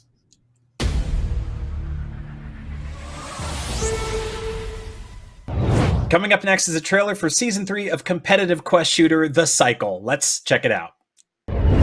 I ain't trying to break you down, but for real, you might as well give up now. Think you got a chance, but I don't see how. Got a real tight grip when I hold that crown.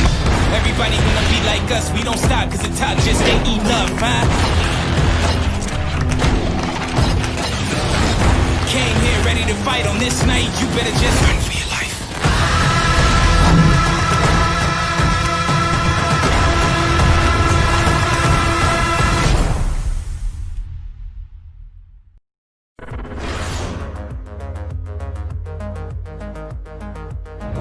Gamescom 2020 is the heart of gaming, and you can keep to the beat right here on IGN. We've turned the single biggest show in gaming into 5. Gamescom Now is your virtual show floor with up-to-the-second live coverage. Gamescom Daily Show, Gamescom's first ever late-night talk show. Our Gamescom Awesome Indie Show, the freshest deep cuts in indie gaming. And finally, the Gamescom Best of Show, including the Gamescom Award. Gamescom 2020 is available on IGN and wherever you stream Gamescom Now. Not only is IGN the world's biggest media brand for games and entertainment, but we also have a team of some of the world's biggest fans of your favorite franchises. From breaking news and exclusives, never-before-seen looks at movies and games, to reviews, let's plays, and live streams, IGN brings you all the coverage you need, no matter where you are. IGN, the #1 source for all games and entertainment fans worldwide. The next generation of video gaming is on the horizon, and IGN is here to bring you the latest PlayStation 5 and Xbox Series X news and analysis in our new weekly show, Next Gen Console Watch 2020. We'll bring on the experts to discuss and analyze all the latest developments around these new consoles. From frame rates, services, features, peripherals, and even all the new tech jargon, Next Gen Console Watch 2020 will keep you up to speed on everything leading up to the next generation of gaming. Join us every Friday for a new episode.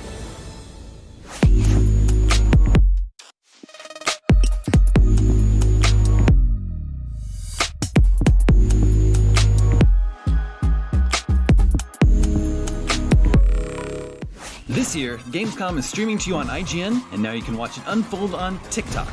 World premieres, exclusive gameplay, cosplay, interviews, and unforgettable moments from the biggest show in gaming can now be crammed right into the palm of your hand. Check out IGN and Gamescom's TikTok accounts and use the hashtags Heart of Gaming and Gamescom 2020 to get in on the action.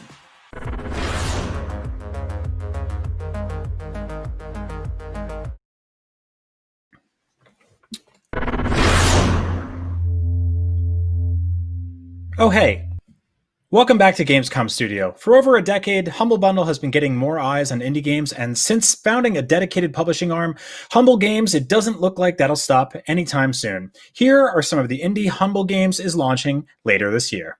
And we're legally required to disclose that IGN and Humble are owned by the same parent company, Ziff Davis, but they operate independently and no special consideration is given to Humble promotions or coverage. In fact, they don't even work in the same building as IGN. But I guess nobody really works in the same building anymore. What is a building? What is anymore? What is games? I guess we'll find out soon when we find out what Humble's up to. Let's take a look.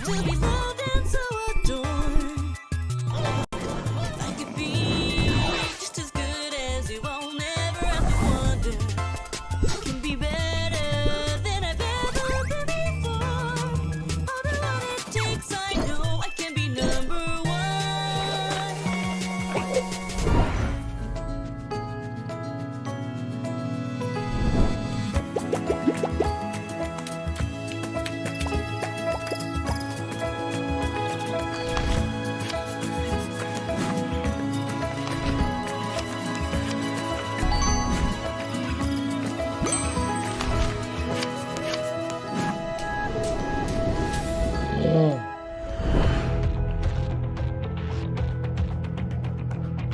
government has not responded to accusations of a form of video image which has already caused fatal effects on viewers in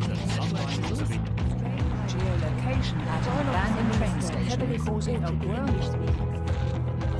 Our dossier has been named, and in Our way of life will always prevail. When darkness breeds a curse disdained, it's time to enter the Ring of Pain. A newfound friend is guiding you in dungeons that you're crawling through. The ring adjusts with every action. Choices cause a chain reaction. Observe the ring and strategize. Learn, adapt, or face demise.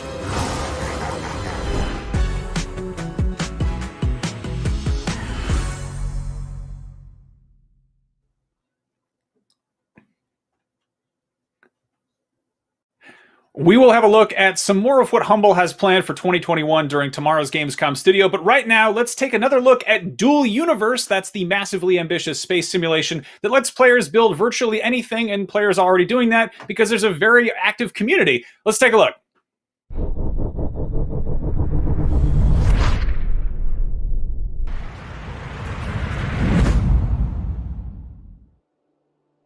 Hi, this is Jesse Bailly, the founder of Nova Quark and the creative director of Dual Universe. So let me get you a quick introduction today on one very important aspect of the game, which is content creation.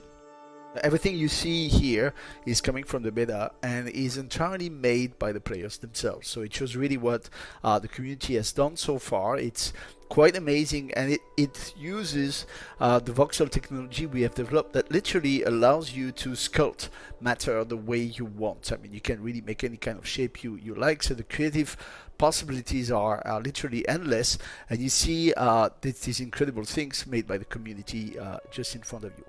So you might think, okay, it's a building game. It seems to have some really cool possibilities with this voxel thing. But you know, there are many other building games out there. Why should I get excited?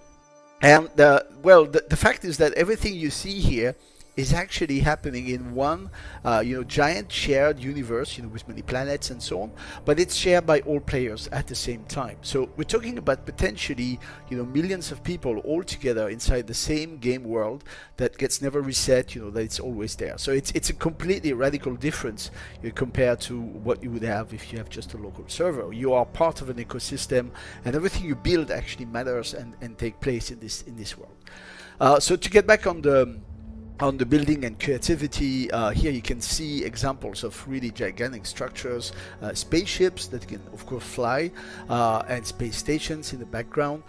They're really amazing. They are completely customizable, so you can really make any kind of shape you like, but you can also make blueprints of them and then resell them on the in-game markets to other players. So that means that you can buy a really awesome ship even though you don't necessarily know how to build it right away, and that's a very good way to start in the game.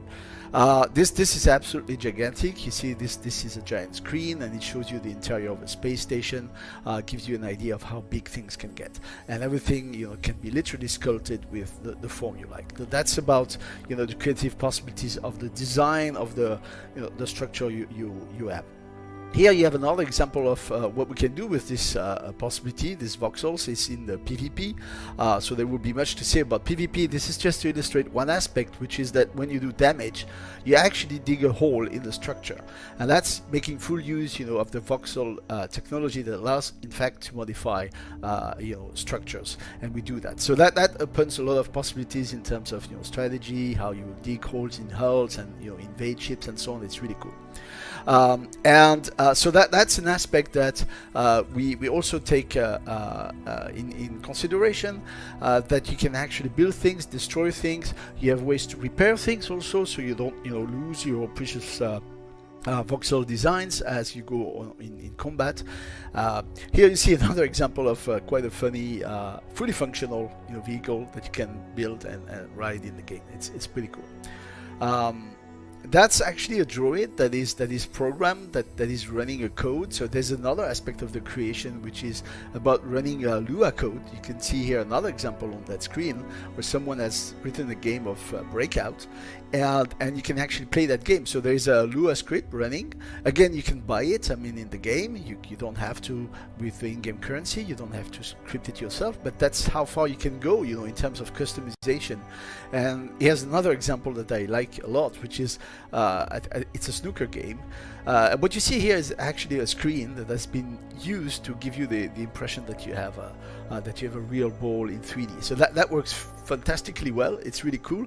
It shows, you know, there's no limit, and we're amazed every day by what the community is creating. It's all about emergence, you know, the fact that you know, we put the building blocks, and you guys, the players, are going to use it to build whatever you want, and that's fantastic. And we try to, you know, make sure that you have all the relevant tools so you can do, you know, you can express your creativity. And that's it for now. So I hope you enjoyed it, and I hope to see you soon in Dual Universe for more creation and amazing design by the community. Thank you.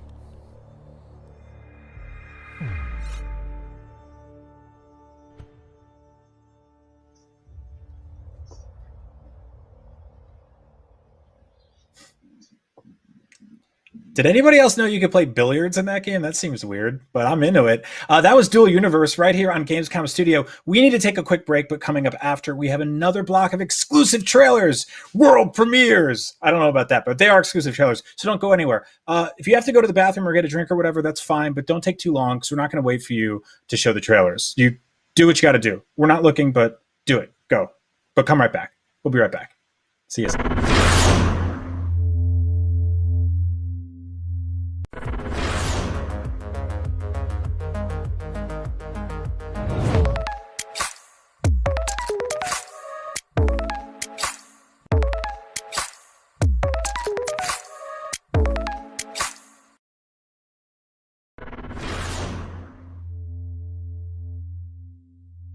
The next generation of video gaming is on the horizon, and IGN is here to bring you the latest PlayStation 5 and Xbox Series X news and analysis in our new weekly show, Next Gen Console Watch 2020.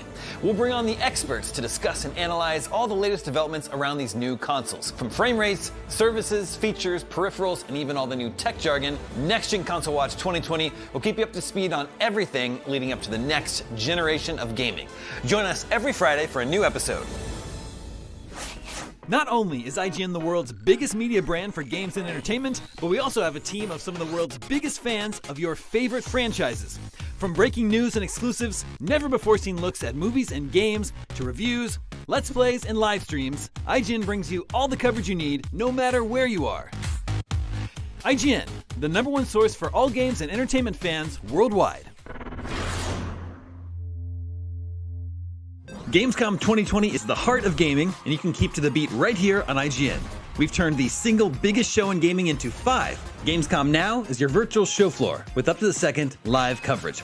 Gamescom Daily Show, Gamescom's first ever late-night talk show. Our Gamescom Awesome Indies Show, the freshest deep cuts in indie gaming. And finally, the Gamescom Best of Show, including the Gamescom Award.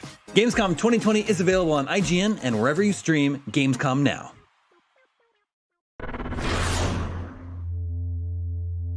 Hey there! Do you have opinions on games, movies, TV, or other weird stuff on the internet? You can take part in our new show, Power Ranking, where you can vote on all your favorite things on the internet. Do it now! Do it! Just go! Vote!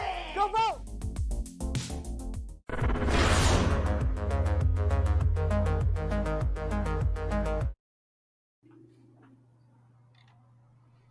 Welcome back to Gamescom Studio. This is just day 1 of 4 days of jam-packed gaming coverage, and it's a long haul, so I wanted to make sure that you watching at home are taking care of yourselves. Remember to stay hydrated. You should be having 8-ounce glasses of water a day, or 2 liters if you're on the metric system, or just really prefer drinking out of big bottles.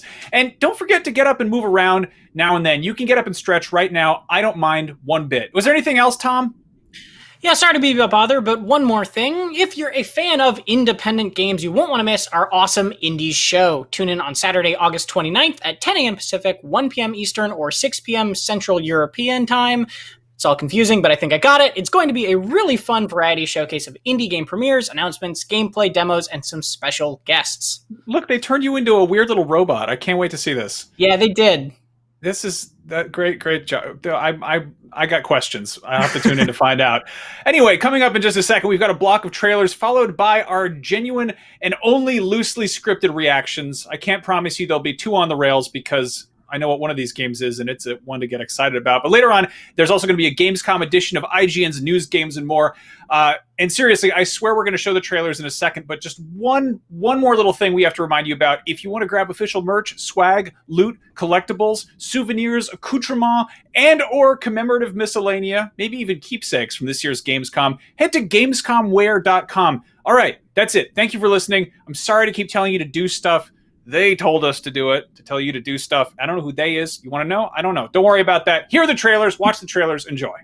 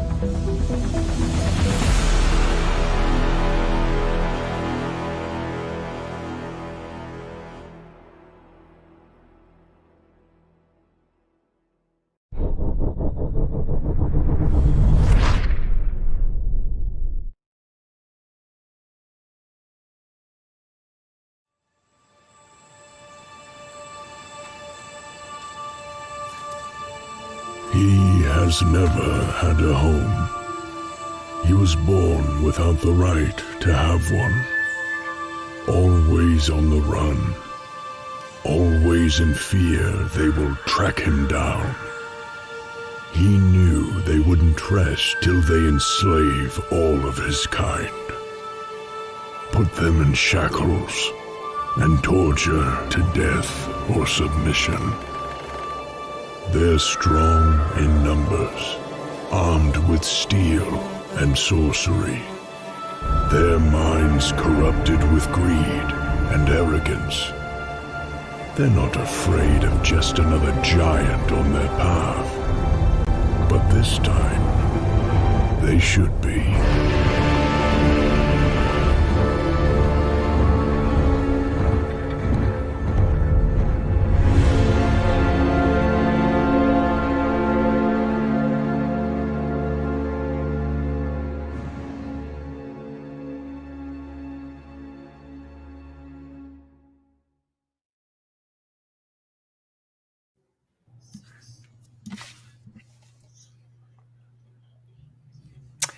And welcome back to Gamescom Studio. You just saw a bunch of new trailers. Let's talk about the one with the monster trucks, because I think they're great. Think about it this way. Imagine, if you will, a car strong enough to kill other cars using just its feet. That's tires for you auto nerds out there. Yes, I love monster trucks. They're great. They got one that looks like a dog. They got another one that's got bread on top of it. I love it. I love it. It's just got the rock and roll music playing again. Dinosaur dragons. Oh, and it's great. The people ride them too, and you could go. You know, it's a good time to see the truck. Yeah, doing jumps, and they can jump over the porta potties. They got so much stuff you can do with the They trucks. do I love flips, it. Yeah, the doing Tony Hawk stunts. car. I'm It's into it. amazing. I Nothing love like a good it. truck. Really, one of the best things on earth. It's so good. Let's take a look at some of the trucks. Mild use of tobacco. You know what What that are you means? doing with the Trucks are trucks with smoking. tobacco? Yeah, baby. Light Yeah, them up. look at Smoke these if you trucks. got 'em. The trucks are Monster here. truck championship. Monster truck. Yeah, Yes. look at the trucks. Big trucks. 16 trucks. That's a You know how many parking lot. tires? They're That's big that's guys. what, 64 tires. That's Scooby-Doo. insane. Who's this? The Non-stop dog truck? craziness. You can ram into stuff. Yes. smash it, Yeah. Get beat up those the trucks. you can hit a Yes. tree. You can crash into Oh. the wall. Blow up Oh, the truck. man. Get a brand new one. It's crazy, baby. Oh, they're Going huge. nuts. So you know how often the truck's Yeah. wheel comes off because he's doing too many stunts? It's It's great. insane. Ripping, tearing, the hood Yes. blowing up, get gasoline for dirt cheap. All 'Cause kids of the tickets economy. only $10. Yeah, trucks. Speaking of things that are really big, there's also the Giants game, Giants Uprising, which is a game about a big nasty giant. It doesn't really have any trucks in it because this was invented a long time before trucks. But it's also fantasy. Aren't giants the trucks of people, though? You could say that, yeah. That's true. Now, Max and I got to check this out last year at Gamescom. It's a really good time. It's really about a giant just showing up in a town and wreaking havoc. Not since Shigeru Miyamoto's hit billion-selling game Doshin the Giant, which was exclusively on the European GameCubes, has there been such a great game about a giant. You can do a lot of great stuff in this game. You can pee on villagers. You can burn stuff. You can eat goats. So I'm a big fan of everything look here. Pretty serious here, but we saw a demo last year that showed you going to the bathroom in the villagers' river and poisoning their water supply, and all the people get sick. It's just great. I love it. Yeah, this trailer is really cool too because it definitely kind of had that almost the Fable vibe or Fable appeal to it, right? It's sort of just like leaving the door open, but I'm excited for this one for sure. Yeah, that's right. Now, there's still so much more Gamescom Studio to come. Maybe even some trucks. Yeah, trucks. Yeah, trucks. Including closer looks at Giants Uprising and X4. So do not go anywhere unless it's in a monster truck. Yeah.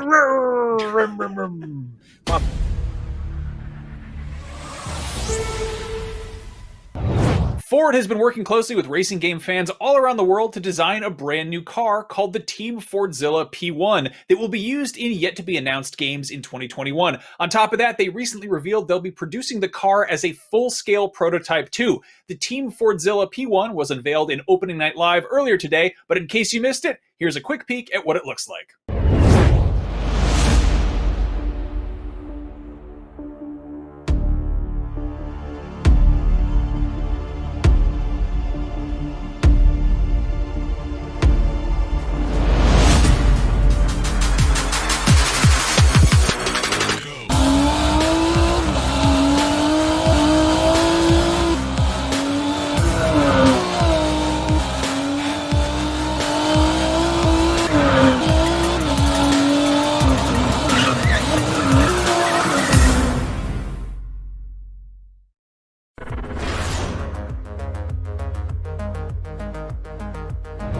Gamescom 2020 is the heart of gaming, and you can keep to the beat right here on IGN. We've turned the single biggest show in gaming into 5. Gamescom Now is your virtual show floor with up-to-the-second live coverage. Gamescom Daily Show, Gamescom's first ever late-night talk show. Our Gamescom Awesome Indies Show, the freshest deep cuts in indie gaming. And finally, the Gamescom Best of Show, including the Gamescom Award. Gamescom 2020 is available on IGN and wherever you stream Gamescom Now. Not only is IGN the world's biggest media brand for games and entertainment, but we also have a team of some of the world's biggest fans of your favorite franchises. From breaking news and exclusives, never-before-seen looks at movies and games, to reviews, let's plays, and live streams, IGN brings you all the coverage you need, no matter where you are. IGN, the #1 source for all games and entertainment fans worldwide. The next generation of video gaming is on the horizon, and IGN is here to bring you the latest PlayStation 5 and Xbox Series X news and analysis in our new weekly show, Next Gen Console Watch 2020. We'll bring on the experts to discuss and analyze all the latest developments around these new consoles. From frame rates, services, features, peripherals, and even all the new tech jargon, Next Gen Console Watch 2020 will keep you up to speed on everything leading up to the next generation of gaming. Join us every Friday for a new episode.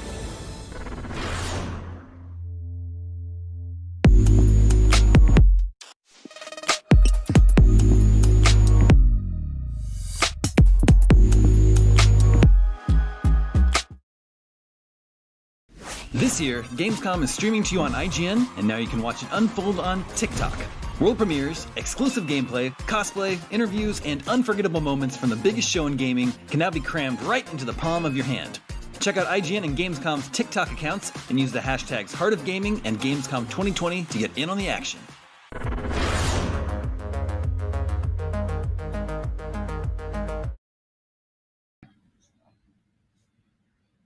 Oh, hey you, welcome back to Gamescom Studio. We have a bunch more games to show you, including Giants Uprising and X4. And after that, we have News, Games, and More, which is IGN's daily news show, which covers news, video games, and I believe more. More could really be anything. It's sort of like the Beyond section of Bed Bath & Beyond, in that it can be sort of a catch-all. Like, it could be about games, could be about pop culture, really anything you want. But specifically today, it's going to be about games, because Gamescom is about games. You know what else is about games? This game that Tom's going to show us. So let's take a look at this game from Tom. Not from Tom, he didn't make it, but he's going to show it to you, and you're going to love it.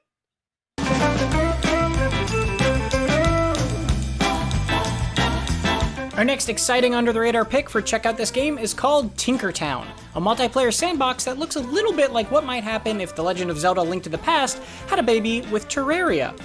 Here's an exclusive early look at Tinkertown.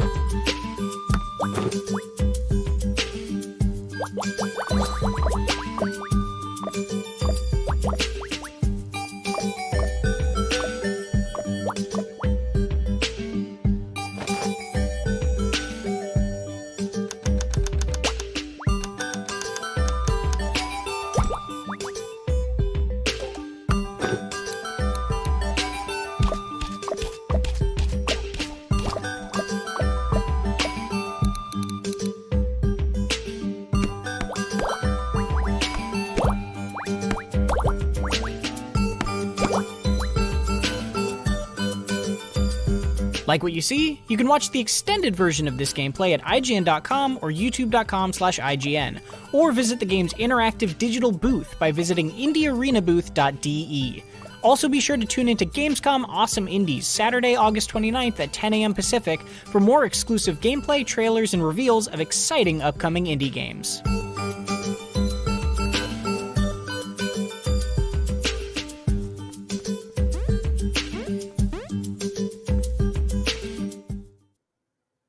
That was Tom Marks with a look at Tinkertown, a game about little tiny things right here on Gamescom Studio. We just got a look at Giants Uprising in the form of a trailer. I'm dying to see more of this game. I checked it out last year. I just mentioned this, but this is a game where you play as a giant and you can actually go to the bathroom in the river that all the villagers get their drinking water out of, and it makes them get sick, which is really gross, but also kind of hilarious. And I'm dying to see what the developers have added since then. Let's take a look.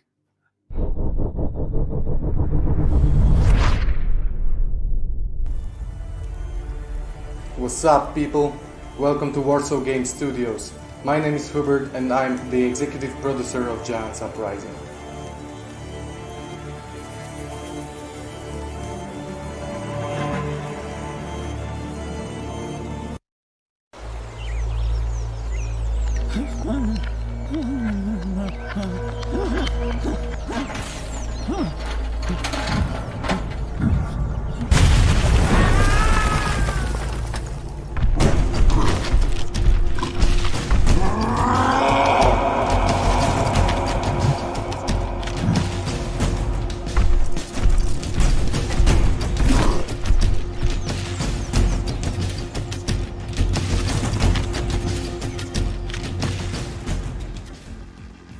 Giants Uprising project was shown for the very first time on Gamescom 2019. We showed early development phase with our idea of gameplay, destroying every object that surrounds us, harassing humans and simply having fun of being big. Since then we received a lot of positive comments with ideas on how we make the game even more fun. We love the concept of destroying the villages, humans and everything else. We know that you fell in love with Giants just like we did, and that's why we've put even more heart and work into this project. We modified, added, erased and reworked things inside. And I think that we did a solid work. Check it out yourself. So first things first, we added more destructible elements and reworked destruction mechanics. Also, we added dismemberment for humans. But we also added new elements that buff humans, making them more ferocious.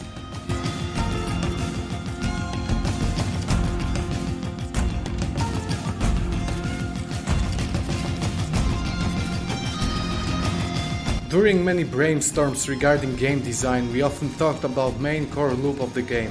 We knew that the concept of being a huge creature that is crushing puny humans is interesting, but we also thought about the hack and crush element all the time. Multiple redesigns resulted in creating our own genre, which I can simply put this way. Reverse tower defense with destruction of whole villages, for which the player gains score points. Nothing that existed in game industry before gave us that level of satisfaction, so we made something up, just like that.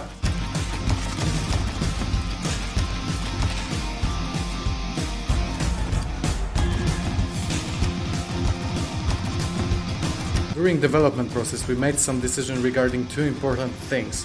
First was to resign the standard publishing method and go into early access. We discussed many concepts and ideas for the game and discussed the direction that we want to go with Giants Uprising. At some point we had to admit that we are not able to fit everything in the game before the release of the game. But we also didn't want to abandon a whole bag of good ideas, because they are simply too interesting to die in the idea purgatory. Additionally, we keep receiving ideas from gamers. Confirming strict release date with constant updates is impossible. So at the end, we decided to go into early access, because we wanted to expand content of the game, keep making Giants even bigger and greater.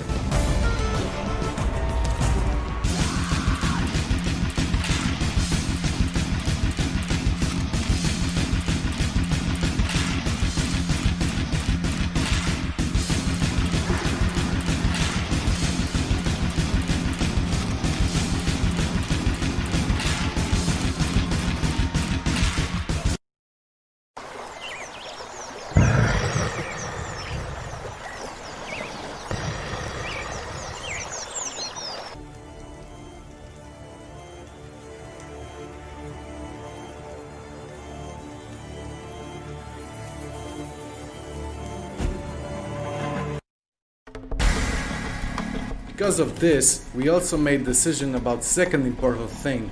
We had to leave the idea of classic story mode and we divided the game into multiple modes.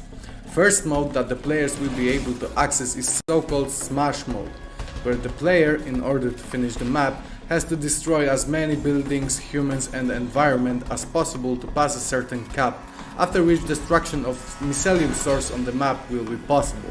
We know how interesting the leaderboards and competition are for the players and we want to make the game as competitive as possible. As for the other modes, you need to wait a little longer for more details.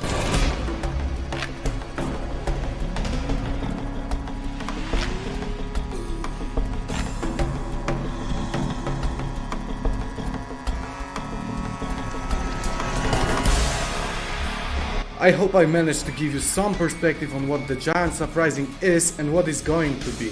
I believe that we made good decisions and everyone waiting for Giants Uprising will be blown away with the final quality of the game. In the near future we will start a Kickstarter fundraising.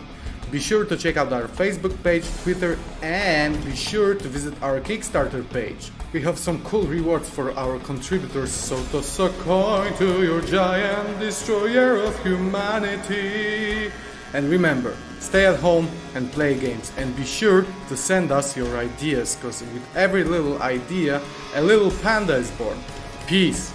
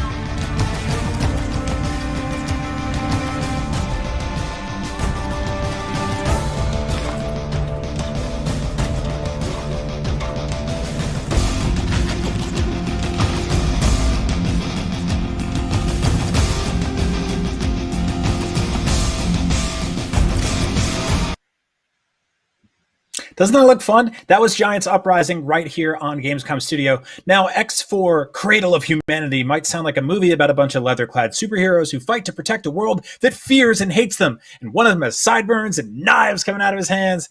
But it's actually about spaceships. So let's take a look.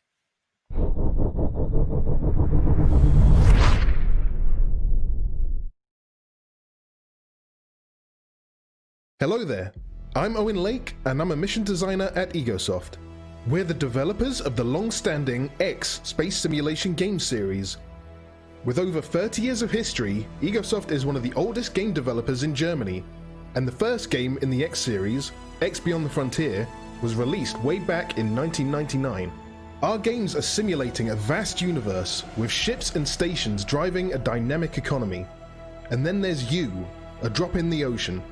Over time you will trade and fight, build fleets and factories, and explore the universe and encounter numerous exciting stories. Each game consists of huge areas of space, simulated from the bottom up. Hundreds of stations and thousands of ships trade amongst themselves. Prices change based on supply and demand. Resources are mined and processed, eventually resulting in high-tech products. When the warring factions clash in conflict, or a crucial resource is in short supply, their economies feel the strain, and opportunities to profit start to appear. Should you make the decision to act, you may well change the course of the game universe. And if trading isn't your thing, you can upgrade your ships with the best weapons you can afford and go hunting.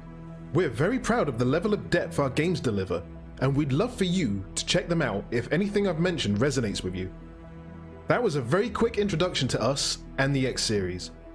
Today we want to dive in and tell you about our most recent game, X4 Foundations.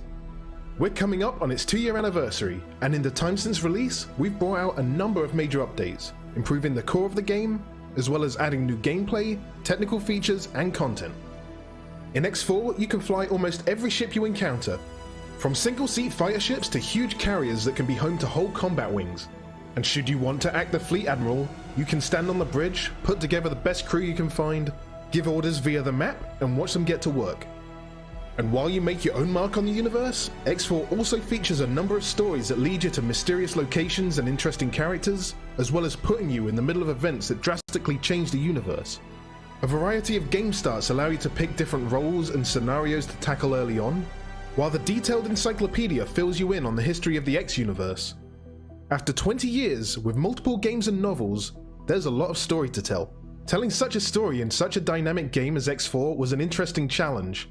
We constantly have major factions vying for control of key sectors, supply lines under siege to prevent the construction of critical warships, as well as the player potentially becoming an all-powerful fleet-wielding mogul. We have many missions that reflect the current situation, be that securing a strategic jump gate, or supplying those much-needed hull parts. Using that as an example, where do you get those hull parts? You can try to find a factory producing them for a low price and then sell them for a profit. Perhaps there's a supply issue further down, and you need to mine some ore to help kick it back into gear. Then again, there's always room for piracy. So maybe plunder some freighters? Or try your luck hacking the storage modules of an unfortunate station? Or you could think bigger. If you've identified a gap in the market, why not take full advantage of it? A core feature of the X games is building. And in X4 Foundations, we took it to the next level. Using our powerful 3D map, you can create any kind of space station, from a factory to a shipyard, entirely from individual modules. What starts off as a modest refinery could end up being a self-sufficient battle station, laying claim to the entire sector. Get creative, share your designs, and make our engine programmers wince with the largest stations the X series has ever seen. From upgrading your ships, hunting for crystals and anomalies, or joining certain war efforts, there's a lot more I could tell you about X4 Foundations. What you're seeing in this feature is brand new, up-and-coming content. Just in time for GamesCom 2020, we're ready to show off X4's second expansion, X4 Cradle of Humanity. Following the release of version 3.0 and our first expansion, Split Vendetta, earlier this year, we're in no ways done with delivering new features and content to X4 Foundations. Cradle of Humanity will once more expand the game's universe significantly, featuring whole new sectors and welcoming 2 Terran factions to the game, along with their economy, ships, weapons and stations, some of which you can already see in this video. With the solar system rejoining the X series, you can look forward to impressive vistas of familiar worlds. And along with new game starts, we'll be adding several new stories to explore the new factions' identities and political stances through exciting mission content. Those who have enjoyed the story so far in X4 Foundations may be interested to hear that we're also giving some alternative perspectives on certain mission content in X4. If you've been around for previous games of the X series, you'll be happy to know that X4 Cradle of Humanity will also shed light on what has happened to Earth in the decade since the Jump Gate shutdown. Furthermore, a certain pirate faction that is well known to the fans of the series will be making a dramatic comeback. As with the first expansion, X4 Cradle of Humanity will also be accompanied by a massive free update, version 4.0, available to all owners of the base game. The changelog is growing fast, and this update is set to further enhance X4 Foundations in a number of ways, including major new gameplay elements like a new terraforming feature, and wide-ranging visual improvements like volumetric fog. which you can already spot in this video. We will be sharing more details on these new elements of the X4 update at a later stage, when we're getting closer to the release of X4 Cradle of Humanity.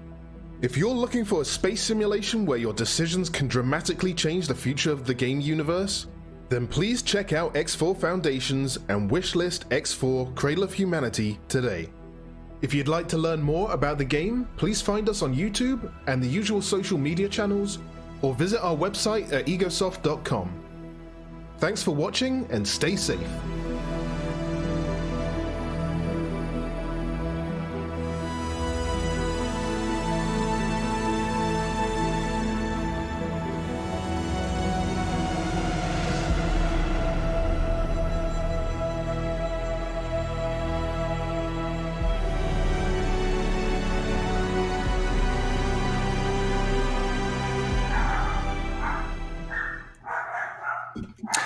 That was X4, one of the many games we showed off here on Gamescom Studio, but this is only day 1 of 4, so make sure you tune in tomorrow for tons more stuff.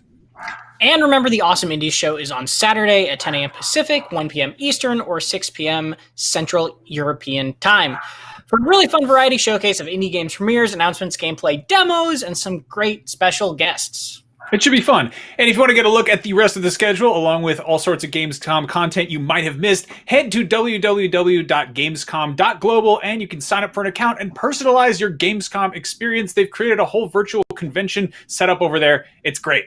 I love to personalize experience. Coming up next is IGN's News, Games, and More, featuring a panel of beautiful people who still have a spring in their step and joy in their hearts. Unlike us, old hags, it's time for the three of us to go put on our dressing gowns, shuffle off to our easy chairs, to read the evening paper in peace with all these computer games making a racket. All right. That's enough. Brian needs a nap, everybody. Here is News, Games, and More. You pipe down.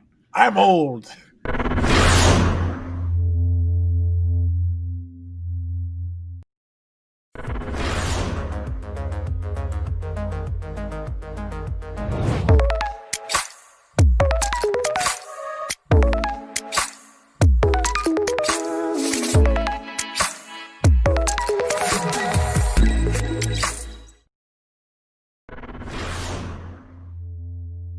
The next generation of video gaming is on the horizon, and IGN is here to bring you the latest PlayStation 5 and Xbox Series X news and analysis in our new weekly show, Next Gen Console Watch 2020.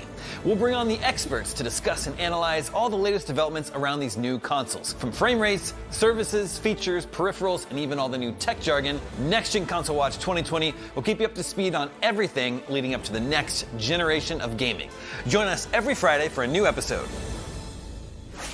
Not only is IGN the world's biggest media brand for games and entertainment, but we also have a team of some of the world's biggest fans of your favorite franchises. From breaking news and exclusives, never-before-seen looks at movies and games, to reviews, let's plays, and live streams, IGN brings you all the coverage you need, no matter where you are. IGN, the #1 source for all games and entertainment fans worldwide. Gamescom 2020 is the heart of gaming, and you can keep to the beat right here on IGN. We've turned the single biggest show in gaming into 5. Gamescom Now is your virtual show floor with up-to-the-second live coverage. Gamescom Daily Show, Gamescom's first ever late-night talk show. Our Gamescom Awesome Indies Show, the freshest deep cuts in indie gaming. And finally, the Gamescom Best of Show, including the Gamescom Award. Gamescom 2020 is available on IGN and wherever you stream Gamescom Now.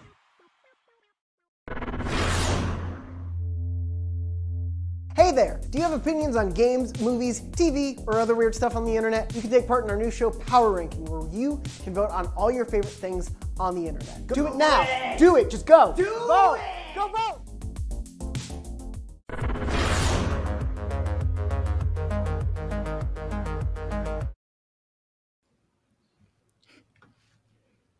Welcome everybody to News, Games, and More, IGN's week daily show about, that's right, you guessed it, news, games, and the more. I'm Akeem Lawanson, joined by my pals Seth Macy, Casey DeFreitas, and Matt Kim. How are y'all doing? Oh man, pretty excited? Good. Yeah, I hope so. Today was a very big day. There's so much stuff. Yeah. Now let's talk about Gamescom. Now earlier during Gamescom opening night live, we saw so many different trailers and got so many different announcements. And, I kind of just want us to kind of go through some of the highlights and give our thoughts on some of the reveals. So first up, let's start with the Call of Duty Black Ops Cold War trailer, where we got a cinematic trailer of the Perseus briefing. Now, for those of you who might not know your history, now the Perseus was like the code name of a possible Soviet spy alleged to have breached U.S. national security during the Manhattan Project. Now, I find it very, very interesting that they're choosing to kind of like delve into like actual history to draw inspiration for this game. But I'm kind of curious what you guys think about this. Seth, I know you kind of grew up in this era, so let's start with you. Yes. Very excited to relive my my youth, where we were afraid of nuclear annihilation and mutually assured destruction. But actually, from this trailer, it looks a little like they're playing it a little cheesy, like an 80s action movie. I'm completely on board. When CGI Ronald Reagan shows up, I'm like, all right, this is crazy and doesn't make a lot of sense. We've got Scarface Robert Redford there. I am completely into this. I hope it has a rockin' 80s soundtrack, and I hope they play it a little bit on the cornball cheesy side. That's what I'm looking for. Don't go too serious with this, guys. Yeah, Matt, what did you think of this? I'm with Seth. It has that thriller spy. That's why they created a dude who is not quite, but definitely is Robert Redford, right? Like they're going for that intentionally. And no matter my personal feelings towards the Gipper, it's weird, he's there. So, I guess you gotta follow him into this Cold War. Yeah, and I'm digging those aviator glasses. Those it speaks to the time, it speaks to the period. And again, I'm super hyped for this one. Now we also got Unknown 9 Awakening announced, and the cinematic trailer of Reflector Entertainment's upcoming game. Now in this trailer, we're shifting gears here to a different game. Okay, all right. We were still showing the the other game. Yes. So we're checking out Unknown 9 Awakening, which was announced. It looks really cool. In this trailer, we see a young girl. She's hiding something, and she suddenly discovers that she has these powers as she's running away from these guys that are chasing her, which I'm pretty sure if she knew she had those before, she probably wouldn't have ran away. Now this game just looks beautiful, and I love like the music, which kind of like sets the mood for the overall presentation. What do you guys think of this? Casey, I feel like this is a game that's right up your alley. Mine as well. It looks really cool. So we don't know a whole lot about this, but we do know it will be a third-person, narrative-driven action-adventure game set in a, quote, new transmedia Unknown 9 universe. So these games and kind of the entire universe is inspired by things like X-Files, The Matrix, Heroes, Indiana Jones. And I know a lot of people are fans about that. I know I am. It sounds really cool. But the thing that's especially interesting about this is that it will tie into podcasts and comics, and they will all kind of reference to each other in either overt or subtle ways. And I'm wondering if I'm going to have to do all three to keep up with the story.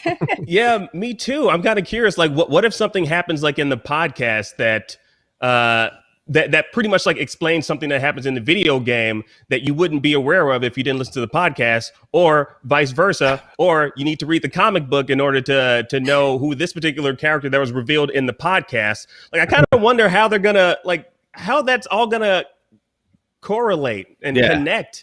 Like why is one of the main characters talking about how comfortable MeUndies are? Yeah. I'm also kind of, so I think we saw that some of the people working on this game previously worked on AAA titles, which a lot of them were Ubisoft titles, and some of the comments in the article about this actually mentioned that Assassin's Creed, if you want to get the full story, you have to read everything and play all the games too. So maybe there's a little bit of inspiration. That's complete speculation. Don't quote me on that. Wow, they really want us to do a lot, which I mean, I'm all for it. I mean, it's an interesting and unique, kind of like I guess take on acclimating yourself to this new game. I'm down for it. I love podcasts, and comics. So now for those Doom fans out there, we also get the Doom Eternal, the Ancient Gods DLC reveal, which is the first official DLC of Doom Eternal. The Ancient Gods was shown alongside a release date announcement, so we can expect this to launch sometime in October. It's going to specifically October 20th this year. Just wanted to mention that briefly. We also finally, moving right along, we also finally got our first look at Dragon Age 4 with BioWare developers diving into concept art, footage of some new locales, and even confirming the return of Solus. Now he's that character that you either love him or you hate him or maybe both. Now what's that? I'm kind of indifferent about Solus. He wasn't I don't know. He's fine, I guess. Really? Okay, so you're in the personally, middle. Most people are divisive about that guy. But man, the entire time I was watching this kind of mini documentary and getting to see like really small glimpses into Dragon Age 4, I was basically on the edge of my seat waiting to see an actual trailer or something, and then we didn't get it, and that makes me sad.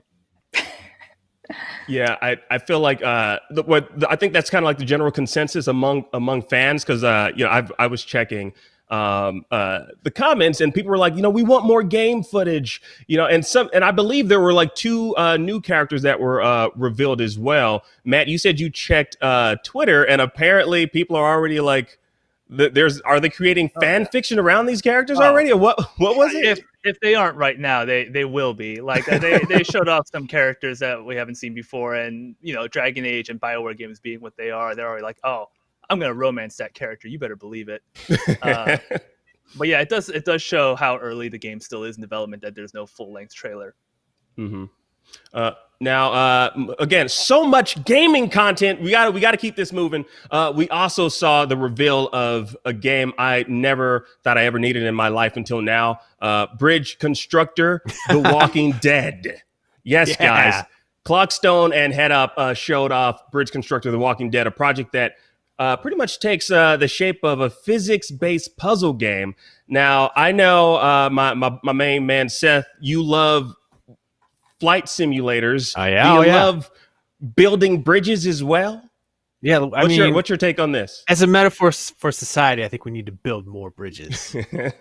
But we don't know, like, if you're supposed to build the bridges to help the zombies like cross to you, or you're supposed to. I don't know. It's just like cool. It's like a weird little game. Go watch footage of like the other games that it's just like silly, and you get to build stuff and play with physics. Who doesn't want to play with physics? Right. Yeah. And honestly, like, and I think the trailer kind of like speaks to how silly of a concept this is.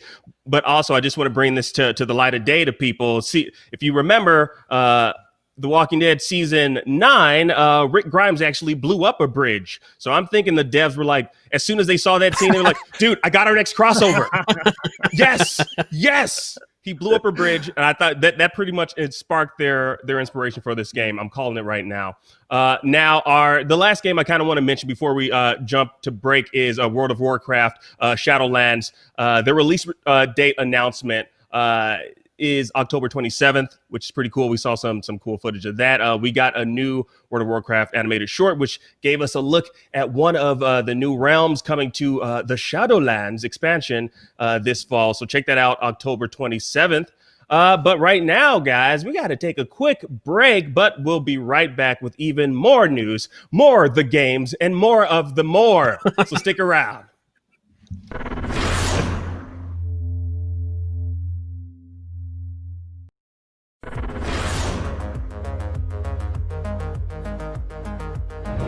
Still using those tiny phones and tablets to watch IGN? Give your eyeballs a rest, because IGN has moved to your living room. Get first looks and in-depth reviews of the most talked about titles. Thank you so much for chatting with me. Pleasure to be here. And take a front row seat to the biggest events of the year. Tune in on your Samsung TV Plus, Pluto, and Plex, and take a load off. Tune in to IGN 1. Not only is IGN the world's biggest media brand for games and entertainment, but we also have a team of some of the world's biggest fans of your favorite franchises. From breaking news and exclusives, never-before-seen looks at movies and games, to reviews, Let's Plays, and live streams, IGN brings you all the coverage you need, no matter where you are. Whether you're on IGN.com, the IGN app, YouTube, Facebook, or Snapchat, we've always got you covered. IGN, the #1 source for all games and entertainment fans worldwide. Everybody loves watching a speedrun of their favorite game.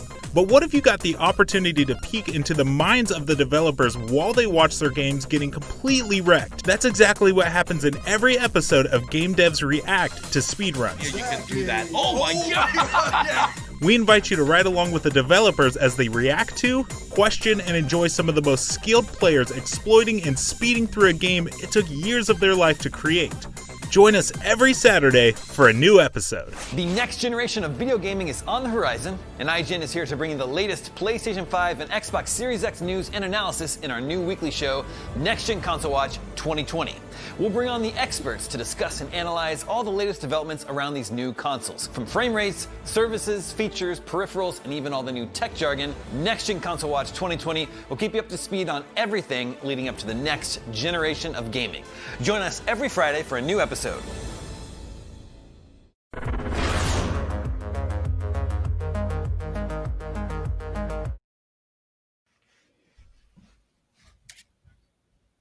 And we are back on news, games, and more, IGN's daily news show. And guess what, guys? We're talking about GamesCom, and even more shocking, we're talking about more games, believe it or not. Yes, so today, there's so much more to talk about. Now, Anna Perna revealed the cast for their upcoming title, 12 Minutes. I'm actually looking forward to this particular one.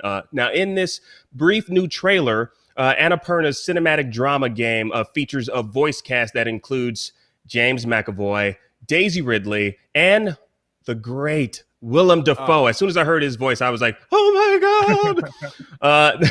Now, for those of you who might not be too familiar, this is a psychological thriller which takes the player through a 12-minute time loop where a man who introduces himself as a police officer shows up at your door, accuses your wife of a murder, and then he just straight up kills you. He's just like, yeah, you got to die. Your wife killed, I got to kill you. So how do we feel about this particular game, and more importantly, the cast reveal? Let me start with you, Seth. I mean, the cast sounds awesome. Daisy Ridley is fantastic, and of course, Willem Dafoe is amazing. I'm not too knowledgeable about the other guy, so much to the point I just actually forgot his name. But I do want to point out that I did notice that the carpet from the Shining Hotel can be seen in one of the scenes, and that definitely piqued my interest as somebody who likes both hotels and carpet. This guy, I love this. At least that's what we've heard so far. Maybe they're just completely lying to us. Who knows? But anyway, 12 Minutes, the Groundhog-esque type of game, looks really interesting. And I really didn't expect to have such recognizable names playing the characters. And all we know is that it's the man, the woman, and the intruder. They don't have names yet, and I don't know if they will. But if you want to know, the main kind of premise is that you are getting ready for a romantic night with your wife, and then a police officer comes and assaults you. And if you fail to get out of the situation, it resets. And you got to figure out what's going on. It's pretty interesting. Yeah, it is. And not only that, just looking at it visually, like it's such a unique aesthetic that I haven't experienced. The first time I experienced this over the top view of a video game, it was Grand Theft Auto, and that was like years ago, and it didn't look as cool as this looks. Like the bullets were the size of your body, so everything looks proportionate here in this particular game. I'm definitely looking forward to this. 12 Minutes is set to have a release date in 2020, so I guess later on this year, and it will launch on Xbox One, Xbox Series X, and PC. Now, next up, let's break from all this gaming related news and let's discuss some gaming adjacent news. It's been confirmed, guys. There's a Resident Evil series in the works from the good old folks over at Netflix, and apparently it will tell a brand new story. Yes, yay for brand new stories. Now, according to Netflix, Resident Evil will tell a brand new story across 2 timelines. So I'm going to briefly read, not all of it, I'm going to briefly read some of the synopsis. So the first timeline, in the first timeline, we have 14-year-old sisters Jade and Billy Wesker. Ooh, familiar last name. Are moved to New Raccoon City, a manufactured corporate town forced on them right as adolescence is in full-on swing. But the more time they spend there, the more they come to realize that the town is more than it seems, and their father may be, get this, concealing dark secrets. Go figure. It's who are we talking about here? Come on now. Who could it be? Albert Wesker? No way. That guy? I know, right? Now, in the second timeline, they jump to the future. Jump to the future, Marty. Sorry, there's no Marty. That's pretty McFly in good. this. Thank you. I saw him earlier today during Gamescom, so I was practicing. Now, there are less than 15 million people left on Earth, apparently, in this future. More than 6 billion monsters. This includes people and animals infected with the T-virus. Jade, now 30, struggling to survive in this new world while the secrets from her past are bubbling up, and her sister and her father, and she's haunted by all of this stuff. So what do we think about this live action take? Are we excited for this? That they're going to be telling a new story? I don't know who here is a big Resident Evil fan. I don't know. Matt, I feel like you might have some opinions about this. Yeah, I mean, I think the first thing that stuck out to me is if I had like even a little bit of knowledge of Resident Evil history, like if I lived in Raccoon City, I wouldn't live in New Raccoon City, right? Like that would be the first yes, right? Like good they'd be point. like, "Hey, Yeah. come to New Raccoon City. It's still owned by Umbrella." I'm like, "No, I remember what happened to Old Raccoon City. I don't want to go there." But it's nice. It's interesting. I mean, like, they're taking the play of the CGI like CGI films, which is basically just different stories set in the universe with like some recognizable characters. Clearly they're interested in not like retelling any of the games, so good for them. I mean, I'll check it out. It's on Netflix. I have Netflix. It's an easy, like, I'll give it 2 or 3 episodes, but who knows? I would have preferred a retelling of one of the games. Really? So you're not more curious about like just like telling a new story with like new characters? I think that's sort of what the movies, the Paul W.S. Anderson movies, have done, and those are fun in a silly kind of way. But I think purists would want like adaptations with like actors playing Chris and Jill and stuff like that.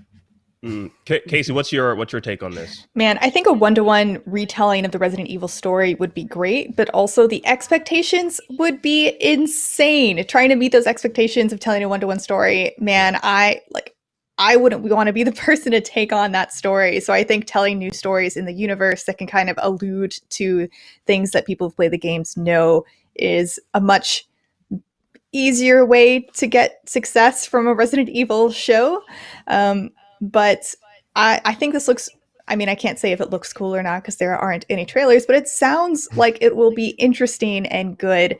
And I do see one of the comments is from Indie Guy. Resident Evil has the potential to be as big a TV show as The Walking Dead, but they need to double down on the horror/human aspects and cut way down on the sci-fi crap. And I can't really help but to agree with that if they're going to make it a good, compelling show. Yeah, 100%. No, I agree with you. And like I see, they have a writer that he was a writer on the Supernatural series, and they also have one of the directors from the Walking Dead series, 2 television shows that I'm a huge fan of. So I feel like they have the right ingredients, at least for the first 2 episodes. We don't know who's going to be writing or directing the future episodes after the first 2. And like you said, I feel like it would be a huge undertaking to try to adapt, Resident Evil 1, 2, 3. We can keep on going because it's, and there's just so much to it. Yeah, exactly. So I feel like if you get it wrong, fans will never forgive you. They will never forgive you. And I'm speaking as a fan. I will not forgive you. So don't you know what I mean? I wasn't a huge fan of the movies either, but hopefully this will make me come around because I'm super duper excited for it. Now we've got so much more coming up, guys. So much more to talk about. So much more news, games, and more. Stick around. We got to take this quick commercial break.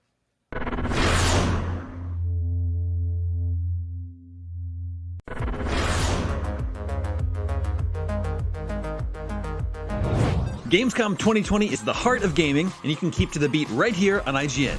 We've turned the single biggest show in gaming into 5. Gamescom Now is your virtual show floor with up to the second live coverage. Gamescom Daily Show, Gamescom's first ever late night talk show. Our Gamescom Awesome Indies Show, the freshest deep cuts in indie gaming.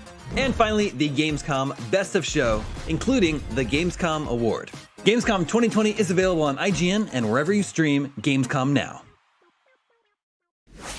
Not only is IGN the world's biggest media brand for games and entertainment, but we also have a team of some of the world's biggest fans of your favorite franchises.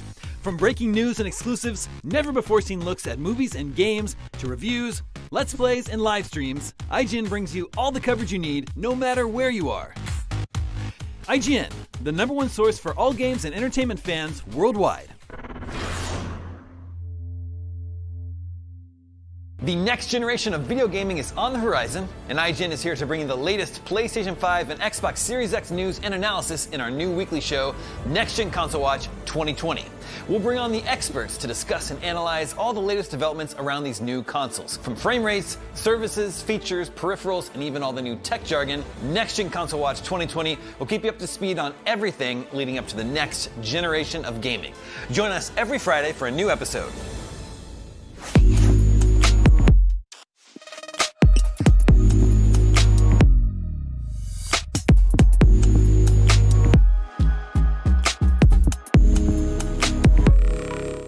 This year, Gamescom is streaming to you on IGN, and now you can watch it unfold on TikTok. World premieres, exclusive gameplay, cosplay, interviews, and unforgettable moments from the biggest show in gaming can now be crammed right into the palm of your hand. Check out IGN and Gamescom's TikTok accounts and use the hashtags Heart of Gaming and Gamescom 2020 to get in on the action.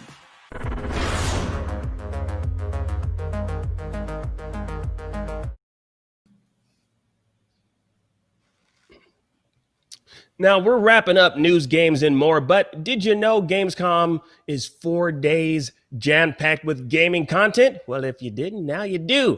Well, it is, and it's all leading up to a great big send-off this Sunday. So head on over to www.gamescom.global and cast a vote for your favorite streamer, Gamescom's most wanted, and the best of Gamescom. And then tune in on Sunday, August 30th at 8 p.m. Central Eastern Time, 11 a.m. Pacific to see the grand finale of this year's Gamescom, where we give the gamers a stage. That's right, guys. Cool cosplayers, user-voted awards, esports, and more. But now there's time. It's time for more news. Now we're going to go right into it, guys. I had a little nightmare recently. So haven't we all been having nightmares recently?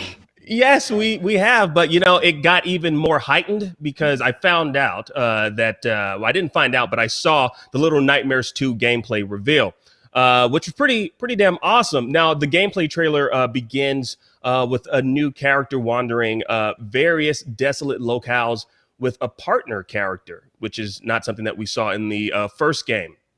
Now, along the way, the two characters work together to solve physics-based puzzles as the world gets progressively more terrifying. Now, this was announced back at Gamescom 2019. Little Nightmares 2 continues the journey started in the first game, which we called here at IGN one of the scariest horror games of this generation. Now that's a big statement right there. Oh yeah. So you horror fans, I would definitely you should definitely check this one out. Now it will include the original protagonist, Six, but also introduces a new character named Mono, who doesn't have Mono, named Mono, and is set to be the main focus. Now, just looking at this, like it looks pretty eerie and scary. I'm kind of curious. Does this kind of what do you guys think of this? Seth, let me start with you. What do you think of just like looking at Little Nightmares 2? Yeah, it's giving me anxiety. Yeah. I get it's got definite oh god, I'm totally blanking on the name of the game. Not by the people who made Inside. It was the game before that. Playdead. Limbo, thank you, Limbo. Yeah, Limbo. I get vibes of that, but like in an even more spooky anxiety kind of way. Yeah. I'm into it. Yeah. Definitely a little bit too spooky for me. And I also just wanted to point out, like, I know even though there are two different characters, that it's not co-op or multiplayer as far as we know, even though that does change up the gameplay mechanisms a little bit. Mm-hmm. Yeah, I was saying earlier during the commercial break that with this new character introduced, it kind of gives me like Ico vibes. If Ico were like a survival horror game, is what I would say. Now, the two characters here, they will explore a location called the Signal Tower that the senior narrative designer, Dave Mervick, says is the center of the story. Now, Little Nightmares 2 is set to be released on February 11th, 2021, and will launch on PS4, Xbox One, Nintendo Switch, and PC. A release date for next-gen systems will be announced at a later date. Now, let's move on into territory that I'm sure a lot of you are huge fans of. The Sims 4 Star Wars expansion is hitting next month, guys. Now, inspired by the Galaxy's Edge part of Disneyland and Disney World, A Journey to Batuu. Hopefully I said that right. Someone will let you know. Batuu. Yeah, I know. They're going to let me know in the comment section. My bad, guys. Now, Journey to Batuu will be available for The Sims 4 on September 8th for PC, Mac, PS4, and Xbox One. Now, the first look trailer showcased some of the locales and the characters from Galaxy's Edge, with EA's official description reading, "Hone your lightsaber skills, befriend a droid, and get ready to unlock missions for the Resistance, First Order, or Scoundrels. The more you accomplish, the closer you are to meeting iconic Star Wars characters like Rey and Kylo Ren." Now, Matt, I'm going to ask you, what type of vibes are you getting from this? How do you feel about this? Are you going to return to The Sims because of this? Yeah, man, it looks great.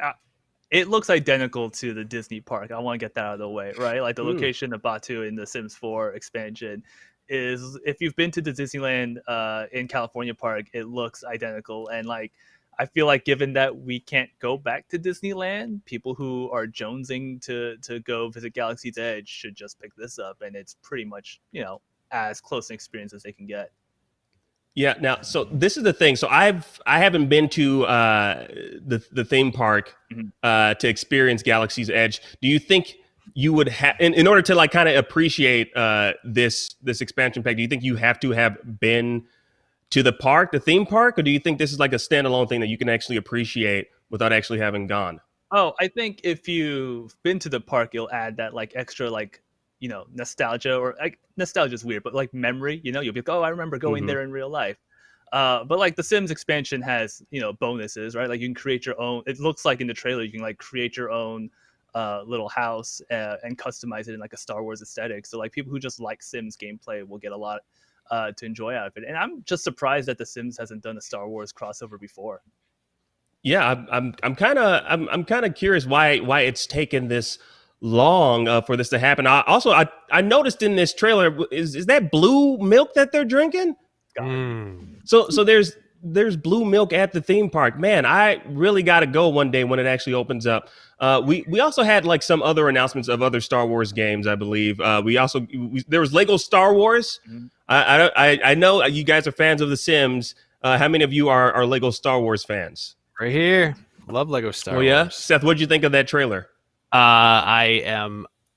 They don't even have to show me anything. Just be like Lego Star Wars. I'm like, I'm gonna play that. It was the first game that when my son was little, we allowed him to play, was Lego Star Wars 2. And so it's like, we've got those memories tied to it. So every time there's a Lego Star Wars game, they can put out a real bad Lego Star Wars game, and I'm still gonna buy it, and we're still gonna play at least some of it. Maybe not get all the special bricks, but I was just I do want to call out one comment. I am reading the chat on our YouTube live stream for all of you guys chatting there. And this comment is from Fiat Sopa. Sims 5 would have been interesting in a way, but not another DLC pack. I don't know how to put this. It's the equal / face, like the meh face. What do you guys, I think this DLC pack looks cool and will bring a lot of people to Sims that maybe haven't played in a while or haven't played maybe at all if they're big enough fans of Star Wars. But what do you guys think? Are you disappointed that it wasn't Sims 5? Personally, I'm not disappointed, but I definitely can understand why some people might be disappointed. But I feel like this should be enough to kind of tide you. Hopefully, if you're a Star Wars fan and you're a Sims fan, hopefully this is enough to tide you over till that does happen. And if you're still playing Sims today, you should be. I would, if I were a fan or if I were playing The Sims today, I would be happy to see new content released. That's just me. I completely plus agree. you can get The Sims 4 for like $5 most of the time. So it's like it's always on sale. It's a great value. All these expansions basically add enough to make a sequel. Yeah. Well, you know what? With that, I wish we could talk forever about this stuff, guys. But with that, that's it. Day one of Gamescom is in the can, guys. At least on our end. Here's a tease at what's happening tomorrow. Things kick off with Game Scoop Live, and then Max and Brian are chatting with voice actor Troy Baker. I love that guy, who you've almost definitely heard in at least 5 different video games. And of course, all day we've got tons of exclusive trailers and gameplay reveals. And you can find out everything that's happening along with lots more gaming content over on www.gamescom.global. From all of us here, guys, thanks for watching, and we'll see you tomorrow. Let's wave at them, guys. Bye-bye. Auf Wiedersehen. Oh, nice.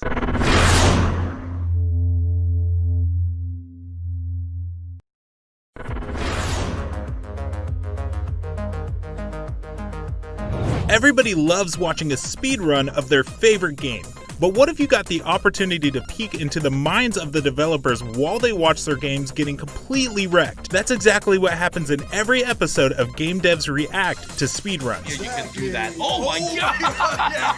We invite you to ride along with the developers as they react to, question, and enjoy some of the most skilled players exploiting and speeding through a game it took years of their life to create. Join us every Saturday for a new episode. Not only is IGN the world's biggest media brand for games and entertainment, but we also have a team of some of the world's biggest fans of your favorite franchises.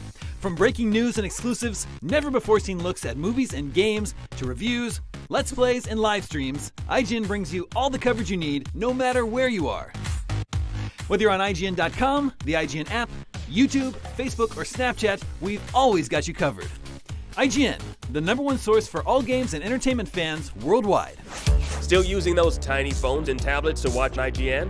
Give your eyeballs a rest, because IGN has moved to your living room. Get first looks and in-depth reviews of the most talked about titles. Thank you so much for chatting with me. Pleasure to be here. And take a front row seat to the biggest events of the year. Tune in on your Samsung TV Plus, Pluto, and Flex, and take a load off. Tune in to IGN 1. The next generation of video gaming is on the horizon, and IGN is here to bring you the latest PlayStation 5 and Xbox Series X news and analysis in our new weekly show, Next Gen Console Watch 2020. We'll bring on the experts to discuss and analyze all the latest developments around these new consoles. From frame rates, services, features, peripherals, and even all the new tech jargon, Next Gen Console Watch 2020 will keep you up to speed on everything leading up to the next generation of gaming. Join us every Friday for a new episode.